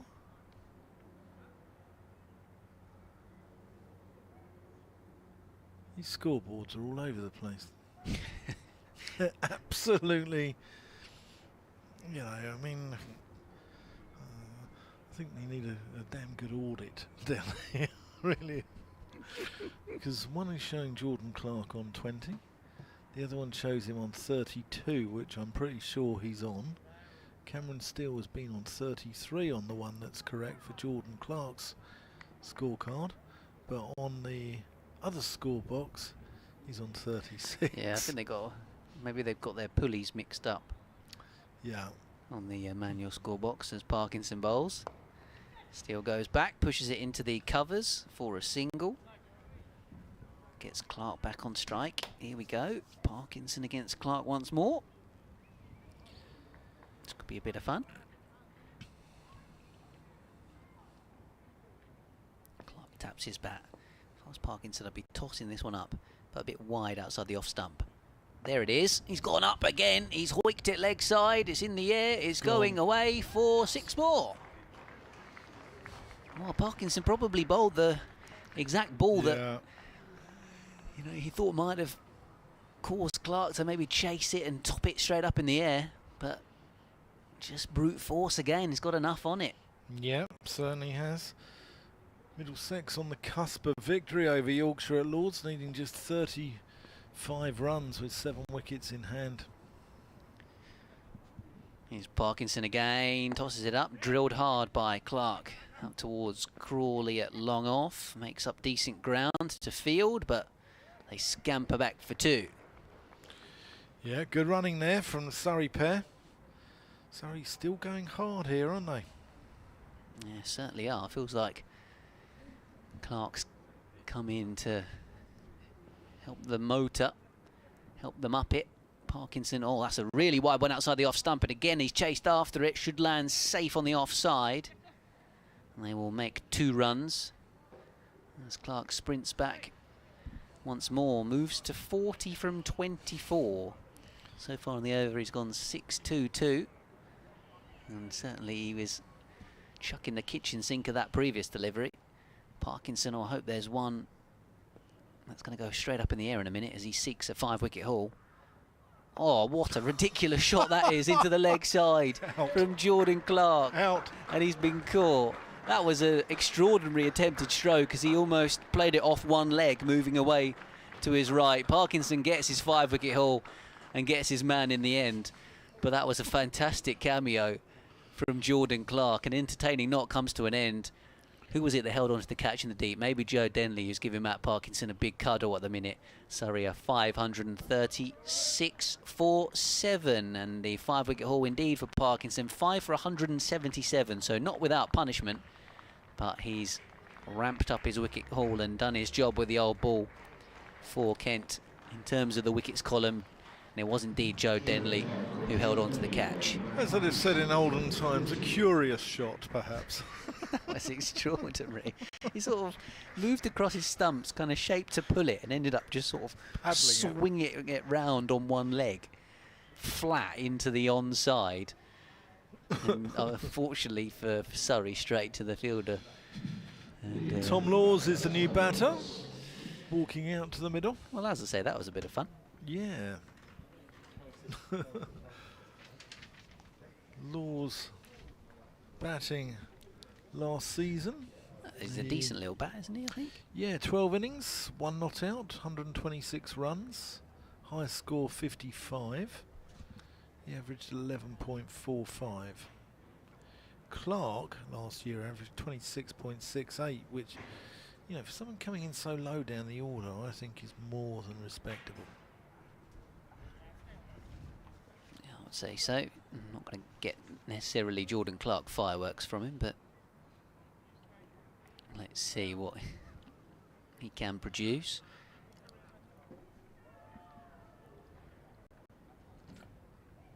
Steele last year averaged 32.33.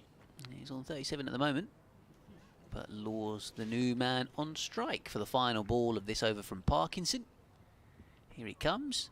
Tosses it up, defended away into the offside. So 1 more over before tea. And Surrey have a lead of 292, thanks to some brief Jordan Clark fireworks. for his 40. Steele there on 37, 536 for 7. Surrey. Yeah, I don't know how long they're going to go on for. Obviously, if you declare at tea, you take the 2 overs out of the equation. That's normally for a changeover of innings. So it'll be interesting to see if Surrey go at tea or... I mean, personally, I think that they've got enough. I think they need to give themselves as much time as possible to bowl Kent out, and if that includes batting tomorrow, the forecast is okay, isn't it? Leaning around the wicket. That's got to be close. I wonder if that pitched outside leg stump. Yeah, I think he must have done. Or maybe he was just going on with the arm, not straightening enough perhaps. But definitely a good shout as Steele goes and tries to work him leg side. Reverse sweep this time by Steele, and he's going to get that away over the practice wickets. Going to run away for 4 runs. Steele moves into the 40s. Yeah, nicely played, Cameron Steele. Yeah. I think that first one was probably hitting, but was pitching outside leg stump, would be my guess. Yeah, I mean, if I was a lawmaker, and I'm not... Would you bin it? Yeah, I would. I would. I mean, you know... Yeah, I don't mind that. It's come from body line, but... Leaning, as that's worked out to square. They're thinking about a second, but no, good flat throw in from the boundary there, keeps them down to 1. It'd be a different ball game for left arm seamers, wouldn't it? Yeah, I mean it came from body line, didn't it? I think originally, again with the same law as no more than 2 behind square on the leg side, but I mean, it's not my fault Bradman couldn't play the short ball, is it? You know? Certainly not Jack Leaning's fault, is it?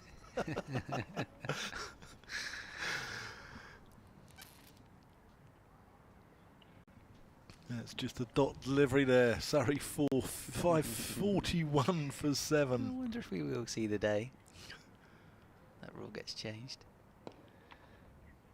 It's a batsman's game these days, isn't it? Anything to help the bowlers. But you know, outside, there's just one there out to mid-wicket. But, I mean, you know, the law is fine outside the off-stump, so why not the leg stump, you know? So, yeah, I think that law possibly might be worth looking at, perhaps. I don't know. There's one there down the ground. 2. Cameron Steele moves on to 42. Of 44 balls. There's going to be one more. No, there's not. That's going to be tea. And will Surrey call it a day at tea? It's 543 for 7, which they have now amassed over since they batted since yesterday afternoon. And hundreds there for Dominic Sibley and for Dan Lawrence, but really it's been Surrey's day, and it's a matter of when they declare and whether Kent can cling on. There's been some lovely shots as well, some big hitting from Jordan Clark we saw. So the Surrey scorecard reads: Rory Burns, he was caught by Zach Crawley last night off the bowling of George Garrett for 69. Dominic Sibley caught and bowled by Matt Parkinson for 150. Dan Lawrence was bowled by Matt Parkinson of 1, which spun sharply out of the rough for 112. Jamie Smith got an attractive 58 before he holed out to Arafat long on off the bowling of Parkinson. Ben Folkes was caught by Harry Finch off the bowling of George Garrett for 24. Ryan Patel was caught by Garrett off the bowling of Parkinson for 30. Cameron Steele was 43 not out. Jordan Clark had just gone, having played an unusual shot out to deep mid-wicket, where he was caught by Joe Denley off the bowling of Parkinson. Tom Laws is currently 1 not out, so 543 for 7. There have been some expensive bowling figures in the Kent attack. Garrett 2 for 77 off 19. Arafat none for 76 off 20. He's bowled pretty well. Been a little bit unlucky not to pick one up actually. Singh none for 88 off 17. Joey Everson just the 5 overs. I hope he's not injured, because I think the last thing Kent need is another injury. He's none for 31 off 5. Matt Parkinson, he's done the bulk of the bowling. He's got through 36 overs. He's 5 for 177, and Jack Leaning is none for 89 off 17. We're going to take a short break. We're going to come back in about 15 minutes where Rita Green will be waxing lyrical, and the question is, will Surrey still be batting, or will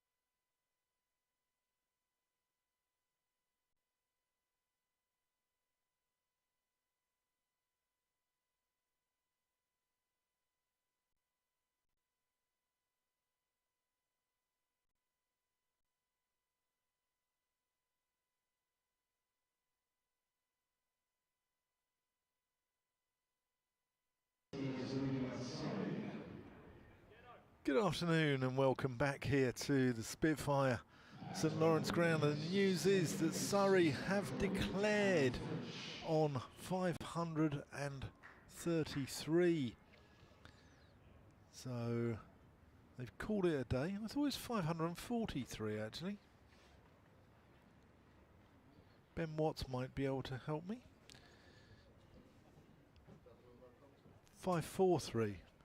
So they're exactly 299.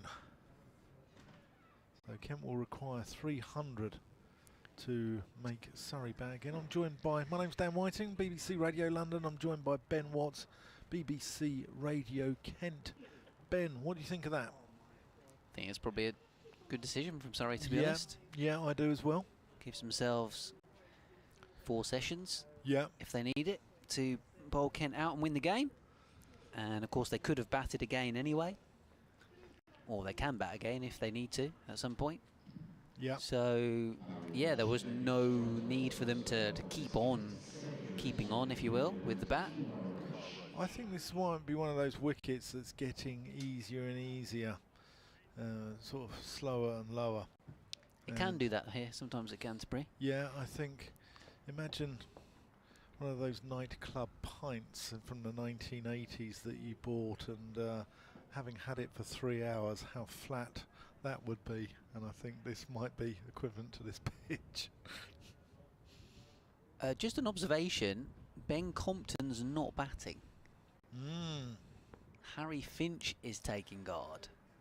Yeah, interesting. Okay, Kemar Roach is going to come into him. Roach to Finch. And he's hit it away down the slope for 4 runs, first ball. Unless that's going to be reined in, which it's not. Finch with a surprise promotion to the top of the order, and with a 4 first ball. Zach Crawley-esque at the start of the Ashes, if you will. Yeah. So, questions then about what's up with Ben Compton. I'll try and find out. Yeah, what's going on there? What is going on there? I think Surrey, though, would be cock-a-hoop to see the back of Zach Crawley. Well, they might even have already taken a wicket without even having taken a wicket if Compton's not going to bat. As Finch plays this next one defensively into the covers. Turns him a little bit there, doesn't he? Decent start from Kemar Roach. 3 slips, all waiting patiently. I think what happens with these Dukes balls as well, I don't think they actually swing until about 6 or 7 overs. I think they need the lacquer to come off them a little bit. Yeah. And then they start to sort of nibble about a little bit more. So Finch opening the batting for Kent in the second innings. Inside edge and away for a single down towards long leg. I can tell you that Ben Compton will bat later. Ooh. He's got a sore neck apparently. Oh, okay. Don't quite know how he sustained said sore neck. I mean, however many overs in the dirt in the field, possibly maybe he sustained it in the field. Or new pillows, perhaps. It was in bed last night. Woken up one morning. Needs a sort of hot rub on some. You have some strange injuries, don't you, with cricket? Didn't Derek Pringle once drop a bottle on his toe, or ricked his back getting up from his desk, I think? You got the Johnny Bairstow injury, falling off the golf course, the golf tee. Crawley then facing up to Kemar Roach, flicks this away into the onside for 4 in Zach Crawley characteristic fashion. Strayed onto the leg stump there, Kemar Roach, and punished with a boundary. So Kent, in the first over of their reply, are already 9 without loss. Yeah, Crawley looking as if he means business here. Just 5 in the first innings. He'll want to go and show the England selectors whatever Dan Lawrence can do, he can do. All about trying to get some form together for him at the start of this summer. First game of the season, having missed the first couple of matches. This one's defended back down the pitch. I mean, the first test is actually quite a while away, isn't it? So he's got a bit of time with the Kent team. He's going to play a bit of T20 Blast as well. It's early July, isn't it? We've got a T20 World Cup in June. Yeah, so with that in mind, those that are going to stake a claim for the Test team have got a bit of time to put some form together. Roach bowls, Crawley drives up towards mid-on. No run, end of the over, 9 without, lost Kent. Finch hitting his first ball for 4, Crawley hitting his first ball for 4. Single in between. And the deficit down to 290. Rory Burns is running off the pitch. Ready? Yeah. What's going on here? People coming, people going, people coming on the pitch. Jumpers coming on. Surrey boys have underclubbed on the players. Yeah, and I think it's a, you know, I think it's a trick of the light here because it's sunny, but the wind is cold. As we saw yesterday, it can get freezing cold. So we've got 36 overs left in the day. We might get out of here by 6:30 tonight. Steady. You know, I mean, we won't be able to claim overtime, Ben. Nah. He's Dan Worrell. First ball from the Nackington Road end, bowling to Finch, who whips that one down the slope. He's going to get 4 runs there. No, he's not. That's brilliantly fielded there. That's the good chase from the sub. That's the sub fielder. I'm not sure who that is there. Actually, I'll have a look. Let's see.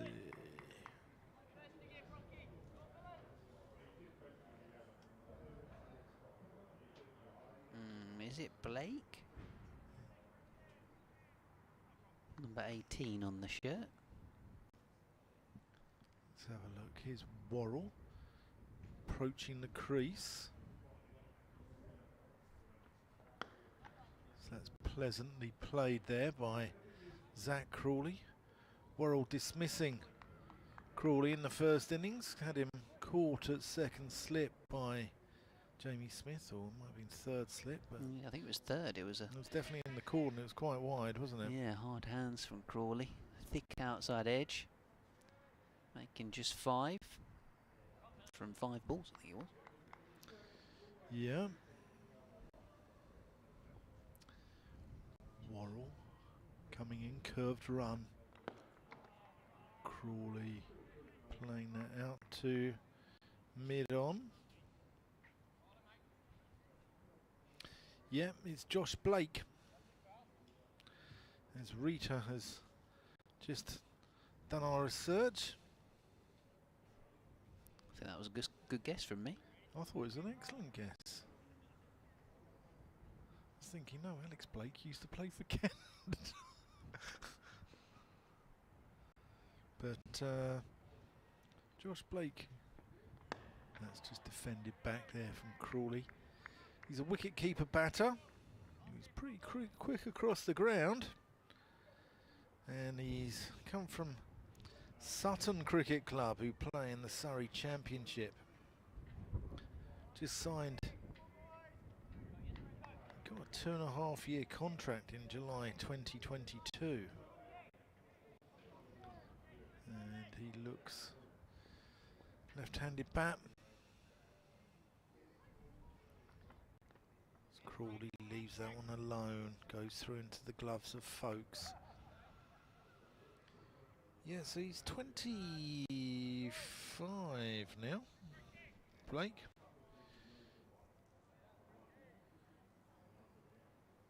There's no spring chicken.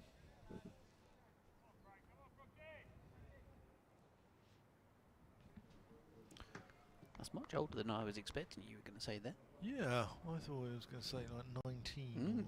Yeah. Fresh-faced. Oh, that's a good delivery. Crawley's gone, caught behind. That's a massive wicket. Worrell does the trick again, dismissing Crawley for the second time in the game. And Kent are 12 for 1. Just the thinnest of edges, and that's all it needs. Beauty from Dan Worrell. And Crawley's first match of the season has lasted, what, 13 balls? 5 in the first innings, runs-wise, 4 in the second. Just that one boundary from the very first ball he faced, and he's nicked off. It was a beauty. It was angled in. Crawley had to play at it. It wasn't like he was fishing outside his off stump. He had to play at it, and it was a little feather through to the gloves of Ben Folkes. Yeah, tough start for Kent. To this second innings. Perfect from a Surrey point of view. Yeah, Daniel Bell-Drummond will be battling hard here for his side, wanting to show that he's leading from the front. And that was just the start that Surrey wanted, and just the start that Kent didn't want, with their England star back in the pavilion. So, Rita Green's going to come in. She's going to take it away in the next over, so she'll take Dan Worrell's next delivery, but I'll leave you with Ben Watts, who's going to talk you through this over from Kemar Roach. James on Twitter says, not a bad start from Mr. Worrell. Quite. Perfect start for Surrey. Crawley gone cheaply again. And yeah, we were chatting on day one, weren't we, about maybe he would have been ruining his decision actually to miss the Kookaburra ball games, as this one's a half volley on leg stump from Kemar Roach, and Harry Finch has got 4 more. Opening the batting in place of Ben Compton, and he's got 12 off 5 balls from Harry Finch. He's motoring. Kent are 16 for 1 in their second innings. Yeah, seeing all of the runs that were scored in the first 2 rounds of matches against the Kookaburra ball. Normally it would probably have been a wise decision to miss the first 2 games of the season. Maybe hope the weather improves a little bit, but I feel like maybe Crawley's missed out, and up against the Dukes first time around, a couple of failures as Finch defends this one into the offside. No run. Rita back on the mic. Hi Ben, 2 massive talking points, one more obvious than the other I think, but yeah, the wicket of Crawley, you could literally hear a pin drop, couldn't you, around the stadium. And Ben Compton, slight concern there for Kent. Yeah, that was peculiar when suddenly realised that there was a short right-hander taking his guard in Harry Finch. Of course, used to do this job as a Sussex player, but since coming to Kent, as this one's driven up towards mid-on, he's obviously taken the gloves and found himself being more utilised as a middle-order bat. So no rest for the wicket from his point of view. He's taken his lid off and his gloves and his clobber for about 20 minutes, and then he's had to put all his batting gear on. As Roach is in and bowling to him. Again, it's another full delivery. Roach deflects it onto the stumps at the bowler's end, but Bell-Drummond was back. Yeah, that's a good point. He had to concentrate on every single ball of the very long Surrey innings. And now with bat in hand, it just shows that he's a versatile player. But also, you probably put his hand up in the dressing room and said, yep, no problem, I can step in. Yeah, he's definitely that sort of guy who would put his hand up and say, I'll do it. Oh, short ball, pulled away, that's 4 more, undoubtedly. Smashed by Finch, and Roach is currently none for 17 from 1.5 overs. Yeah, fabulous stroke there. And a short delivery there to be hit. There is a mid-wicket, sort of a slightly deep mid-wicket, but I think it was to the right of the fielder, and 4 on the board. Well, as Dan said, as the Roach bowls and Finch this time defends up towards mid-off, end of the over, 3 gone, Kent are 20 for 1. As Dan said, when Crawley hit that first ball for 4, I thought, oh, here we go.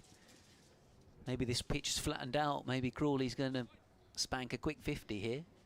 But Dan Worrell is just such a skilled bowler with the Dukes, and sometimes you talk about the amount of swing that bowlers can extract, and actually sometimes all it needs is just a fraction, and if it goes late, that's the key. A little bit of late away swing, little kiss of the outside edge of the bat, and through it went to Folkes. And the Surrey boys behind the stumps knew it straight away. Crawley did just briefly hang around and wait for the umpire to put the finger up, but everyone in the ground knew that that was out, and he trudged off. Bell Drummond in at 3 and facing his first ball. Here comes Worrell in, and this one's nice shape to it, but through to the keeper. A certain Mr. Folkes, and there is no run. Yeah, it's just a little feather, isn't it? Just a little tiny nick, and through to the keeper, and you could see the disappointment on Zach Crawley's body language as he trudged back to the pavilion. And Worrell has this really unusual angled run up. There aren't legendary sort of reasons why that's the case. There's a bit of movement behind the bowler's arm. I'm just watching the replay back of the wicket, and it's probably the sort of ball that gets everyone out. Zach Crawley's walking off thinking, maybe there were some runs out there for me today, but I've got an absolute jaffa first up from Worrell. Worrell in for the Nackington Road, and this one's a full delivery straight at the batter, and there is no run. Bell Drummond in fine form, isn't he? 70 in the first innings. A lot of Kent's hopes pin on him to stick around. Yeah, it was an absolute cracker of a delivery, wasn't it? Line, length, shape, with that new Duke's ball. I think that's, as a batter, that is so frustrating when you're a batter that's looking to get runs on, especially for someone like Zach Crawley, who's been sent back to the county and go and get some runs, Zach. And it just wasn't to be. Worrell in. This one's squared up Bell Drummond a little bit, but there is no run. I think it's a case, though, not just for Zach Crawley, but for a number of England batters around the country. They haven't really piled on the runs in the first 2 or 3 rounds of the Vitality County Championship, so he's not alone in that respect. He's not feeling like it's been a run fest for all the England batters out there. But nonetheless, he'll be feeling a little bit aggrieved, especially fielding for so long. Bell Drummond yet to get off the mark. Here comes Worrell in. Oh, and squares up Bell Drummond again. He was trying to work this into the onside. Just played the shot maybe a little bit too early, and went through to mid-off. Was trying to work it more to the mid-wicket area. Just goes down, does a little bit of gardening down the wicket, composes himself. I think he'll be pretty disappointed as well, Daniel Bell Drummond, the way he got out in the first innings. So we won't want that to happen again. Here comes Worrell again. Defended by Bell Drummond, and there is no run. So state of play, if you're just joining us here on BBC Kent, BBC London, or the BBC Sport app, or online, Surrey earlier on, in fact at tea, declared on 5-4-3 for 7. Kent now 20 for 1 in their second innings. That's still a deficit of 279. And this Duke's ball just shy of 4 overs. Worrell with the last ball of the over. And defended nicely there by Bell Drummond. And indeed it is a maiden over for Dan Worrell, the 33-year-old Aussie. Bowled a really nice over there. A wicket in the previous over before that. So he's bowling beautifully down the slope from the Nackington Road end. And that ends the over. Kent 20 for 1 on this sunny day here in Canterbury. KentCricket@gmail.com is the email address that you can contact us at. I hear you cry. You're all asking for how to get in touch. And many of you can find us on X as well. And many of you have already. And Ben, Kent have just got to be positive, haven't they? But not too brash in the way that they're playing. Yeah, they've got plenty of time that they have to bat to save the game. They need runs as well, of course, as this one's pushed away out towards backward point to get to 300 to make Surrey have to bat again. But it's about time as much as anything. And as a result, losing Zach Crawley so cheaply will be a huge blow when you consider that Ben Compton's going to bat down the order. We don't quite know how far down that is. Finch opening the batting and in with Bell Drummond at the moment, as Kemar Roach bowls, and it's half a tickle. Ben Foakes has dived to his left, spun and thrown the ball down at the stumps and taken the middle stump out. Finch was back, but yeah, so Kent will have Leaning and Denley plus Compton and Everson to come in terms of batting, and then we're into Garrett, who did pretty well as a night watchman in fairness in the first innings. Jazz Singh, who got into double figures, Matt Parkinson and Arafat Bhuyan. Well, effects might have just been battered by a gust of wind as Kemar Roach is in and bowling. Defended away by Harry Finch, so yeah, it's a long tail from a Kent point of view, and I guess it was probably that long tail, or maybe a couple of batters missing out on a few runs, that meant they didn't pick up any batting bonus points, and are now facing this situation where they're well behind in the game. Surrey 4-3 for 7 declared, and having a bowl in this final session of day 3 here at Canterbury. Kemar Roach defended away by Finch. Up towards mid-off. Roach is doing a job here as well from the other end of really keeping the pressure on. It doesn't feel like there's any outlet of pressure at all from either end. Yeah, he's been quite aggressive, hasn't he, in terms of his bowled very full so far, really inviting the ball to swing. It hasn't really for him so far, and the short ball got punished, but he's at least forcing the batter to play, really getting it nice and straight, and drawing Finch onto the front foot rather. I don't want to be described as the chair of the Ben Foakes Appreciation Society here or anything like that, but I think you'd have competition in fairness. Yeah, that's true, but just going off a few balls back, the ball went down leg side, could have easily been a 4 byes. Ben Foakes stopped the 4 and managed to somehow, with one action, throw the ball in and take the middle stump out. Yeah, that was sublime from him as it's tucked away into the onside by Harry Finch. Maiden over from Kemar Roach. Yeah, I wonder if we had an official Ben Foakes Appreciation Society, that would get some serious numbers in terms of membership. Yes. Yeah, definitely. If Surrey are ever short of a few quid, which we know they're not, they could set one up for £1 a sort of a subscription fee, make thousands. That's a fair fee as well. Like it. What would you get for your £1? A signed picture of Ben. Oh, okay. Big grin. with that rugged hair just flowing. Oh, back to the cricket. 3 slips in. They go down, and Worrell continues from the Nackington Road end. I think a lot of people sign up to that. I think you'd even up the cost. We can enter into a prize draw as well, maybe, for some signed gloves. That'll be the top prize. Talking of which, it's going to take me way too long to find it. There was a picture of Ben Foakes on X. I saw I think it was on the official Surrey website. Yeah. Just posing there. I think it was regarding. Was it the new gear? Well, no, his 100 first class match award. By the way, well done you, Ben Foakes. I'll just describe this next ball and tell you what I'm on about in a moment. Worrell in. This one's turned into the onside. And there's a man in the deep at fine leg and at long leg. That's Kemar Roach, and they take a single. And his gloves looked double the size of what I think they should be. But saying that, looking at him right now with his gloves are enormous, but he just looked completely out of proportion. Like they were double the size. It just did look like they were bucket hands to take the ball. But I think that's the modern game nowadays. There must be a maximum sort of size of gloves that you can have. It's an interesting question.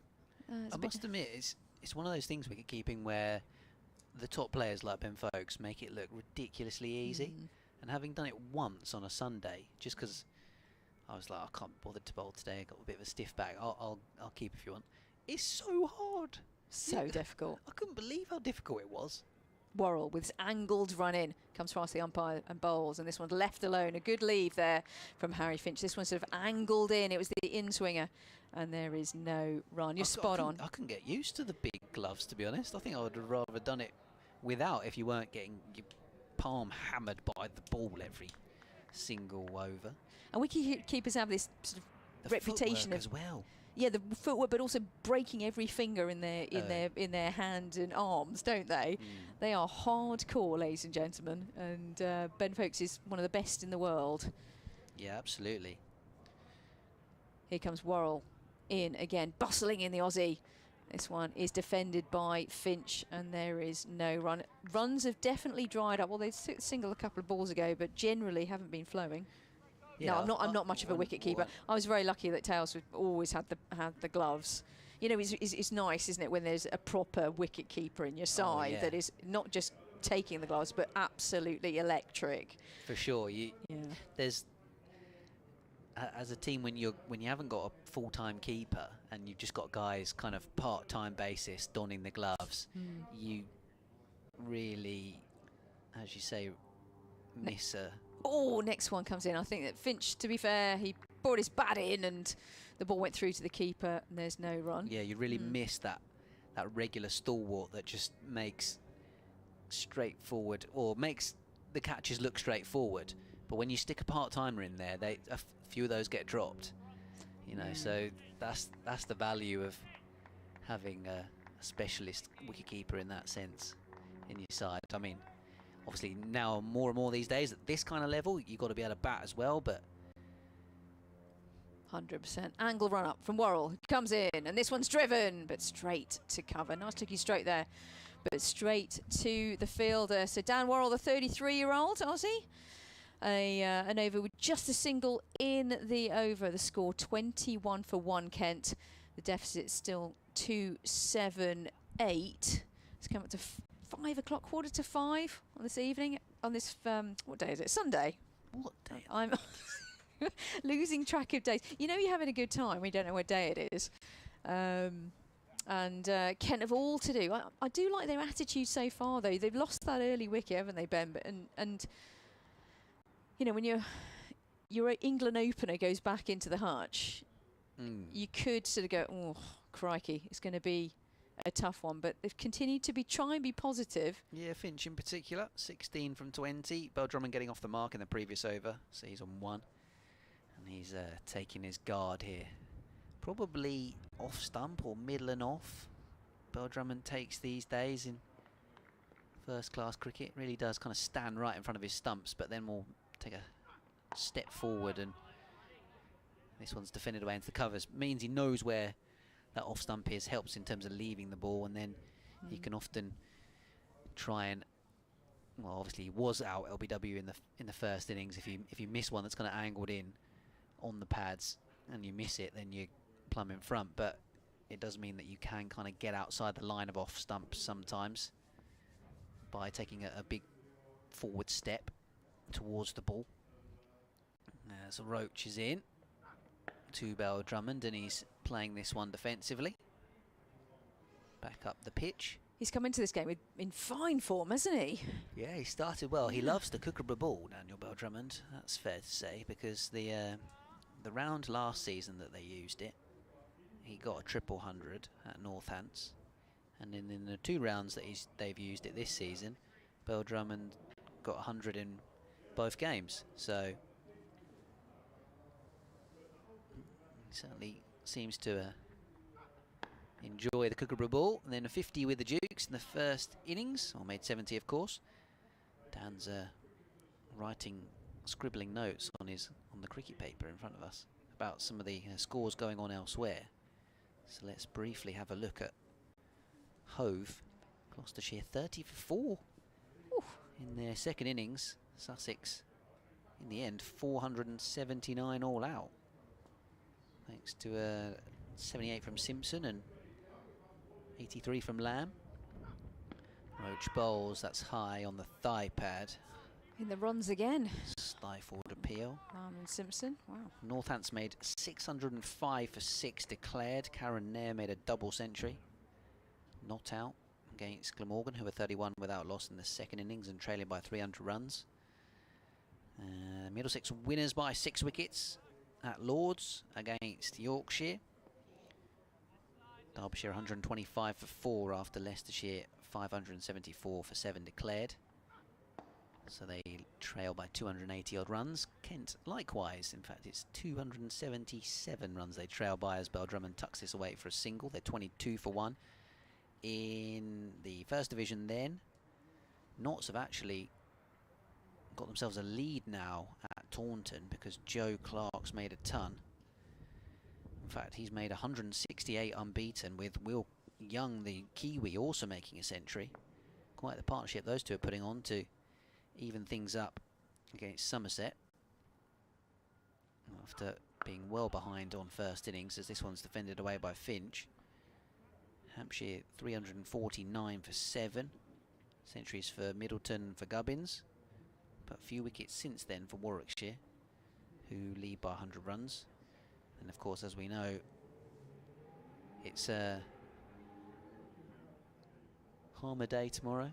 The Essex boys are on the golf course because they've already won in 3 days against Lancashire. It was actually the Seamers that did most of the work.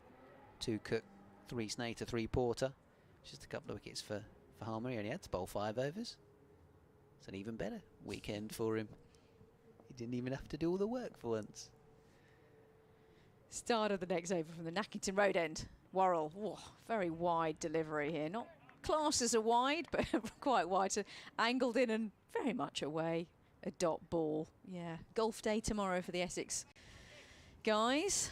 And well done to them. They really did dominate that game from, I don't want to say from start to finish, but they really did the job. When you've gone through all the men's county updates, Ben, I think it's worth mentioning Kent against Middlesex today in the women's county game, but I'll come on to that a bit later. Bit of a change of field. They've taken a slip out. I saw that Kent got 198 first innings, so what are Middlesex on? 78 for 2 from 23 overs. Poised, that game then. That's nicely put. They're going to have to ramp up their runs. Up the run rate a bit. Worrell in. Oh, and a nice leave. This one was more the in swinger, but not in swinger enough to take the bails. But a nice leave from Bell Drummond, who's casually just now gone down the wicket and done a bit of gardening. And there's no run. 22 for 1. Yeah, in terms of the bit of an interesting scorecard. I don't know if you picked this one up, but just down the road, isn't it, in Polo Farm? Oh, is it? In Canterbury. Yes. That's what, less than 2 or 3 miles away from here? Yeah, it's probably. It's really close. I think it must be within that distance. Next delivery. This one's defended by Bell Drummond, and there is no run. Yeah, Megan Sturridge, she got 25 with the bat, and Genevieve Gier got 46. So it was a bit of a collapse, mid sort of table collapse, so to speak, for Kent. But then, I'm sorry, for Middlesex. Let me get this completely right. And then Genevieve Gier. I went to school with the Genevieve. Great name. Got 46. So, look, plenty to play for in that one. Here comes the next delivery, and this is cut into the offside to cover, and there is no run. Yeah, Kent's, I'm getting all confused now. Kent, 198 for all out, and Middlesex are really chasing them down. Yeah, decent Kent team, actually. If people know the likes of Alexa Stonehouse, who've played in the 100. Megan Belt, long-serving player for Kent, as the captain of that team. I think Tilly Courtine-Coleman's just been signed up by the Stars for this season. Sturge is definitely on somebody's academy. Next one, Worrell. And lovely on drive by Bell Drummond. Really nicely timed. First stroke of real intent from a run-making perspective for a little while now off Worrell's bowling. On drive, 4 runs. Nicely played, Bell Drummond. It was very nicely played. Daniel Bell Drummond. Yeah, the ball has come off the bat quite nicely with this new ball, and I guess that's why Kent took so long to, well, they didn't go to the second new ball in the end, did they? They just kept the old one and let Parkinson take his first fifer in a Kent shirt in the first-class cricket. But, yeah, run rate's fine at the moment. 3 and over, 26 for 1. Just the loss of Crawley, the one downside. Next one comes in. Oh, squares up Bell Drummond a little bit. And it goes so fast off the leading edge and through to the boundary rope. It just shows, to your point, Ben, how the new ball, yeah, it doesn't come off the bat pretty quickly and all the way over the rope for 4 runs. I don't think Surrey cared too much. I think it was more of a victory actually for Worrell there. Yeah, as you say, with the deficit being as it is. Oh, I mean, they've got plenty of runs to play with. You might as well be all attacking. Anyway, end of the over. 30 for 1 is the scoreline. Finch on 15 and Bell Drummond on 10. Bell Drummond's batting is something to behold, isn't it? He has this very unique style, which I really love watching, and I'm sure a lot of people do, because it's very explosive in nature when it needs to be, but then in other times it's just a simple game that he plays, and I don't know, I think a lot of young batters out there could take some note from him as well. Maybe he's not in the conventional, cricketing, how you play the game book. Yeah, it's probably not got that kind of textbook style. It's a bit different. It's a bit different. Yeah, like you say, looking at Harry Finch's setup is probably that bit more orthodox. As he feels and gropes for this one outside the off stump, through it goes to the wicketkeeper.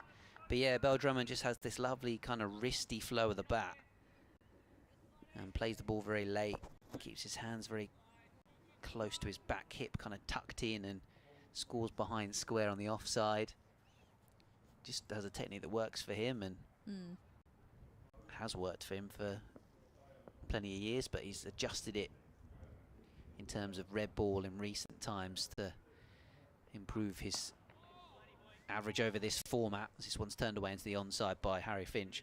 When he first broke on the scene, everyone thought he was going to be an England opener in Test cricket, but and that was off the back of scoring 100 against a pretty darn good Australian touring team here at Canterbury. But he struggled from that point onwards and was only really averaging kind of 20-25 in the championship for a couple of seasons, while he was averaging 40 plus in white ball cricket. So it's taken a little bit of time for him to kind of crack it and get his game right for red ball cricket, as Finch defends just I thought I was going to hit the stumps the bowler's end, but it snuck past. But it won't be a run. It's picked up by Jordan Clark. And he's got the captaincy as well. And do you think that's something that he's really relished? Well, rather than give you my opinion, I'll give you Jack Leaning's, because I spoke to him on day one and he said, yeah, absolutely, that Daniel Bell Drummond has kind of really got this lead from the front mentality. And yeah, he was full of praise for him, Jack Leaning, on day one after he made that 70. Obviously the form he's been in so far this season. This is nicely timed by Finch, and it's beat the fielder actually. That's a little bit of sloppy work from Jordan Clark, and as a result it'll be 4 more runs to Harry Finch, who moves to 20.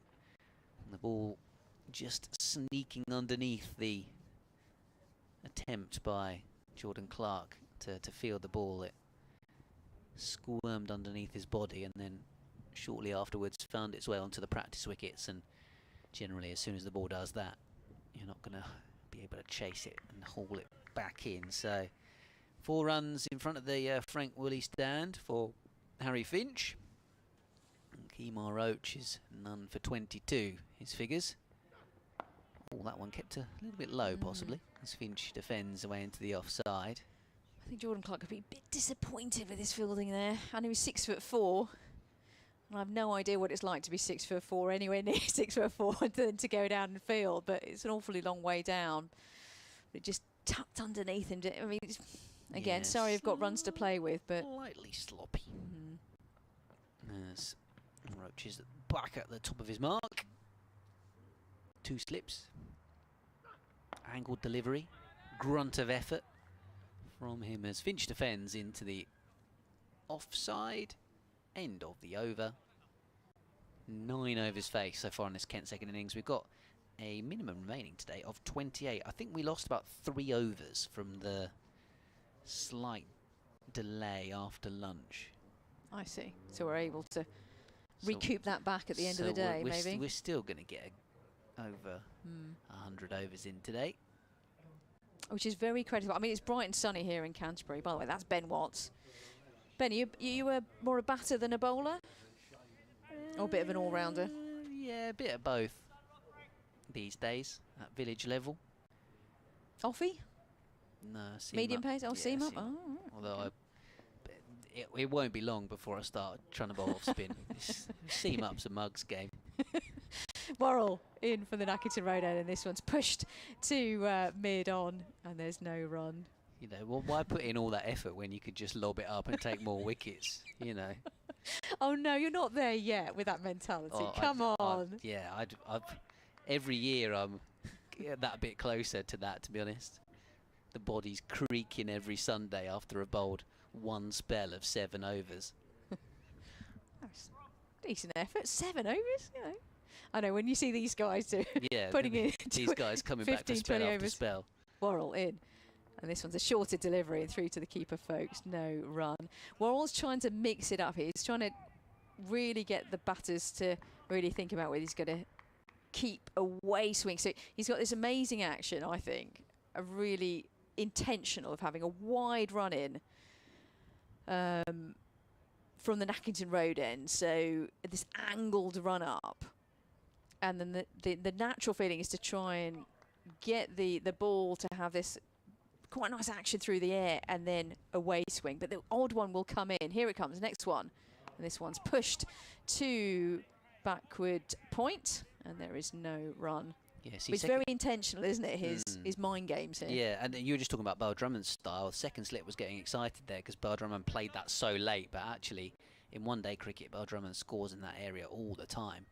Just kind of dabbing it down towards backward point, third man. They've probably done their research. I'm sure they have all the videos of each batter's natural style and where to position the field, of course. They'll have a lot of footage these days. Got Rory Burns at mid-off. The captain, this one's through to the keeper, and there is no run. Yeah, the skipper's still got his hands in his pocket. I think he did throw out that delivery. He was so confident it was a dot ball, I think. Chilly day, we may have mentioned. Yeah, is that Rory Burns at first slip? Can't. Oh, is it? No, I thought he's at mid-off, isn't he? Fitting? Oh, okay, yeah. I was going to say. No, at mid-off. No. I think Sibley's at second slip. Who's at first, Dan? Jamie Smith's at first. I was going to say, Rory Burns' haircut is surely not that short. No. Jamie Smith's at first slip. I missed the rat tail that he has there. Legendary hair. Worrell in. Oh, and this one is a nice fast delivery straight at the batter and push back Beau Drummond, and it trickles back onto the stumps at the non-striker's end, and there is no run. No, definitely Rory Burns with that sort of cool sun hat that only Rory Burns can wear in that special way. The iconic bandana when he was playing for England underneath the helmet when he was batting. Indeed, you've got to keep those that flock of hair back, you know, and don't want it to get in the way at the wrong moment. Right, here comes, well, a maiden over so far. Here it comes, and this one, oh, and he's bowled him! Middle stump goes flying out of the ground, and the skipper, Beau Drummond, he absolutely batters his left pad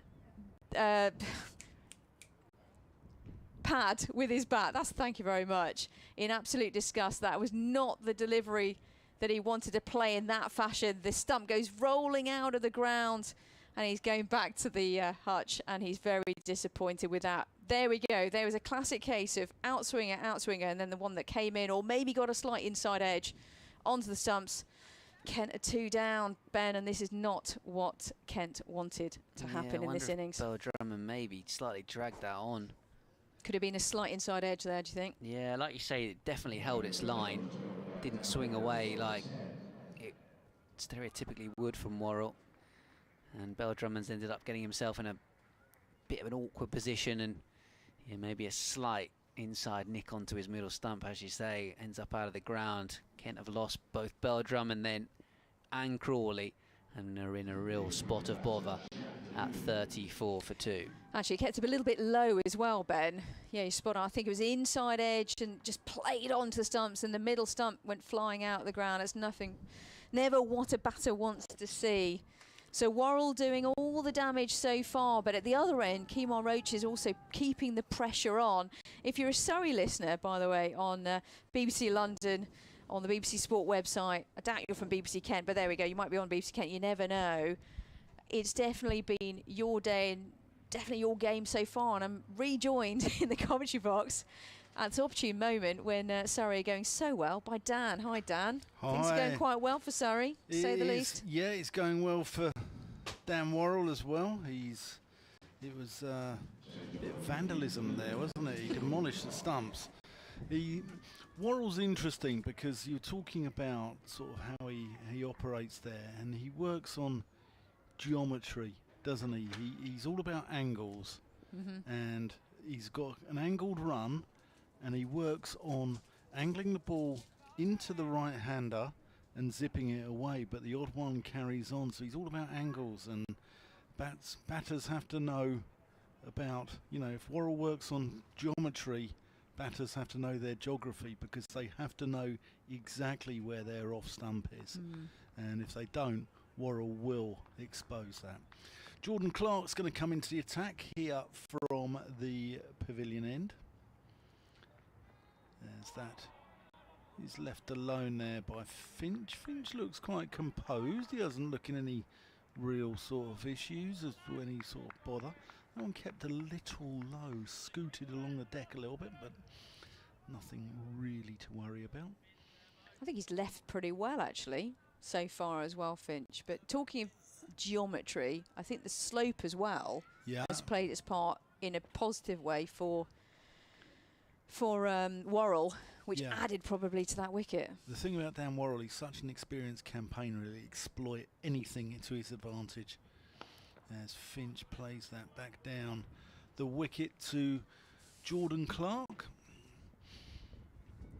Yeah, Daniel Bell-Drummond there. If there were the two Kent batters that Surrey wanted out early on, it would have been Crawley and Bell-Drummond. Yeah, I'm just watching the Bell-Drummond wicket once again. It probably wasn't the best stroke he's ever played. It's a little bit of a chop on, I think, wasn't it? Yeah, it kept a tiny bit low as well. You felt from the body language he kept it, but yeah. I think it was well worked by Worrell, like you said. He's a real thinker, isn't he? And he knows his angles. Yeah, that was just let through to the gloves of Ben Folkes. However, we've seen a number of deliveries keep quite low out here, and when the ball is keeping low, that's always when a batter will play on, and it's no surprise really that it wouldn't surprise me if we see a couple more be dismissed in that fashion. Joe Denley did it in the first innings as well. Here's Clark. Short, pulled shot with aplomb by Harry Finch. And the ball zips over these practice wickets down to our right and goes away for 4 runs. Harry Finch, Eastbourne College lad. Some good cricket played there. Tawanda Moyaye, he's somebody else who went to Eastbourne College.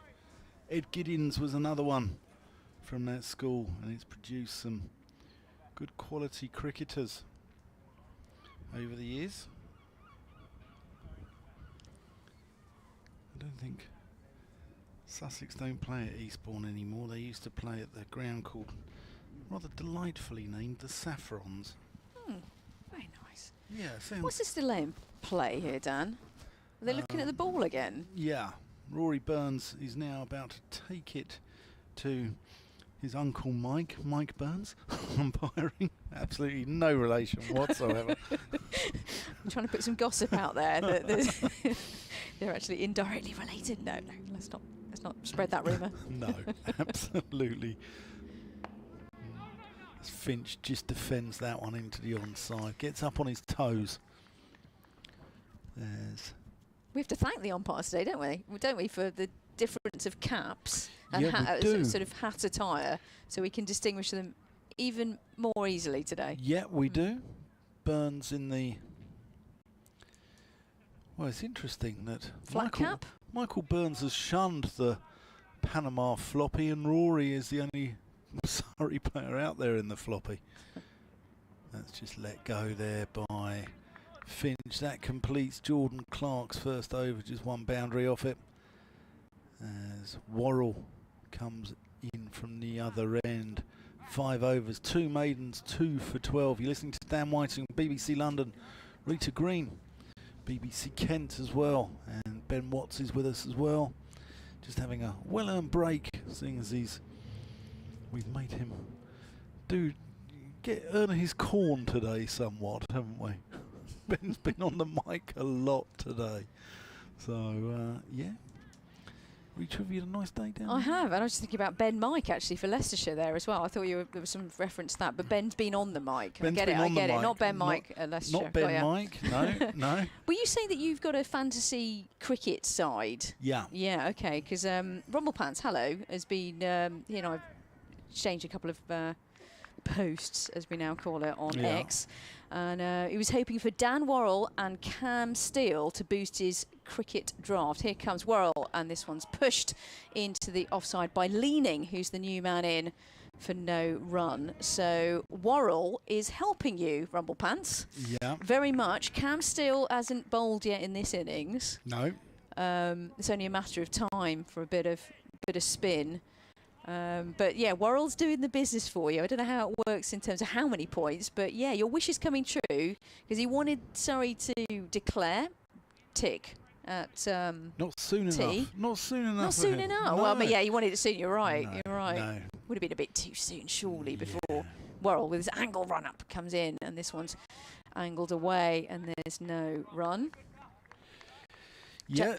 So who's in your team? In my side, I've got David Beddingham, who got 100. He's done well for me. I've got Jake Libby at Worcestershire. He's in my side. I have got in the bowling department. I have got Jamie Porter and Sam Cook at Essex. I've got John Simpson as wicket keeper. I've got Ryan Higgins in there. I've got Ollie Price, who unfortunately got a duck today. Worrell in again, and this one's full of delivery and driven back to the bowler, and there's no run. I'm trying to think who else I've got in there. My phone's in there. I put you on the spot, haven't I? Can you make changes? You can make changes. And when can you make changes? Because isn't there a limit to how many? There is. I mean, you can make changes any time, but you get penalised. Oh, always like that, is it? Yeah. Okay. So I'm trying to think who else I've got in that side. I've got Kyle Abbott. Decent side, I've got to say, Dan. Yeah. Here comes Worrell in. Oh, this one slightly moved away. Not as much as Leaning thought, but safe nonetheless to leave through to the keeper, Mr. Folkes. And there is no run. I'm trying to think who else I've got in there. I must have some youngsters who are slightly cheaper. Yeah, because you can't have superstars throughout. You can't. No, you've got a budget to keep to. Exactly. Ollie Price was quite good value. He's 21, 22 years old at Gloucestershire and scored 400s for them last year. He's got about 1,400 runs in all competitions. Worrell in. This one's angled towards backward point, so they think about a single. In fact, when I say they, Jack Leaning thought about a single, was about a third down the track, but then was sent back by his partner, Finch, and there's no run. From a Somerset perspective, I saw them a couple of weeks ago, Lammonby, and I thought Tom Banton, he made a good start, and actually today, or not today, wasn't today, but in the Somerset Notts game, he put on 83. Worth a shout. Yeah, Lammonby got 100 against Surrey last week, and a few of their youngsters impressed me. In him, Casey Aldridge impressed me. Last ball of the over, an impressive over so far. Straight in and full delivery to Leaning. Jack Leaning, and there is no run. Another maiden over by Dan Worrell. 6 overs, 3 maidens, 2 for 12. Incredibly impressive numbers. I'd take those numbers any day of the week, but I would as well. I think anyone else will as well. I would as well. Right, here's my fantasy side. So I've got David Beddingham, Josh Bohannon, Jake Libby, Ryan Higgins, George Hill, George Balderson. I've got more Georges in the House of Hanover. Ollie Price, John Simpson, Sam Cook, Jamie Porter, Kyle Abbott. And on the subs bench, I've got Matt Coles at Sussex. I've got Ben McKinney at Durham, Henry Crocombe at Sussex, and Gowler. That's got to be close. That he's gone. He's been given. I thought that was a little high, perhaps. I don't know. Let's have a look. I think Jack Leaning is not happy. Oh, no, it's Finch, sorry. Finch is not overly happy about this. Let's have a look here at the replay. Clark comes in. No, it's not. It's hit him on the knee roll. That is an interesting decision. Yeah, that. Has he gone inside edge on that, perhaps? I can see why Harry Finch looked deeply disappointed with that decision. In fact, even as he's still trudging off. Oh, we'll see the replay again in a few moments' time. I think it was either on the knee roll or outside the line. I'm not convinced. I mean, you're an umpire, actually, aren't you? So, you know, what would you be looking at as part of your decision making? I'd look whether he's got outside the line. I'd look at height and whether he's smashed the leather off of it as well into his pad. Let's have a look again. I mean, it is high. He's not the tallest of individuals, but I think it's possibly hit him above the knee pad, the knee roll, sorry. But he doesn't look overly happy about it. I mean, it was a good, strong appeal. But to the naked eye, when I first saw it, I just didn't think it looked out, you know? I didn't think it looked out at all. It was a very convincing appeal. Yeah. And that does add to the drama, doesn't it? But that's not everything. We know there's some great appeals out there that are nowhere near a wicket. Yeah, all those... Yep, that's all that matters. He's back in the hutch, yeah, as they say. Exactly. Did he hit the back foot? I think it hit the back foot as well. So there's a factor in there that not so much distance to go, but yeah. I mean, he hadn't really gone anywhere on the crease. That does come into it. He didn't get sort of striding at all, did he? So that does come into it. He was trapped a little bit, but Jordan Clark, he's a decent cricketer, I think. He's got a little bit more nip than he actually looks. You think he's quite sort of, you know, loopy, pedestrian, but he's a little bit quicker than that. Anyway, he's picking the bowl. Joel Denley, and that's close as well. Big appeal for LBW, first ball. Kent rocking here. Oh, they're really on the ropes, aren't they, Kent? Absolutely a case of every ball is now... Every ball is now, you know, a potential wicket from a Surrey perspective. And Joe Denley, with so much experience, that seemed like it was outside the line, personally. I think he's just got his pad outside the line as he gets a full bat on that one. But Jordan Clark making things happen here, creating theatre here at the Spitfire St Lawrence Ground at Canterbury. Kent 38 for 3. Just what Surrey wanted. Yeah, after that positive start, after the initial wicket of England man Zach Crawley, it's been all Surrey so far. Really put the pressure on, dried up the runs, and the wickets have been tumbling. That's just worked off the pads there. Down to long leg for a single. Denley gets off the mark. Leaning still yet to score. Two brand new men at the wicket, and whenever that happens, you just got to build again. You've got two very experienced guys at the wicket. You know, from a Kent perspective, that's great to see. But who's next? So you've got Garrett, you've got Everson, you've got Parkinson, Singh, and Behan as well. If not much batting to come. So a lot on their shoulders, these two. Yeah, I thought though, I mean, you look at the Kent batters, a lot of them taken off stump guard as that's defended. Back down the crease and hits the stumps at the other end. A lot of them taken off stump guard, which means that they can generally get their pad outside the line. Yeah, if they're playing forward, they're generally getting their pad outside the line. I think Finch has probably been a little bit unlucky there, perhaps. But, you know, the umpire's decision is final. Another key point here, Ben Compton still hasn't come out. No, he hasn't. Bit of a worry, to say the least. Probably wanting to rest his neck overnight, and yeah. Clark in full, and that's driven pleasantly out to Kemar Roach at mid-on for a single. That completes the over. Kent 40 for 3. Clark 1 for 6 off 2. Is there going to be another change of bowl? Yes, there indeed there is. So Clark is on at the pavilion end. And we've got Tom Laws, who got that really crucial wicket of Bell Drummond in the first innings. So he's a man to do the job. I thought that was a real critical point. I was watching from afar on day one. I really shouldn't have been watching from afar, if you know what I mean. But we all do it, don't you, ladies and gentlemen? All listening in from afar. And it was great to hear you guys on commentary. But the young man, Tom Laws, just 21 years old, born on Christmas Day. I'm not sure I'd like to be born on Christmas Day. No, I want to spread his birthday with Sir Alistair Cook and Marcus Trescothick. Good knowledge. Wow, Marcus Trescothick as well. And Noel Edmonds, I believe, as well, which is why he's called Noel. I guess that makes it.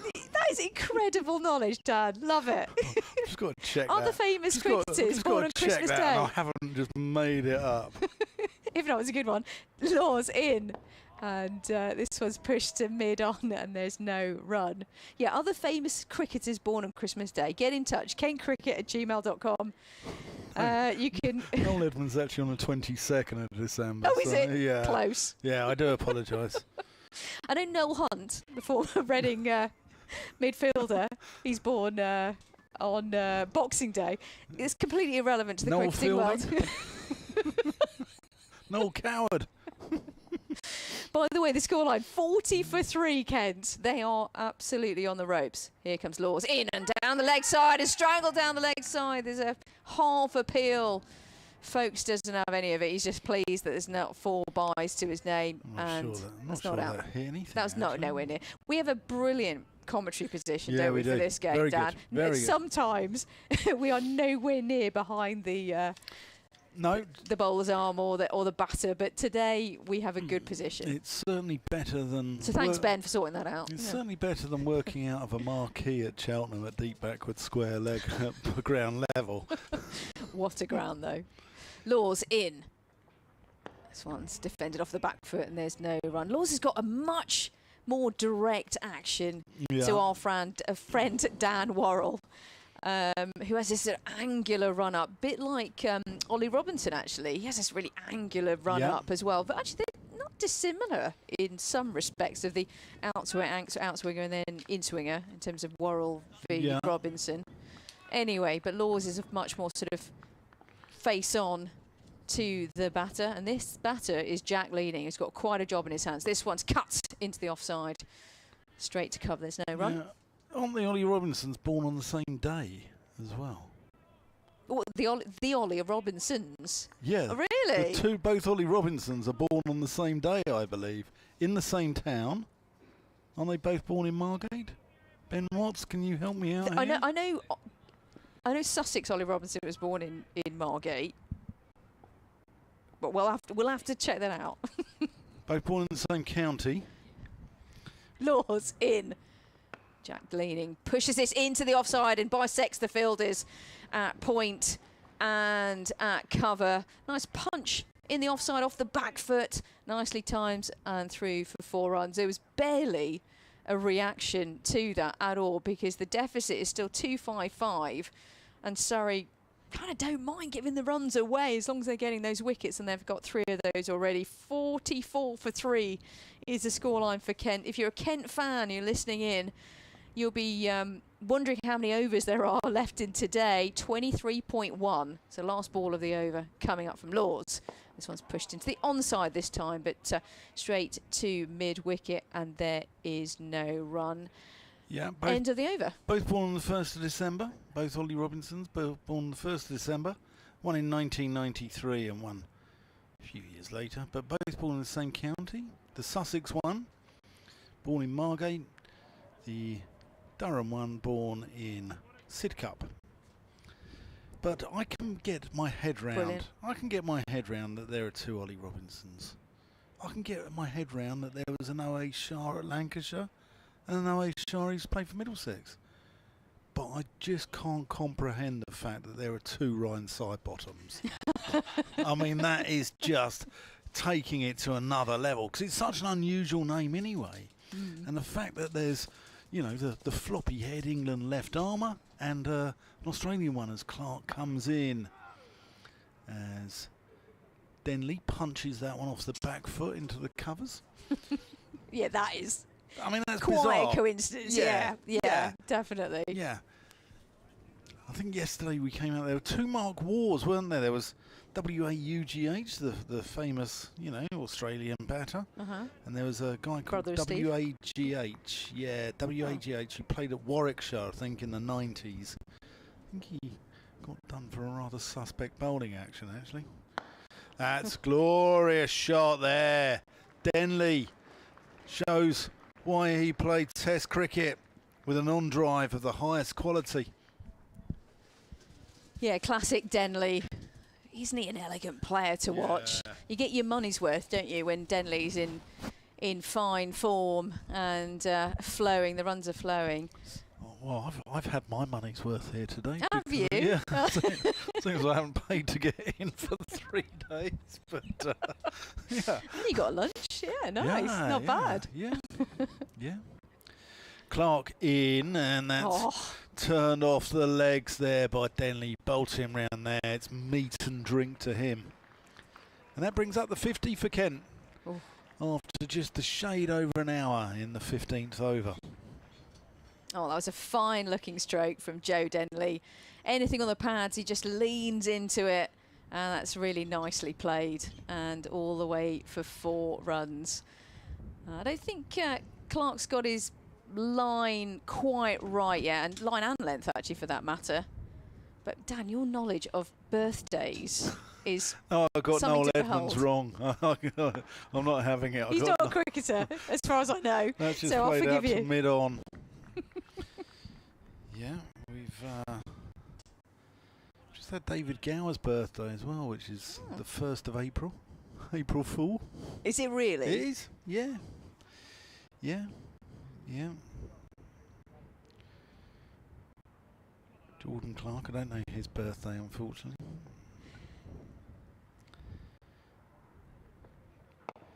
As that's played into the offside. It was the birthday the other day of a gentleman, which we're not going to name on air, but one of our correspondents, Mr. Rumblepants, was trying to make us say his name. But you're going to have to write it down for me. We're not that gullible.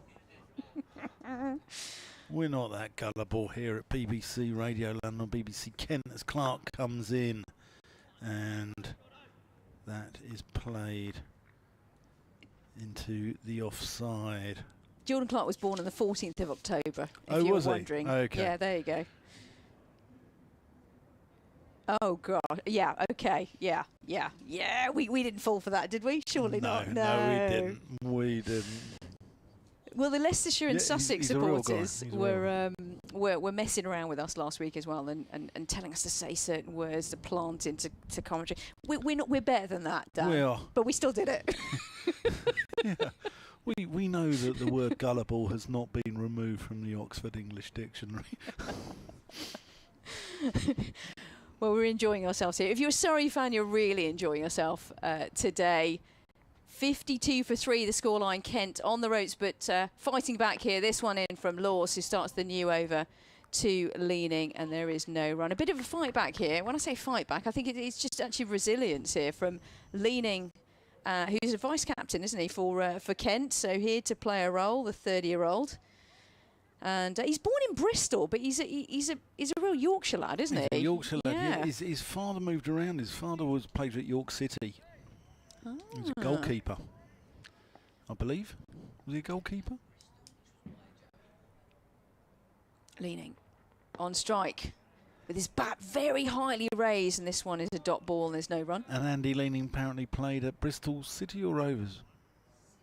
City. He was Robin. Hence his son was born in the city, so to speak. Right, Yeah. that makes sense. It's a bit like Erling Haaland, isn't he? That's why he's born in Leeds. How is he didn't play for England, that guy? We don't need him, do we? Actually, I'm not sure that's always the case, but no, we don't. We'll leave that one, Rita. Leaning, yes, this very unusual style back to the cricket. Defended and there's no run. How did I get Erling Haaland? And who else have we got into commentary today? Oh, yeah, Noel Edmonds. Noel Edmonds, yeah. Yeah. Do you know that Noel Edmonds went to Brentwood School, which has produced Frank Lampard? Huh. And has also produced Rishi Patel, who's doing the business at Leicestershire. Yes, yes, really? yes.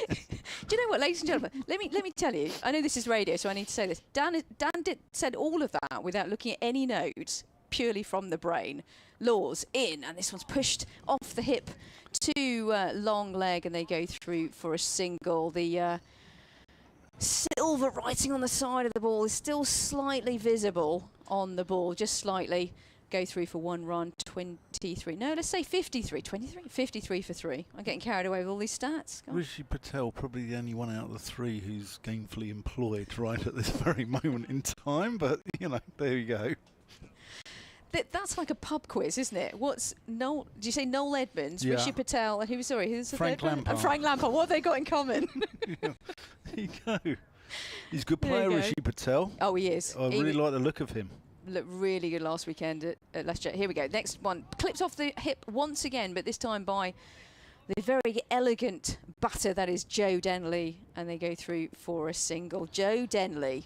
How many tests did he do? 15 tests. Yeah. 827 runs. Yep. Really elegant batter. I think that the stat of the lot there is that he's 38 years old. So his fitness levels and his quality of his cricket is still very much up there, and here to do a big job today and tomorrow, I'm sure, for Kent if he can stick around. Laws in. Oh, and this one came up really nice and big on the batter. Do you see that? It just came up at him a little bit more and surprised the batter, Denley. No run. He played it well, actually. He took one hand off the bat and rode the bounce a little bit. But there is a rather tenuous link between these two batters out here as well. You bet, right, okay, go for it, and then I'm going to wander off, and Ben Watts can get all of this amazing information. The fact they've got family relations who are both in the backroom teams in football. So Joe Denley's brother has managed a number of Kent sides in recent years. I think he's managed Hythetown, and I think he's managed Dover, has he? Joe Denley's brother. Hythetown, yes. Nice Dover, I think he's been in the backroom team at Dover, possibly. And Jack Leaning's father, Andy, was a player and coach at York City, so they've both been in management positions in football. Maybe they'll be having a chat about that as Jordan Clark comes in and bowls to Denley, and that's a pleasant shot. He's got the man back there now, Surrey, so that's...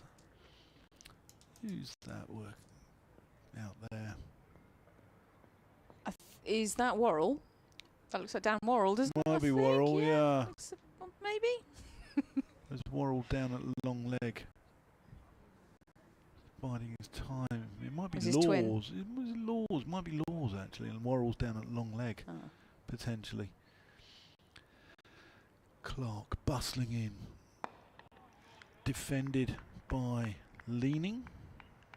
But the Denley family and Joe Denley is, Kent through and through. I think Joe Denley was born just up the road, wasn't he, at the hospital in Canterbury, or at least he's definitely born in Canterbury. Yeah. And a friend of mine actually played with his father, Nick Denley, who was a good cricketer, for HMRC, I think, or Customers and Excise, I think, one of the two. As that's just defended into the onside. And of course his nephew is part of the Kent lineup now, isn't it? I think that's a lovely story in itself, isn't it? When your nephew is infinitely younger, but also in the same squad. That's pretty cool. Made his debut though, Jaden Denley, back in 2022 in, was it the One Day Cup, possibly, at Surrey, and bowled somebody playing in this game, third ball of that game. Bowled Cameron Steele when he was 16 years old. That's just strayed onto the pads, and Leaning works him down to long leg. No, that's Laws down at long leg there, or fine leg, and you're right, it is Worrell at back at deep square. Oh, is it? Okay. Yeah. My optician did a good job on my eyes. Just to mention, just between the balls, Clark has just been feeling. I think it's his right leg. It might be sort of his upper leg area a little bit. Okay. Just keep an eye on that, I'm sure. That's well bowled. That's well nice. played, actually. Kemar Roach is in pursuit, and he's belying his years as he chases after that one and keeps them down to 2 to Denley. Nice shot there, just leans on that and works it into the onside. So Ben Watts is going to come and join us. Going to replace Rita Green in the commentary box. The skipper's taken Rita off and asked Ben Watts to do the job of uphill into the wind for the final session, as Denley defends that one into the onside. 58 for 3. Kent. Denley's on 13, Leaning on 7. Clark 1 for 18 off 4, and Tom Laws at the other end, none for 6 off 2. Hello Ben, how are you? Yeah, I'm good. I've been watching the game, obviously, but also keeping an eye on Coventry City's comeback in the FA Cup semi-final from 3-0 down to 3-0 in extra time. Oh my word! Been quite the season in the FA Cup. Had a number of Kent teams that had their moment in the spotlight, and it was Coventry who ended Maidstone's run. And they've got a few Kent lads in their team as well, actually. As this one's turned away into the onside by Jack Leaning for a single. Guess who's just had Manchester United in an accumulator? You don't want to be doing that. Not Yes. Yes. 59 for 3. So Joe Denley's on 13. Run a ball at the minute. Jack Leaning on 8. Yeah. Yeah, the Harry Finch dismissal, as Tom Laws is continuing. I know you guys were discussing it. I'm loath to say I thought it was out, but I thought it would look pretty close, actually. And I'm normally the first one to complain when there's a dodgy LBW decision against a Kent batter, so I could see why it was given. I think your point as well about Harry Finch being shorter of stature, the fact that it hit him on the knee roll, he's not like a Zach Crawley, for example. Maybe just nip back a bit, just got a bit stuck on the crease, turned away into the onside. Unless he hit it, then I don't think he can really have any genuine kind of complaints. As Denley comes back for 2, that one just clipped through mid-wicket. Well, Will Jefferson, do you remember him at Leicestershire? He was about 6'10", wasn't he? Isn't there a guy in Pakistan who's 7'1"? Is it Irfan? Is that the left-arm seamer? Is it Irfan Pathan? Is he called? I think. I thought it was it Tanvir? I can't remember. The left-arm seamer. But yeah, Will Jefferson was even funnier because he used to bat at Leicestershire with James Taylor, who was tiny in comparison. This one's turned away to mid-wicket. It's like a dad taking his son to a game of dads and lads cricket. Got the enormous Will Jefferson, and then Mohammed Irfan, that's his name. Okay, there you go. Yeah. James Titch Taylor, as he was called. Yeah, we've enjoyed your emails as well. Thank you for getting involved today. Had some good emails coming, haven't we? Here comes Laws.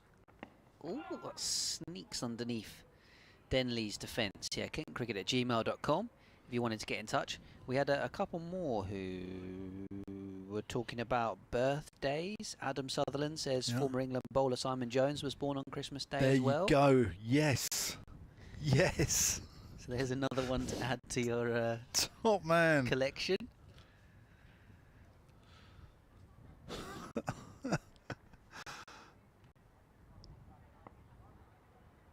Here comes Laws.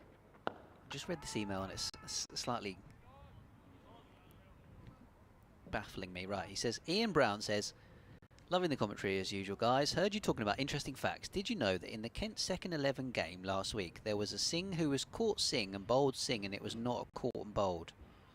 There was a Singh who was caught Singh and bowled Singh. Oh, okay, so they're 3 different people. Yeah, so Jazz Singh would have been one of them. Who did Kent 2s play last week? Yeah, okay, so they played, was it the Essex game or the Notts game? So in Kent 2's last week, there was Jazz Singh and Ekansh Singh, who is an opening bat. Yeah, got 100 against Essex the same week that Jaden Denley did. Anurag Singh as well. So is there a Notts player, a Nottinghamshire second team player called Singh? Must be. I think that's who they were playing last week. Anurag Singh. A-N-U-R-A-G, I think.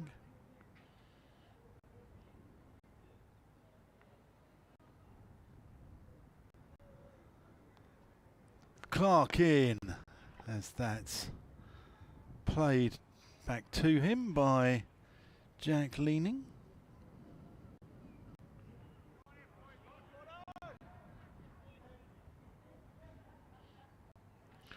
Oh, I don't think that's him, the wholesale drug dealer who's been jailed for a police raid in Nottingham. We'd hope not.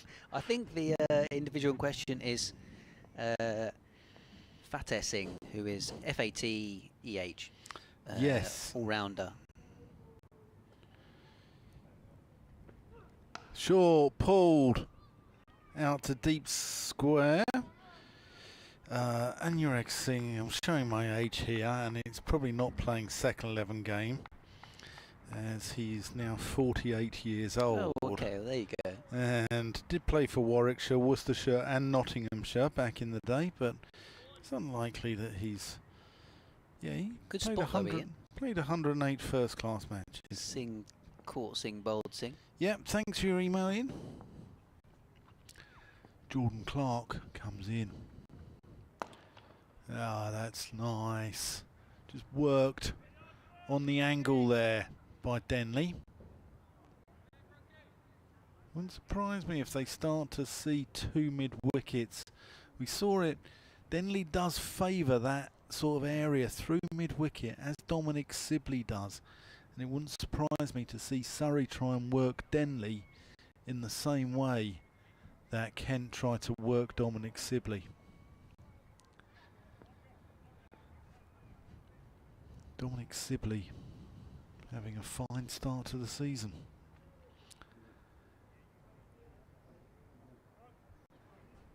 Do wonder. There we go. Short mid-wicket comes in.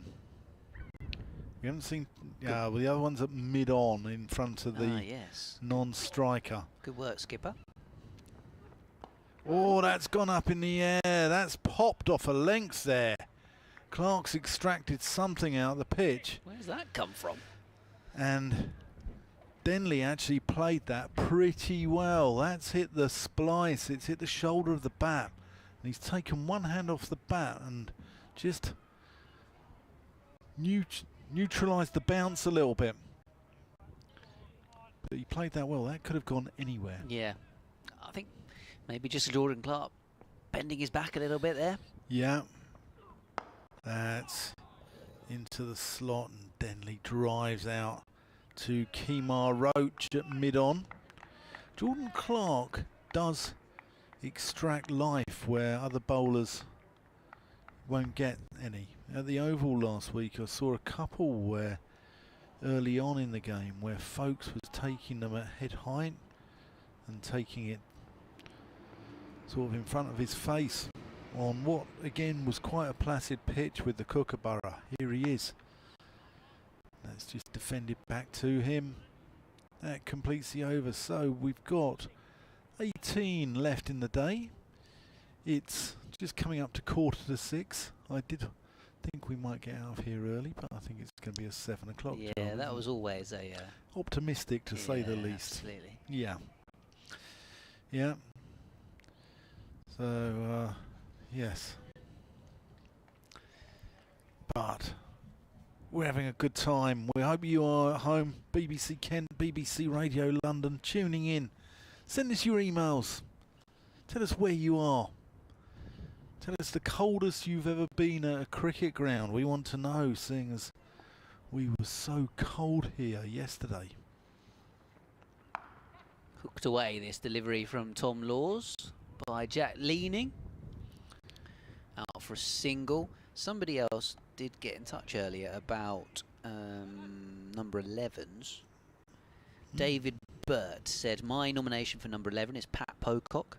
Oh yeah, Surrey.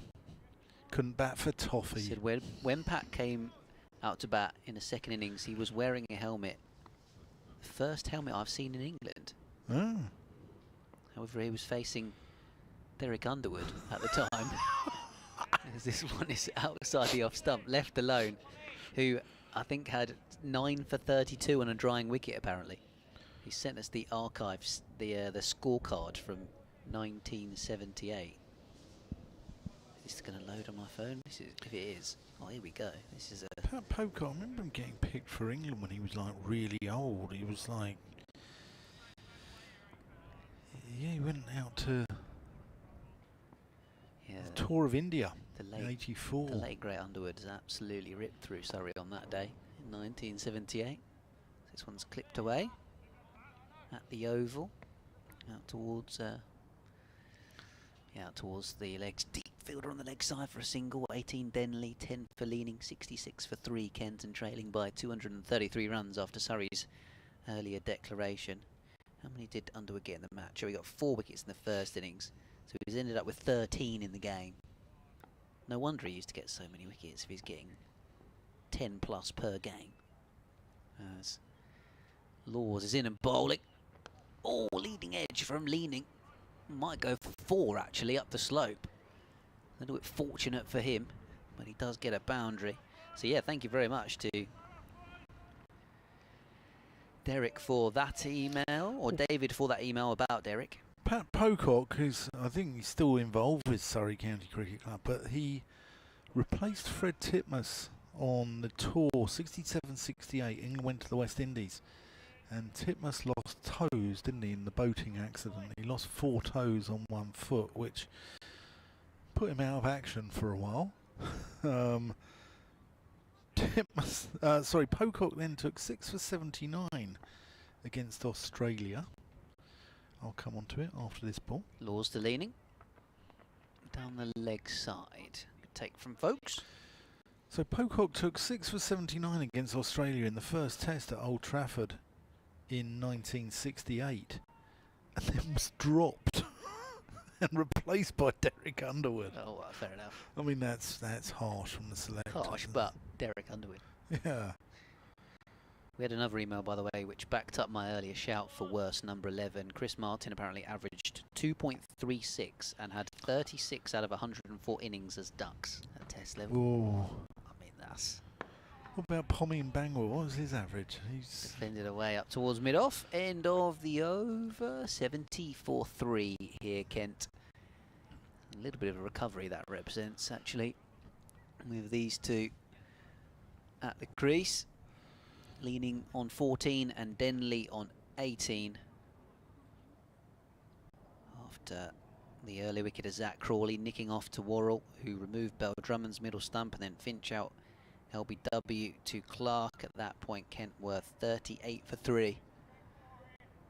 These two digging in a little bit at the moment to delay what perhaps looks like the inevitable, overwhelming favourites to win this game. Pommy and Bangor averaged 2.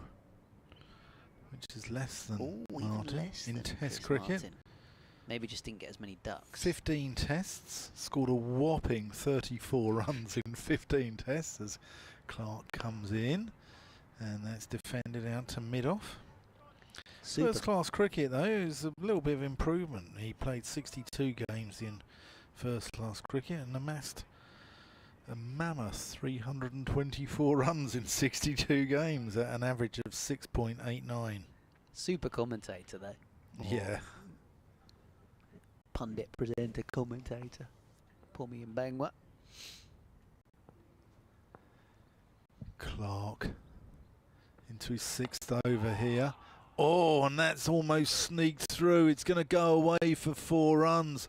But Clark, hands on his head, knows how close that was. And it goes down to fine leg off a thick inside edge. About time Ken had some luck today. Denley playing the Surrey Cup. Yeah. Yeah. These two will make Surrey work. There's still, 16.4 overs left in the day. Surrey can't switch off here because it's one of those wickets, as we saw with Surrey, when batters get in, it's one of those wickets. Once you get used to the pace of the wicket and the ball keeping a little bit low, I think it's reasonably comfortable to bat on. Yeah, I think you're right. There's been signs that there's runs out there for batters. Crawley hit his first ball for 4, Finch did likewise and got some early boundaries. Yeah. Rory Burns just taking the ball to Uncle Michael there, Uncle Michael Burns. Not having any of it. I don't think. Michael's just having a conversation with him. The only uncle out there on the pitch that we can call uncle is Uncle Joe. Joe. Yeah. Very true. Very true. Nephew Jaden's been doing some 12th man duties today. Yeah. Well, Michael Burns has told Rory Burns, you might have the same surname as me, but you got to carry on with this ball. And chucked it back at him. So Jordan Clark. They're just getting sowing a seed of doubt in case they can't take any more wickets with it. Yeah. That's played back to Clark, who traps it. Shows a very nice first touch. Maybe he might get in the Carlisle United side. Yeah, they've gone down, haven't they? They've gone down. They've had a season of struggle. Just haven't sacked their manager though. Paul Simpson still in charge there. Club legend. Yeah.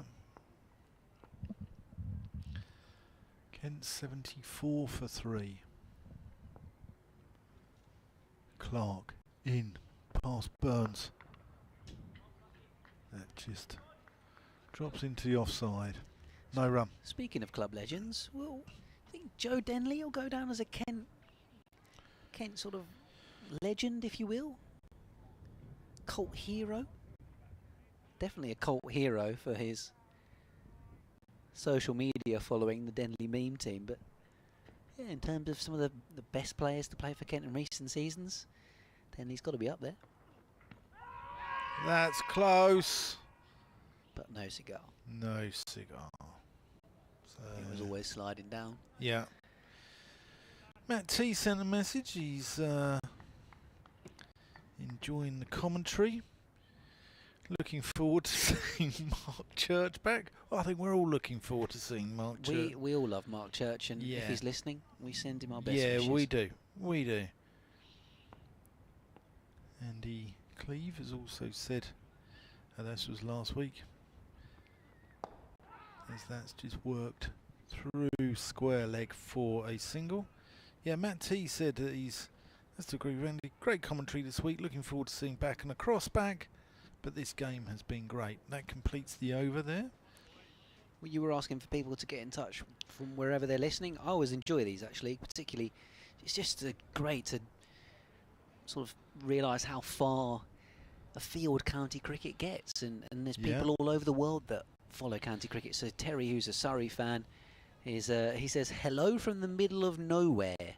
Oh. So he says he lives outside a small town called Springport, Indiana, in the US of A, population of 250 people. Oh, so he's listening into the commentary while walking his dog through the countryside. Great to hear the commentary, even as a fan. What does the countryside look like in the middle of nowhere in Indiana? Rock and roll. Just trying to picture it. Rock and roll. Oh, sounds delightfully peaceful, I must say. Yeah. Yeah. Tom Laws from the Nackington Road end, getting a 75 for 3. Oh, that's a shout for LBW. That was a closer one. Maybe there was an inside edge because there was a ooh and an ah. And yeah, all the Surrey players decided as one that it wasn't out. Yeah, it definitely looked closer than the appeal in the previous over, didn't it? Yeah, certainly did. It's hard to tell though when the batter's got his back to you, like he's got, our position here. Yeah, true. We're behind the batter. It's easier to tell when you've got a face on. There's lots of accusations flying around on Twitter about people cursing one another's fantasy teams. This one's defended away. That's played out into the offside. I saw Matt Daubney was not very happy that WG Rumblepants' fantasy skipper dismissed his fantasy skipper. Meanwhile, in the real world here, Kent are 75 for 3. See, I don't actually have... I'm a big player of fantasy sports, but weirdly haven't actually got a cricket one. Mainly because I spend the rest of my year doing fantasy basketball and fantasy football. And fantasy basketball? Yeah, it's a bit of a niche one. But I feel like I needed a break over the summer. This one's driven away up to mid-on. Fantasy... I mean, I probably couldn't name last British basketball player. Oh, it's the NBA. It's the NBA. But I mean, I was thinking sort of like, what used to be on television back in the 80s with like Alton Bird and people like that. So yeah, an old housemate of mine was a basketball player, so kind of got into it through him. But actually, it's quite a good one if you're being kept awake in the middle of the night by a toddler. So this one's clipped away into the onside for a single. So let me get this right, Ben. Yeah. Yeah. Most parents will be singing a lullaby to their child, right? Maybe making them some soothing milk, maybe even playing some, sort of like whale music to try and send them off to sleep, perhaps. Taking your boy, your son. Checking the latest NBA scores on the fantasy app, yeah. Here comes Laws as a very straight, short mid-on. Yeah. Who's almost stopping Denley from running back for 2 here. Hope Laws is all right there. He just slipped in his follow-through. He seems to be okay, but it looked like a nasty tumble there. 2 more to Leaning. He's on 16, 24 for Denley. Just fell over in his follow-through slightly, and just hope he's okay. He is okay. He's back to his mark.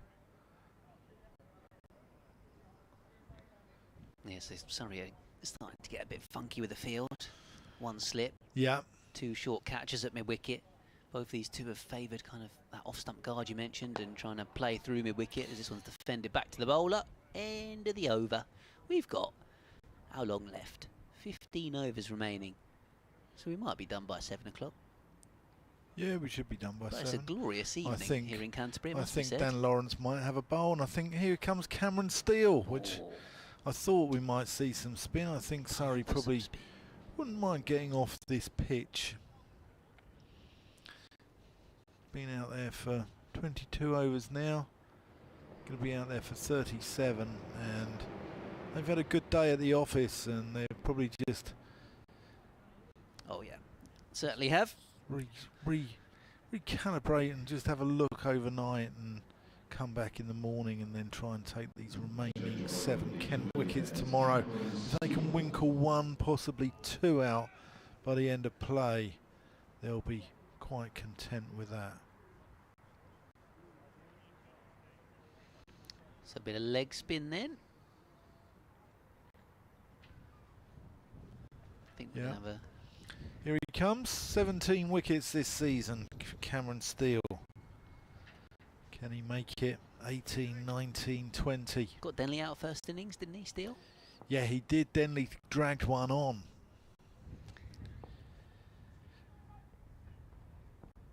That's short and wide, and Denley smashed it straight at the fielder out there. Yeah, do you know what? I missed out there probably. I didn't see it because I wasn't here yesterday.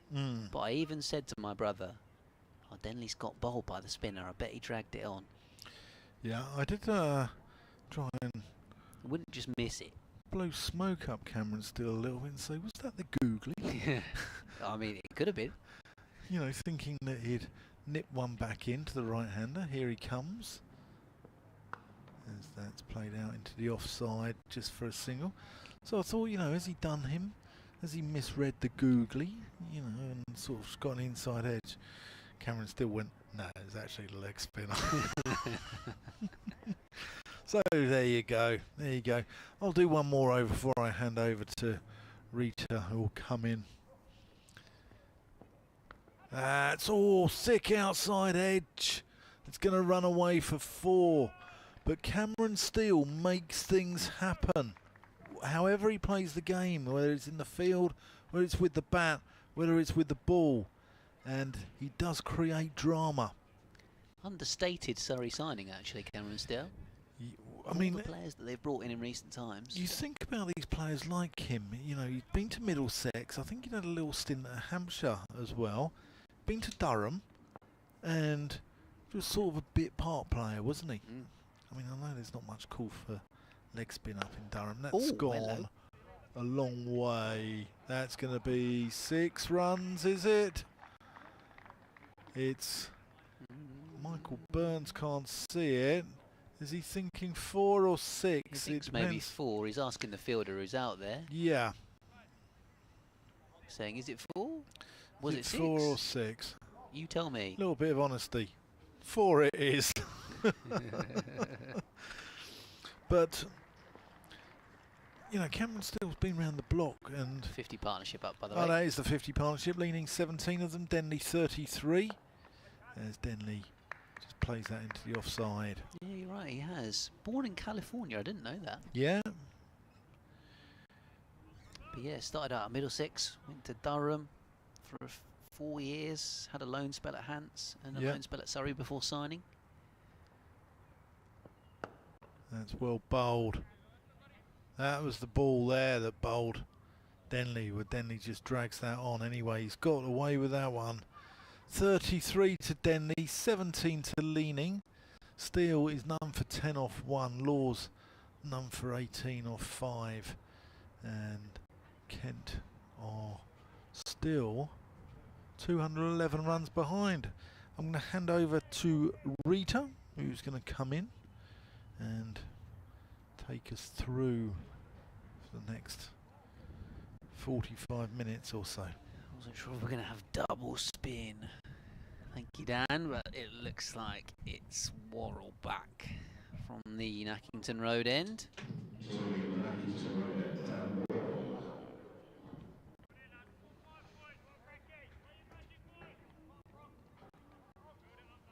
So 88 for 3, 211 the deficit, and 14 overs remaining in the day.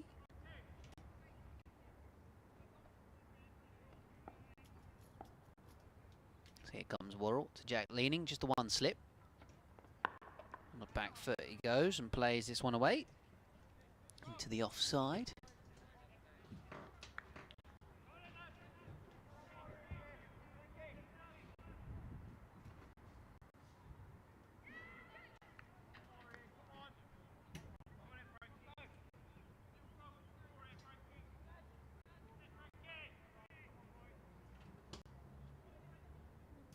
Sorry, fielders trying to encourage one another, that last bit of energy late on in the day. Here comes Frankie, as they were calling him. Worrell defended away. Or Dan the man, as other Dans are normally mentioned, but there we go.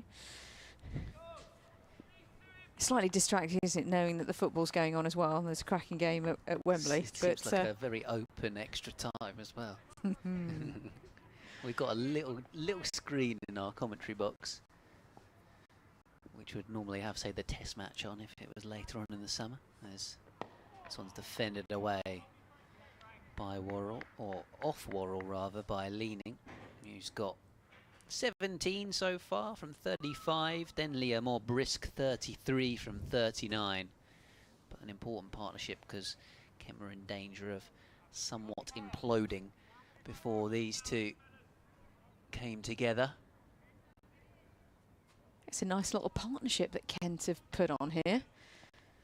And this is probably why Worrell's come on, isn't he? Yeah, absolutely. For the goal to get a wicket. Here he is. Oh, that one was the other one. That was the One that went back down the slope rather than the traditional away swinger. Forced leading to play. What was the Palace score in the end? Was it 5-2? 5. Whoa! What a... Coventry might have just hit the bar. So yeah, it's all going on today. It's all going on. It's that time of the year, isn't it? Exciting footy, rugby and cricket. Yeah, exactly. That time of the year. That time of the weekend. Crikey, how's that not gone in? Here comes Worrell in and bowling. Match of the day could be fun tonight. Book me in for that on BBC One at 10:30. I'm assuming. I was going to say that is brilliant knowledge of your BBC TV scheduling, but it's probably about right around 10:30, isn't it? It generally is around 10:30. Yeah. I think I might be tuning in this week.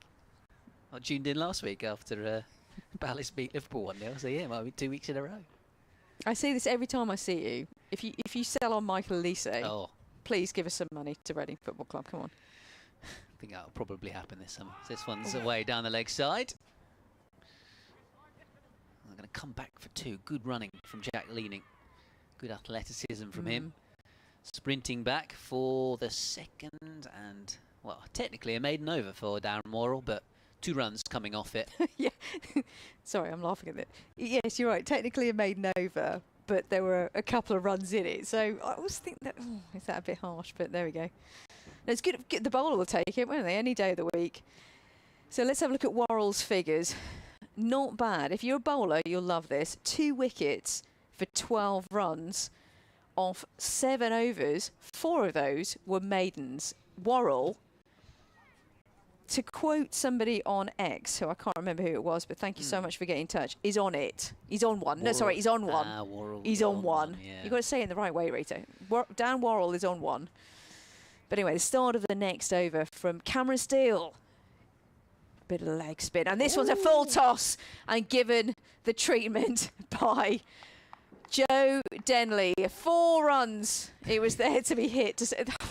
I was going to say loosener, but it's not his first over. It slipped out, though, that one, didn't it? That was a big full toss. That was a horrible delivery. But thankfully, from a Surrey perspective, they got plenty of runs to play with. The deficit 205 for Kent. And I mean, from a Kent point of view, thankfully Denley didn't punt it down the throat of a fielder in the deep. That's what happens at village level. Here comes the next one. This one's a better delivery and punched down the ground to long off, and there is no run. This is what I was saying there to is you one earlier. Run, sorry. This is what I was saying to you earlier about bowling off spin and just, you just chuck in a few full tosses and they get caught on the rope on a Saturday on the village green. Whereas you run in and bowl seam up and they play inside everything and don't nick it, and when they do, it flies through the vacant area or whatever. Yeah, the good balls. Flashes through gully that you don't have. Here comes Cameron Steele. Another full toss. And punched on the back foot by Jack Leaning down to sort of a deep cover region, and they go through for a single. Spot on. I mean, as a bowling combination, sometimes when you're hitting line and length, and not getting anything, you're going past the outside edge and blah, blah, blah a million times. And then the other end, they're bowling all sorts of rubbish and get a wicket. A long hop, they get caught. Yeah. Another full toss. Cameron Steele, for all his wickets so far this season, his this over and I think the last over as well I witnessed wasn't one of his greatest, but nonetheless that was a dot ball, would you believe? Well, Denley just patted it to mid-wicket. He would refused to try and take it on and get caught. Steele again. This one's a better delivery, and it's caught at mid-wicket. And they've got the big wicket of Joe Denley. Would you believe it? It was there to be hit, and it just came to the mid-wicket fielder slightly, and at ankle height, I'd say. Difficult to take, but take he did. And he's back in the hutch. And Cameron Steele has not been bowling brilliantly this over at all, has he, Ben? But he's got the big one. And this is Joe Denley, who's played pretty well. 38 from 42 deliveries. But he has to go back. It was a full toss. It needed to be hit straight to mid-wicket and out. Joe Denley out for 38. Yeah, I think to say Cam Steele hasn't been bowling great in this over would be underplaying it. He's bowled absolute dross this over. And the previous ball, there was a full toss that Denley has opted against bumping it out the ground or attempting to. And then that one was full-ish again, but it did draw Denley forward, and actually it was, you know, by far and away the best ball in the over. Just drew Denley forward, forced him into a stroke, but this time he's flicked it mid-wicket into the onside, uppishly, and it's been really well caught. An error from Denley. Yeah, maybe I was on his way, unfortunately. Maybe I was being a bit too polite to Cameron about Cameron Steele. And if ever there was a man that you wanted to come out, actually, in this stage, as a night watchman, as kind of like a night watchman, but also just in the phase of the game, though, Ben, is that man Ben Compton, who had a neck strain or neck injury and therefore didn't open the batting. And I saw him warming up, which feels like days ago actually, but it was about, I don't know, 9 o'clock this morning, and he defended about 20 deliveries that I saw anyway. So we all know Ben Compton, the way he plays, and he's there to do a job, and I mean, a lot of rest on his shoulders right now. I hope his neck's okay. But Joe Denley is back. Always very entertaining to watch. That would be very disappointing in his eyes. And Cameron Steele somehow, Ben, has got a wicket. Oh, would you believe it? That's what I said. It's well, actually, yeah. I was saying that the bad. You called it. I was saying bad stuff gets wickets, but actually that was the better ball. He's lulled him into a full sense of security with all the full tosses. But it was there to be played, to be fair. You know, Denley's so good off the pads, usually. He just didn't time it right, and maybe it stood up a bit. Here's Cameron Steele to Ben Compton, who, guess what? Forward defensive stroke, and there is no run. So Compton and Leaning, a lot rest on their shoulders for Kent. Any form of points actually just feel like a long way away, don't they, Ben? I'm trying to get any positives out of the game from a Kent perspective, but it's looking pretty dire. End of the over, 96 for 4. Yeah, unfortunately, I think those 2 points that Kent picked up in terms of the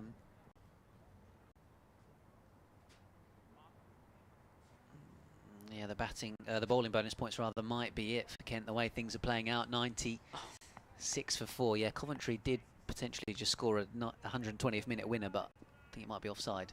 So we'll go into penalties. The magic of the FA Cup.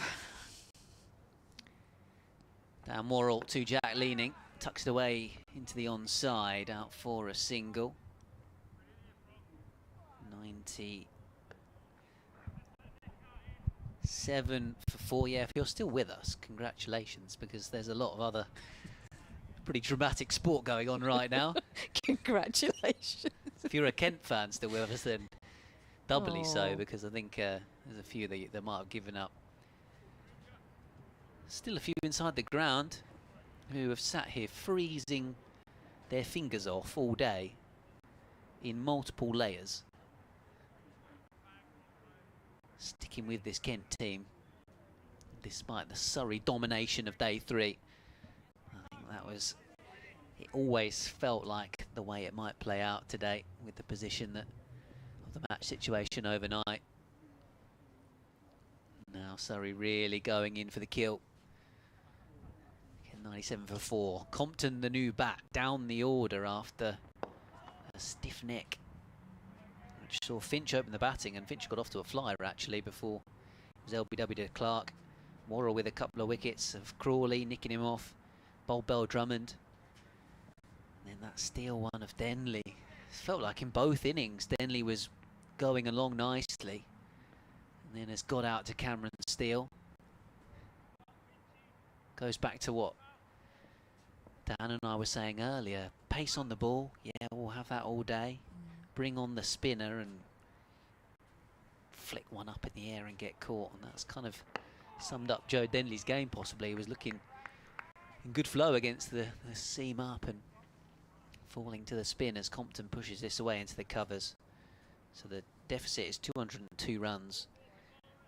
Kent 4 down here, so Leaning and Compton together, not far off being Kent's last hope, because you would say that if Surrey could get 2 more wickets, that the rest will come. The tail is long in this Kent team as Compton defends. And the forecast is pretty good tomorrow, isn't it? From what I remember. Yeah, I don't think... The weather's not going to save Kent, is it? I don't think we're going to be here for too long tomorrow, the way things are playing out. As I say, with just Everson to come at number 7, and then you're into Singh, Garrett, Parkinson and Buyan. That's a long, long Kent tail. So Worrell around the wicket. Oh, Compton has almost played this onto his stumps. Soft hands kind of pushed at the ball, and it has almost kind of defended it into the ground, dead battered it, but then the ball's momentum has rolled it past his off stump. Imagine if that had just clipped the off stump and the bail had trickled off, then we might have been finishing tonight. And you talked about maybe the lack of a huge amount of luck for Kent in this innings. That would have been well, true. To add to the pain of it. By the way, there's quite a competitive game of cricket going on behind this game. That's a good point. There's a few young lads. Love all that, and it looks highly competitive. But playing their own game. I don't blame them. In fairness, they're getting stuck in. I think they maybe got a B in as the stumps. Worrell around the wicket to Compton, short ball. Oh, that'll test out the neck as he kind of pivots on the shot and plays it down. So 11 overs remaining today. If this was an away game, I'd be banking on Kent losing tonight. It's the sort of, if it was an away game, you'd be like, oh come on, the mentality in the changing room would be, do we still really want to be here tomorrow? You know, really? No. You've seen it happen. No, I say really. I know exactly what you mean. I'm trying. You're right. They shouldn't think that way at all. No, but absolutely, you're right. From a mentality point of view, it'd be hard to think, oh yeah, we're going to bat for 100 overs tomorrow. And knowing we've got 6 wickets in hand when we're 200 runs behind. You know, it's a pretty, you know, as a cricketer, you've almost got to have just I don't know, as a professional sportsman, you've almost got to have a stupid amount of belief in yourself. You know, Coventry taking on Man United today, you got to believe that against all odds that, you know, you can actually overcome a situation like this one, I guess, and really guts it out. Believe, Kent fans. Kemo Roach starts from the pavilion end. And defensive stroke this time, and there's no run. And we will talk about this actually in my other life on a Saturday to do with the football. You know, those teams that are safe in the league, and what is there to play for in those last games of the season? That mentality. Yeah, and it raises a good point. As much as you don't want to talk about it, you don't want to think about it, your team maybe not putting absolutely 1,000% in, it's kind of natural. Roach in. And this one's beaten. The outside edge. And through to the keeper. That was close. Leaning got away with that one. Nice delivery there from Roach. But I tell you who will be definitely on it, and that's the Surrey gang, who will definitely want to make sure they wrap this up as quickly as possible. They want as many wickets today as humanly possible, and making tomorrow essentially a quick formality. I hate to say it, but... no, absolutely, that will be the plan, for sure. Leaning with this very high back lift and the full delivery here from Roach, and there's no run. Leaning has this really amazing sort of high back lift, isn't it? Almost like a baseball bat lift. I'm doing this in the commentary box. No one can see me apart from Paul, Ben and Dan, but you know what I mean? It's very unusual. It is a high back lift, but actually if you watch it, as the ball gets bowled, he basically brings it down to kind of hip height. So although it looks really extravagant, it comes down as he waits for the bowler here. He seems balanced, which is the most important thing on there. Nicely. Thank you, Jack Leaning, for confirming my compliments of you and your balance. That was nicely defended and no run. So far, no runs in this over. Kemar Roach, well, what can we say about him? 35 years old, 5'8", the West Indian bowler, 81 test matches. Oh.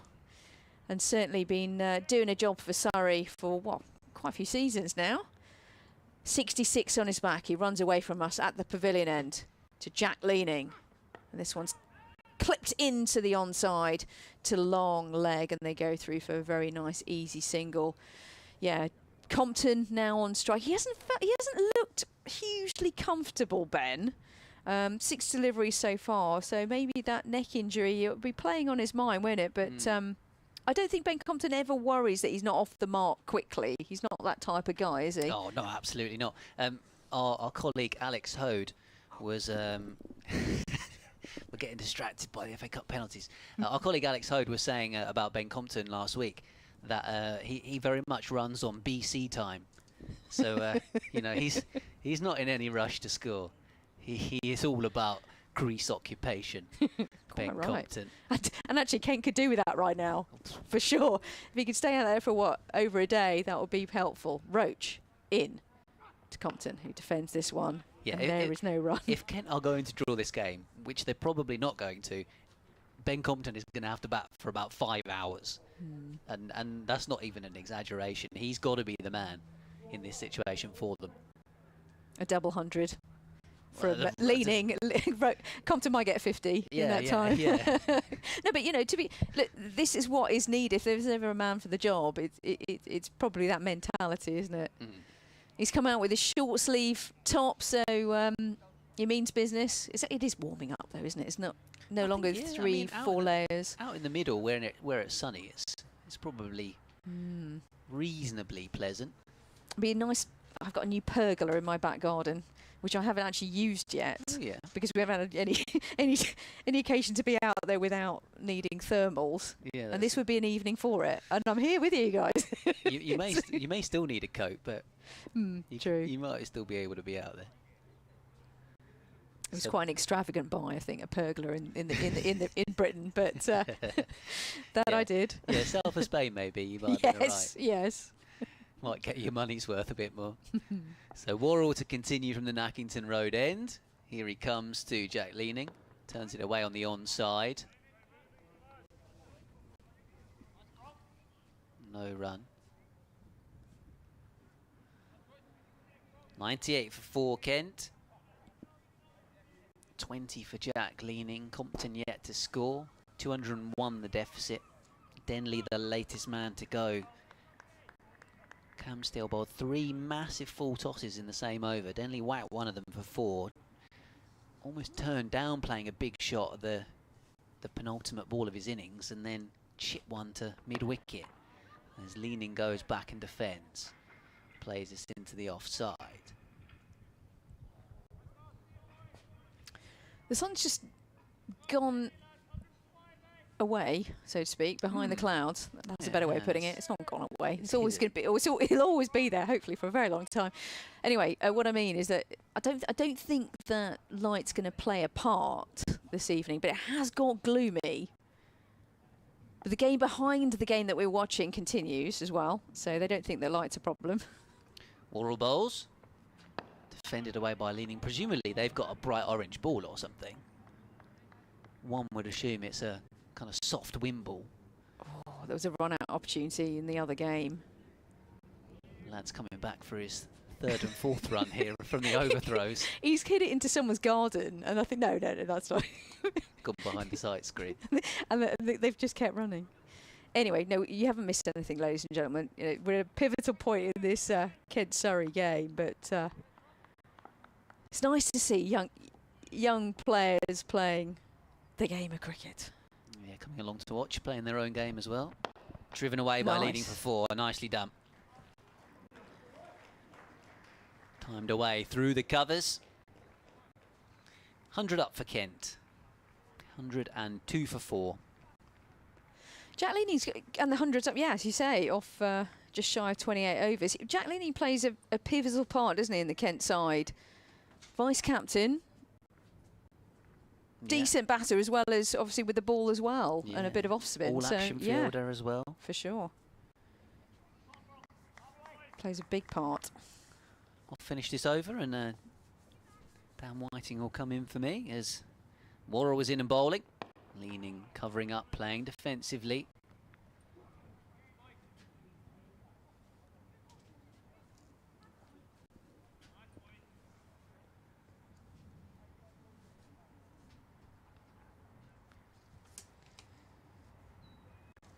So the deficit 197 now. Stick below 200. Come on, Frankie. Say the Surrey fielders as Dan Worrell gets back to his mark. Worrell in and bowls. Short ball, which leaning ducks underneath. End of the over. 9 due to still be bowled in the day. Kent 102 for 4. Yeah, went for the short delivery there, the last ball of the over, trying to entice leaning in to hit the ball. That was, I don't think, ever going to happen, but keeping him on his toes. Roach to bowl the next over, and welcome back, Dan Whiting. How's it going, Dan? You must be pleased with this Surrey display so far. Yeah, there's a good professional performance, isn't it? I think what's happened with Surrey is everyone's sort of chipped in. Everyone's made their mark on this game in this Surrey side. If it's Worrell initially. Start of the next over from the pavilion end. Roach in. Full delivery defended by Compton, and there is no run. And then with the ball in the first innings, Tom Laws, Cameron Steele, Worrell, all chipped in. Then with the bat, Burns, Sibley, Lawrence, and everyone else has scored runs as well around them. And it's been a really sort of good professional team performance, I think, by Surrey. Kent, I think, have sort of stuck in there and they're fighting hard, but I think Surrey have just shown their quality here. And next delivery is defended and there's no run. The warning signs for Kent are that Surrey haven't actually needed to be in a top gear to really put Kent away. You know, they've had some. Do you know what I mean? There's been a bit more. I think Surrey have done a good job. Don't get me wrong. Yeah. But there's even more that could be there. Here comes Roach. Very, very full delivery, wide, and to point, and there's no run. Yeah, I think they've got a little bit in the tank, haven't they? I think they will be pushed harder, and I think the game next week that Surrey have got against Hampshire, that should be a cracker at the Oval. We'll be covering that on BBC London Sport. It'll be on BBC Solent as well, but this one isn't over yet. There's still 6 Kent wickets to take. Like what you did there. That was very, very good. Yes, Hampshire, Warwickshire, Worcestershire, and then Hampshire again for Surrey. Here comes the next one. This is defended by Compton, and there is no run. I love it when there's that quirk in the fixture list that actually you do the home and away fixtures pretty soon after each other. Yeah. And actually the Hampshire are always a tough side, aren't they? But seeing them twice in a short period of time is going to be tough. Yeah, they've got a very good bowling attack. Their batting can be a little bit brittle at times. I mean, Govin's a good player. James Vince, a wonderful player, isn't he? Very nice. Their bowling attack of Abbas. Roach in again. Full delivery, and this one's left alone. There's no run. Keith Barker. Yes, he's still going. He's been injured. Going. He's been injured a little bit, hasn't he? Yeah, I noticed in the cricket paper that he... Right. That's a shame. I always like watching Keith Barker. He always gives absolutely everything into it. Yeah, he's coming up with some quite interesting comments, actually, about not a fan of the Kookaburra ball, it has to be said. He's not alone. Keith, yeah, he's... I'm not talking about me, I'm talking about generally a lot of people. No, I think he's 37 now, Keith Barker. Compton on strike. Roach comes in. This one's left alone. There's no run. And that's the end of the over. Sibley comes trotting around with the ball. He's in a hurry for the next over. I like that. I like it when slip fielders don't just dawdle from end to end. He looks like he's wanting to move it through. Especially he's done quite a good job today. He's done a lot of running. And by the way, that was a maiden over from Kemar Roach. Yeah, especially after scoring 150, and he's still got, prepared to be in his position first. I'm so pleased for him, though. He's definitely a quirky cricketer. In fact, I always think that Rory Burns and Sibley, they're quite quirky in their nature, but my goodness me, they're a formidable partnership for Surrey. Yeah. Dan Worrell coming in. As Leaning gets up on his toes and plays anti-offside. He's a very, very nice lad, Dominic Sibley. Quite unassuming, thinks about things before he answers as well, and actually he's a good interviewee. Hoping I get him at the end of play. was that the plug for the media team, please? Well, it makes sense to talk to him today. I have asked them, and I have written out my interview notes as Worrell comes in, as that's defended back down the pitch. I have written out my interview notes with him in mind, so hopefully I do get him. But I mean, 100 last week, 100 this week. Carries on like this, I think other people might be looking at him around the country. He wouldn't be the first or the last English batter to have had a run in the side, be discarded and then be brought back. Worrell in, as that's played out into the offside, and it's, you know, sheer weight of runs, and you know, if runs are the currency, then Dominic Sibley's a rich man. Well, Dan Lawrence as well has been doing his job today. I wouldn't say that he's banging on the door, so to speak, for England necessarily, but you know, he's done his job today. He's put loads of runs on. He's a decent, you know, bowler in the field as well, all-round cricketer.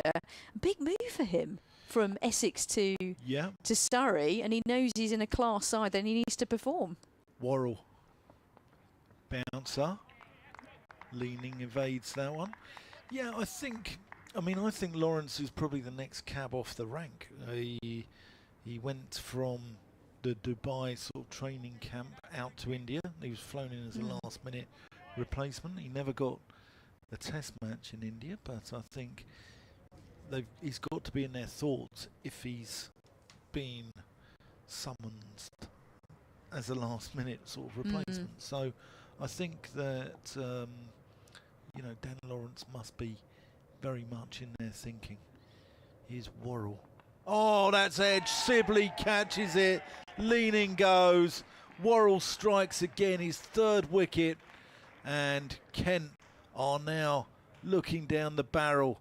That's a big, big wicket. Sharp chance as well, but that little bit of extra nip from Worrell there, taking the shoulder of Leaning's bat. Big wicket, Rita. Huge wicket, and you could hear from the celebrations there. You know, Sibley took the ball in his hands, took the wicket, and punched the air with delight. You know how much it means to them. They know perfectly well that this partnership is crucial to skettling Kent out and getting the win. Yeah, massive wicket, and Leaning is still trudging off the pitch.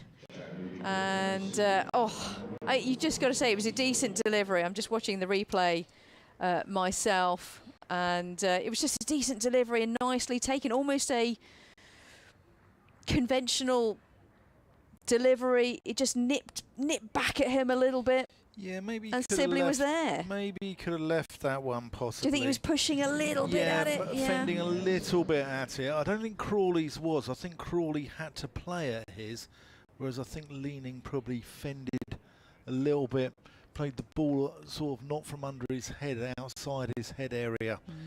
So hindsight's a wonderful thing.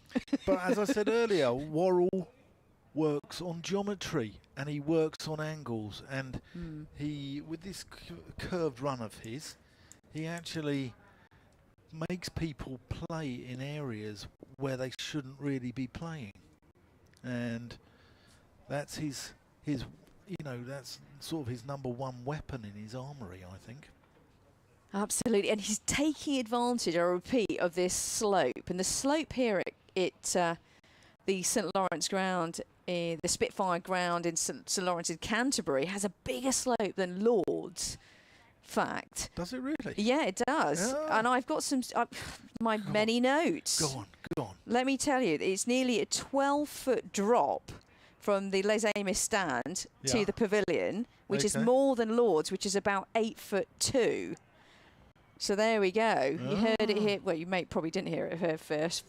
But that slope, he's taking advantage of that as well, of course. And we all bang on about the slope at Lords, don't we? Yeah, we do. And bowlers, and even I remember with Glenn McGrath in the 2005 series, didn't he? You know, everyone was banging on about how he's going to use the slope. Hey, look, the slope is here to be used as well by the medium to fast bowlers, and Worrell's doing the job. Yeah, here he comes into Joey Everson, who keeps that one out.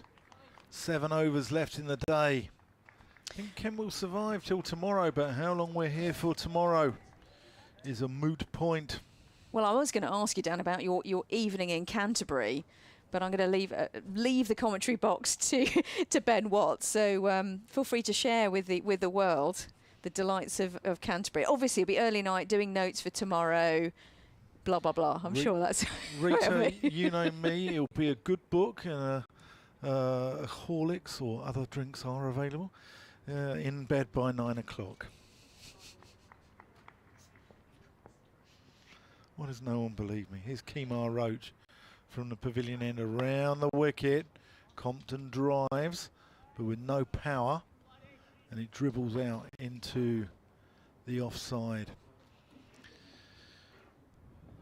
That was the voice of Rita Greenwich. It's been a fantastic third voice today. I mean, her notes have been thorough. She's come out with stuff that even I don't know.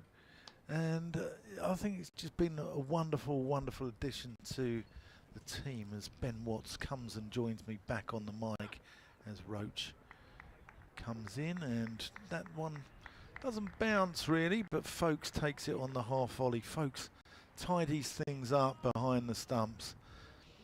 He's not a scrappy keeper at all. He's stylish, good gloves, soft gloves. And what's interesting about Folkes is when the ball goes into his gloves, you don't really hear it make a sound. And that's, I think, a sign of a good wicket keeper. He hasn't got like the cymbals. Oh, that's almost got through Compton. He's played all round that one. He's played outside that one, and it's gone in between bat and pad. And the slip cordon cannot believe it. Compton needs to battle away here. Battle hard. Try and fight for his side. Roach. As Compton plays that into the onside.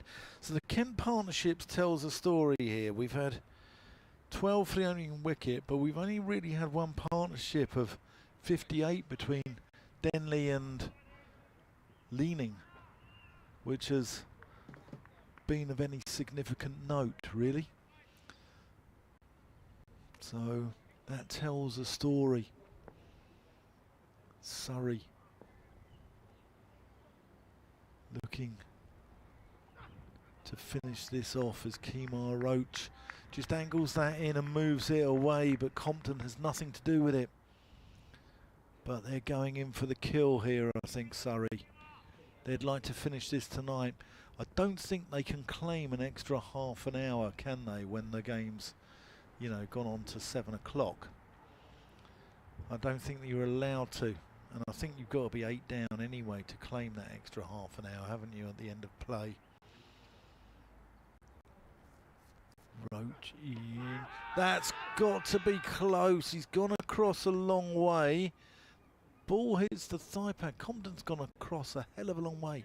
He does go across a long way. In the first innings he was out, LBW, with one that from Dan Worrell, where you could see his leg stump and his middle stump exposed there. And that one has just hit the underside of the thigh pad and gone not a million miles away from the leg stump. So 102 for 5. Compton yet to score off 19 balls. Everson has only faced one. He's yet to score. Here's Worrell, who's 10 overs, 5 maidens, 3 for 17. What a warrior. Warrior Worrell. Here he comes in. Turned away into the onside for a single by Joey Everson to get off the mark.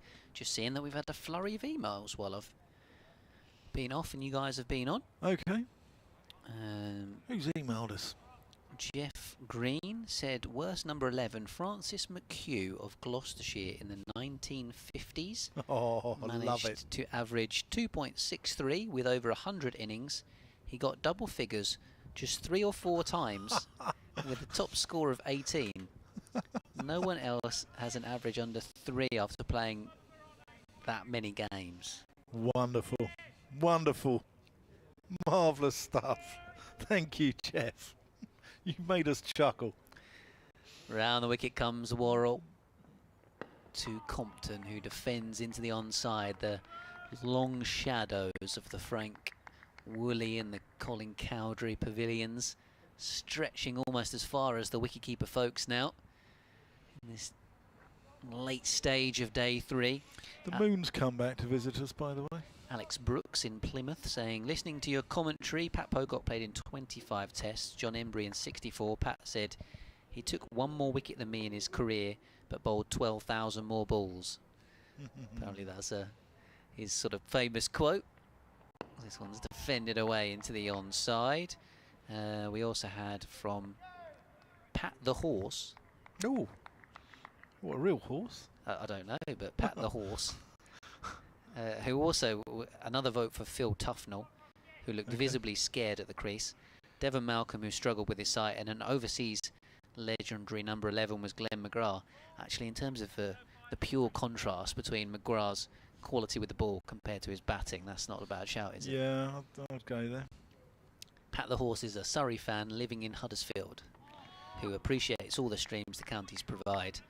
I don't know if that, how the horse accesses said video streams and audio, but I can just picture Pat munching away in his stable with the commentary on in the background and an old-fashioned radio, having a few oats, a few bits of straw and relaxing with a bucket of water and a few oats while listening to the stream. 103 for 5, Kent. We've got 5 overs to go. I think we're getting a bit delirious. This day's gone on. As this one is an appeal for LBW. It's a very ambitious one because it's basically it Ben Compton in the back thigh pad. Yeah, high and going down, I think. Any more emails? No, that's all for now. Oh, and we did have one from Terry because I said about what does the middle of nowhere look like, and he did actually send us a photo. Surprisingly lush and green. I was thinking desert. But yeah, I was with one cactus tree. But no, alas not. So Compton has none of 23 deliveries in the rather peculiar position of coming in at number 6 in the Kent order. In the last, potentially, stand of any kind of resilience between him and Everson. Oh, that's a big shout for LBW as Compton has left it alone. On height as much as anything though, but that's a risky leave from Ben Compton. Umpire says no, and we have 5 overs to go in the day's play. Everson on 1, Compton showing absolutely no intent to try and score runs, is on 0 from 24. Compton thought that was going the other way. I think he read that about as well as I read Dostoevsky. I think he just did not pick that whatsoever. I'm surprised that Worrell wasn't kind of backed up a bit more from his teammates there. I think it was height. I think it was height, and I think probably it was going over the top, but yeah, you'd appeal loud enough, sometimes the umpires will give it. Yeah. Compton fighting hard though. He's yet to score off 24 balls. As Kemar Roach comes in to Joey Everson, who gets on the front foot and pushes that out into the offside. Ryan Patel doing the fielding there.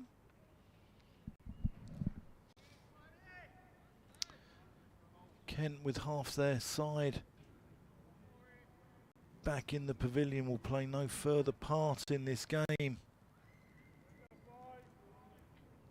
Still trailing by 196 runs just to make Surrey bat again. Kemar Roach in, and Everson repeats the previous ball, plays it out off the front foot, out into the covers where Ryan Patel fields the ball. The former Nottinghamshire duo, these two. At the crease at the moment. In Ben Compton and Joey Everson. Compton playing Nottingham. Yeah. Yeah. Yeah. A lesser known fact because he rarely played, but that's the county that he was at. Playing second 11 cricket before he came to Kent, yeah. Roach in, and that's a pleasant shot. That'll go away down the hill. Ryan Patel's in pursuit, but is not going to cut that off, and that goes away for 4 runs. Compton is the grandson of Dennis. He's got a good career average, actually. He's just under 50. He has done very well since he's come to Kent. Yeah, I mean, there was talk of him. England, wasn't there? I think 2 or 3 years ago he had that season where he was just scoring runs for fun. And people were talking about him in England terms. At one point, yeah. His Kemar Roach comes, that's a good comeback, having been driven for 4 through the offside. Goes back at Joey Everson and beats him outside off stump. Yeah, it's a tough ask this for Kent to save the game now. But they've got to keep fighting. They've got to keep battling away. Surrey with just the 2 slips. As that's defended back down the ground. So they've got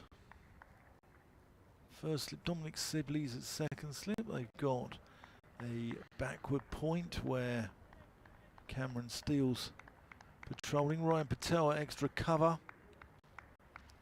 Jordan Clark mid-off. Rory Burns at mid-on. They've got a short mid-wicket. They've got a deep backward square. And they've got a fine leg who's just out in front of the Leslie Ames stand over on the far side of us. As he comes into play now. Everson having tucked one off his hip there. And it's also a no ball. So we're going to have 2 added on. Haven't had many no balls in this game at all, actually. No. It's been quite good disciplines from both sides. It was a nice stroke earlier on in the over from Joey Everson. There's been a bit of debate flying around amongst Kent cricket fans online about where Joey Everson should be batting in this Kent order. Many think he should be higher up. That's just played defensively by Compton. That completes the over. So 4 left in the day. Surrey did not bowl a no ball in the first innings. And Kent bowled 5 in 114 overs. And Surrey, that's the first no ball that Surrey have bowled in this game, actually. So that's really good discipline. Yeah, that really is, actually. Yeah. Surrey have got a new bowling coach, Jack Brooks. He's come in, or he's an assistant coach. Jay Dernbach's the main bowling coach, I think. Yeah, Jay Dernbach's the main bowling coach, but Jack Brooks has come in. As a Mahmood has, I believe, has no longer involved. So Worrell with 3 slips. Everson lets it go outside the off stump. Jack Brooks retired last year, having actually spent a little bit of time at Surrey's second 11. Did he? Yeah, before he was picked up by Northamptonshire. He came out of village cricket. He played for a side called Tiddington in Oxfordshire, and then went to Oxford in the Home Counties Premier League. Had a little stint at Surrey's second 11, but didn't quite make it, and Northamptonshire picked him up. And then obviously went to Yorkshire and won the 2 county championship titles there before moving to Somerset. Worrell bowls wide of the off stump, left alone once more by Everson. 3 or just over 3.5 overs remaining in the day. Again, just trying to see it through and take it into the 4th day, but realistically feels like the chances of adding to the 2 points they've got in this game looks a long way off. With the only batting to come, Jazz Singh, Matt Parkinson, George Garrett and Arafat Bhuyan after these two. Yeah, many Kent fans would like to see Everson a bit higher up in the order, as Morrell bowls to him and he drives up towards mid-off. I guess he's kind of been pigeonholed as the number 7 because that's generally where all-rounders kind of bat. Yeah, he looks a decent number 7 though. He definitely I think there's almost a perception that his batting has got a lot of potential, whereas the bowling hasn't quite come on as much as Ken would hope. Yeah. Can take wickets, but tends to be a little bit expensive at times with the ball. Haven't seen him bowl too much in this game, really, have we? As he's just coming back into the team after a bit of a calf niggle. That's why Jaden Denley played last week in Joey Everson's place, as this one's pushed away. Yeah, I'm just looking at the up-to-date table, and Essex have got 57 points. Surrey, as we speak at the moment, have got 33. Obviously, if they win this, they'll get another 16 for the win, because their bonus points are on there. Okay, so Surrey have jumped up to second with the bonus points already from this game. Yeah. Morrell bowls. Everson drives, times it fairly pleasantly. There's a slight misfield at cover, but there won't be a single.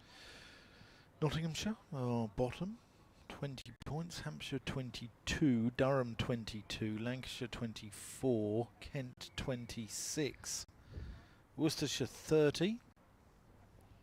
But Kent have had some tough games. Essex and Surrey.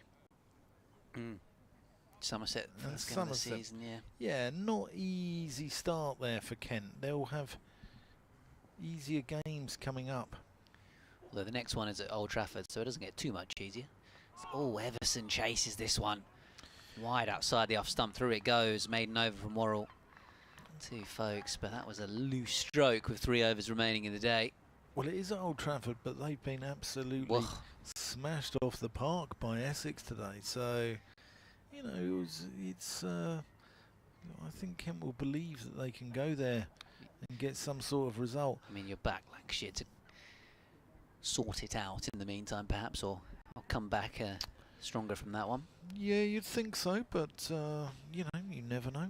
Somerset are in the 4th place in the up-to-date table. This is very early in the season for me to be talking about up-to-date tables, isn't it? But they are.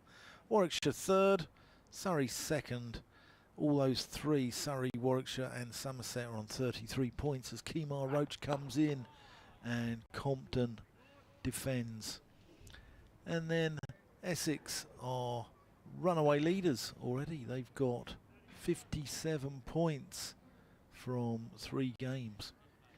So you've got to go to Lancashire next, and who else have you got, Ben? Who is it after that? Good question. I've got a feeling it might be Worcestershire. Kent do play Worcestershire twice this season. Roach approaching the crease. So that's just turned onto the onside. Oh, it is Worcestershire here. Okay, that'll be an interesting game. That'll be a very interesting game. Nathan Smith is... Well, effectively last season, Kent beat Northants twice, and that virtually kept them up. Yeah. With those 2 wins, so... Well, Nathan Smith looks like a good signing for them. Does. Jason Holder will be here as well. Worcestershire have adapted to the Division 1, I think, better than some people had perhaps envisaged. Roach pitches that one up. Compton's vigil is now up to 28 balls without scoring. He's really not bothered about scoring a run tonight, is he? He's making sure he's here tomorrow. Yeah, quite right as well. You know, that's good. I told you he was the good perfect hard cricket. The perfect night watchman. That's what you want, good hard attritional cricket. And, you know, no one... This is Division 1. Showing some mental fortitude. There's Roach. Plays the ball to him. I was just thinking, please don't have a massive hoik across the line as I picked him up there. But Compton again just rocks onto the front foot and defends. 14 balls left in the day.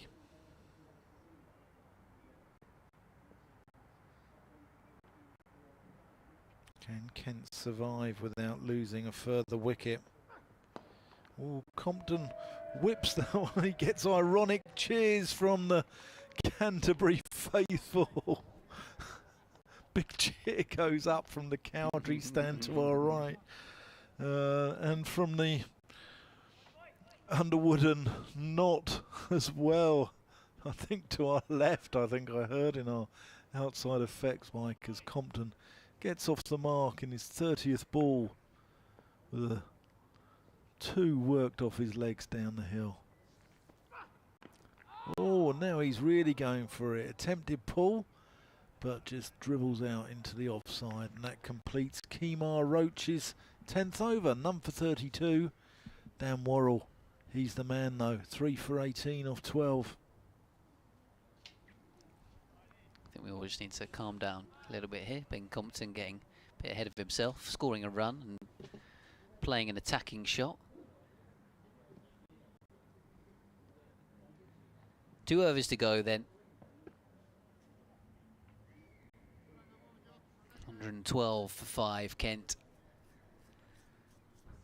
On the brink, perhaps, of an innings defeat to Surrey. Here at Kent. At Canterbury, rather.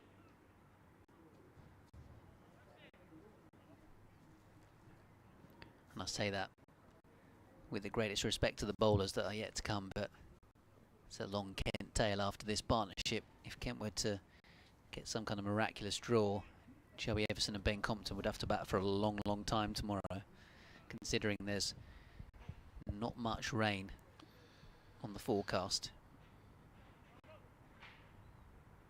In fact, I don't think there's any rain on the forecast for tomorrow. Cameron Steele coming in to the attack. Why not? Last couple of overs. Bit of spin. Bit of a drag down from Steele, which Everson just bunts into the offside.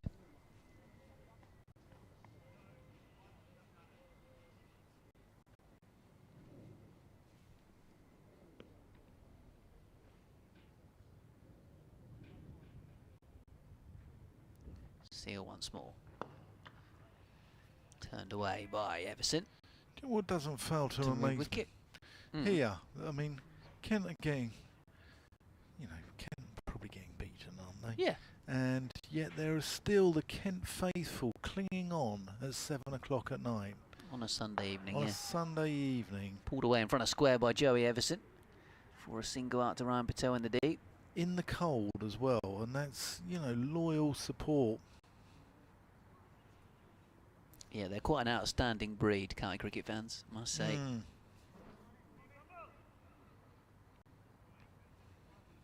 Oh no, we know there's plenty of you out there, but the ones that come and sit in the freezing cold for hours and hours and watch it rain like we do in the commentary box. Here comes Steele, slip in play. Compton kind of half leaves it, half went to play it. Doesn't want Slightly to get strangled. Doesn't want to get strangled down the leg side there. Exactly. He didn't need to get anywhere near that. Saw one in Could the have just first kicked innings. it away. Surrey have put an extra fielder in on the onside at square leg for Compton. Steele bowls. Oh, that one's kept a bit low. Umpire says not out. There was some excitement. It is leg byes given. I wonder if that's pitched outside leg. Steele going over the wicket. Yeah, kept a bit low. I think maybe that was what saved Ben Compton, to be honest. Because there were some excitable fielders there. Yeah, it was a strong appeal.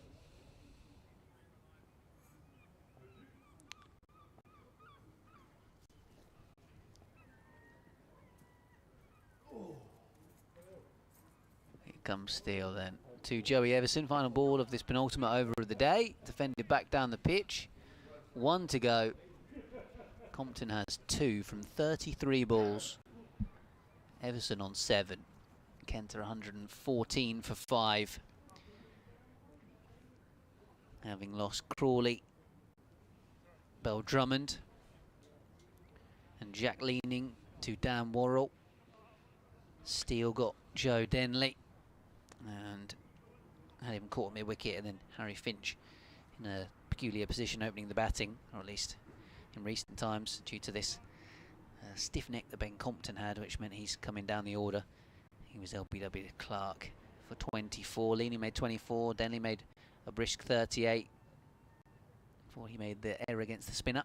Kemar Roach in for the last over of the day comes in from the pavilion end.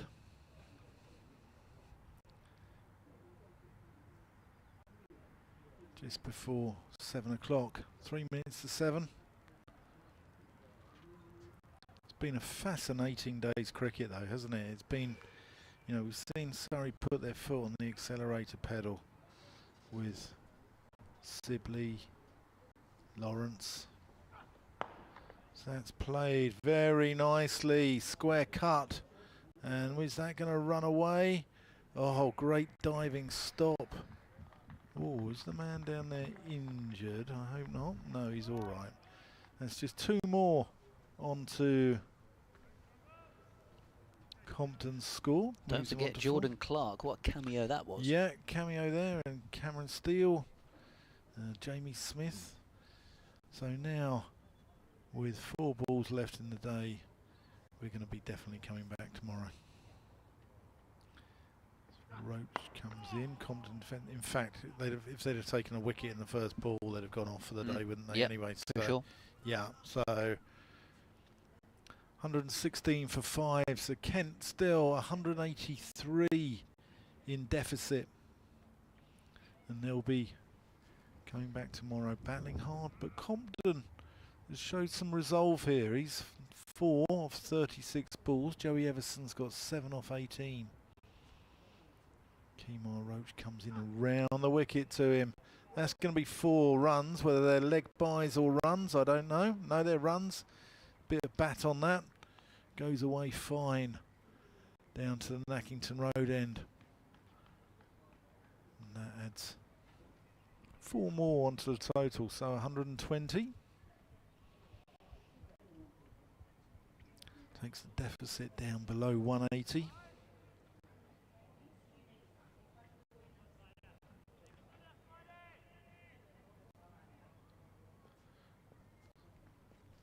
Roach. Rhythmical approach to the crease. As Compton gets everything behind that. So, 1 more ball in what's been an intriguing day's cricket. Ben Watts enjoyed it. Rita Green's been fantastic. She's enjoyed it. I've enjoyed it. I hope you guys at home listening to BBC London Sport, BBC Radio Kent have enjoyed it. As Compton defends, ball goes out to Ryan Patel, who throws it to umpire Michael Burns, and we're all going to be coming back here tomorrow. So we hope you've had a fantastic day. We've really enjoyed your company. Thank you so much for the emails and for the interaction as well. It's been really good fun today. As well as good cricket, we've had good fun with you guys at home as well. So thank you so much for your interaction.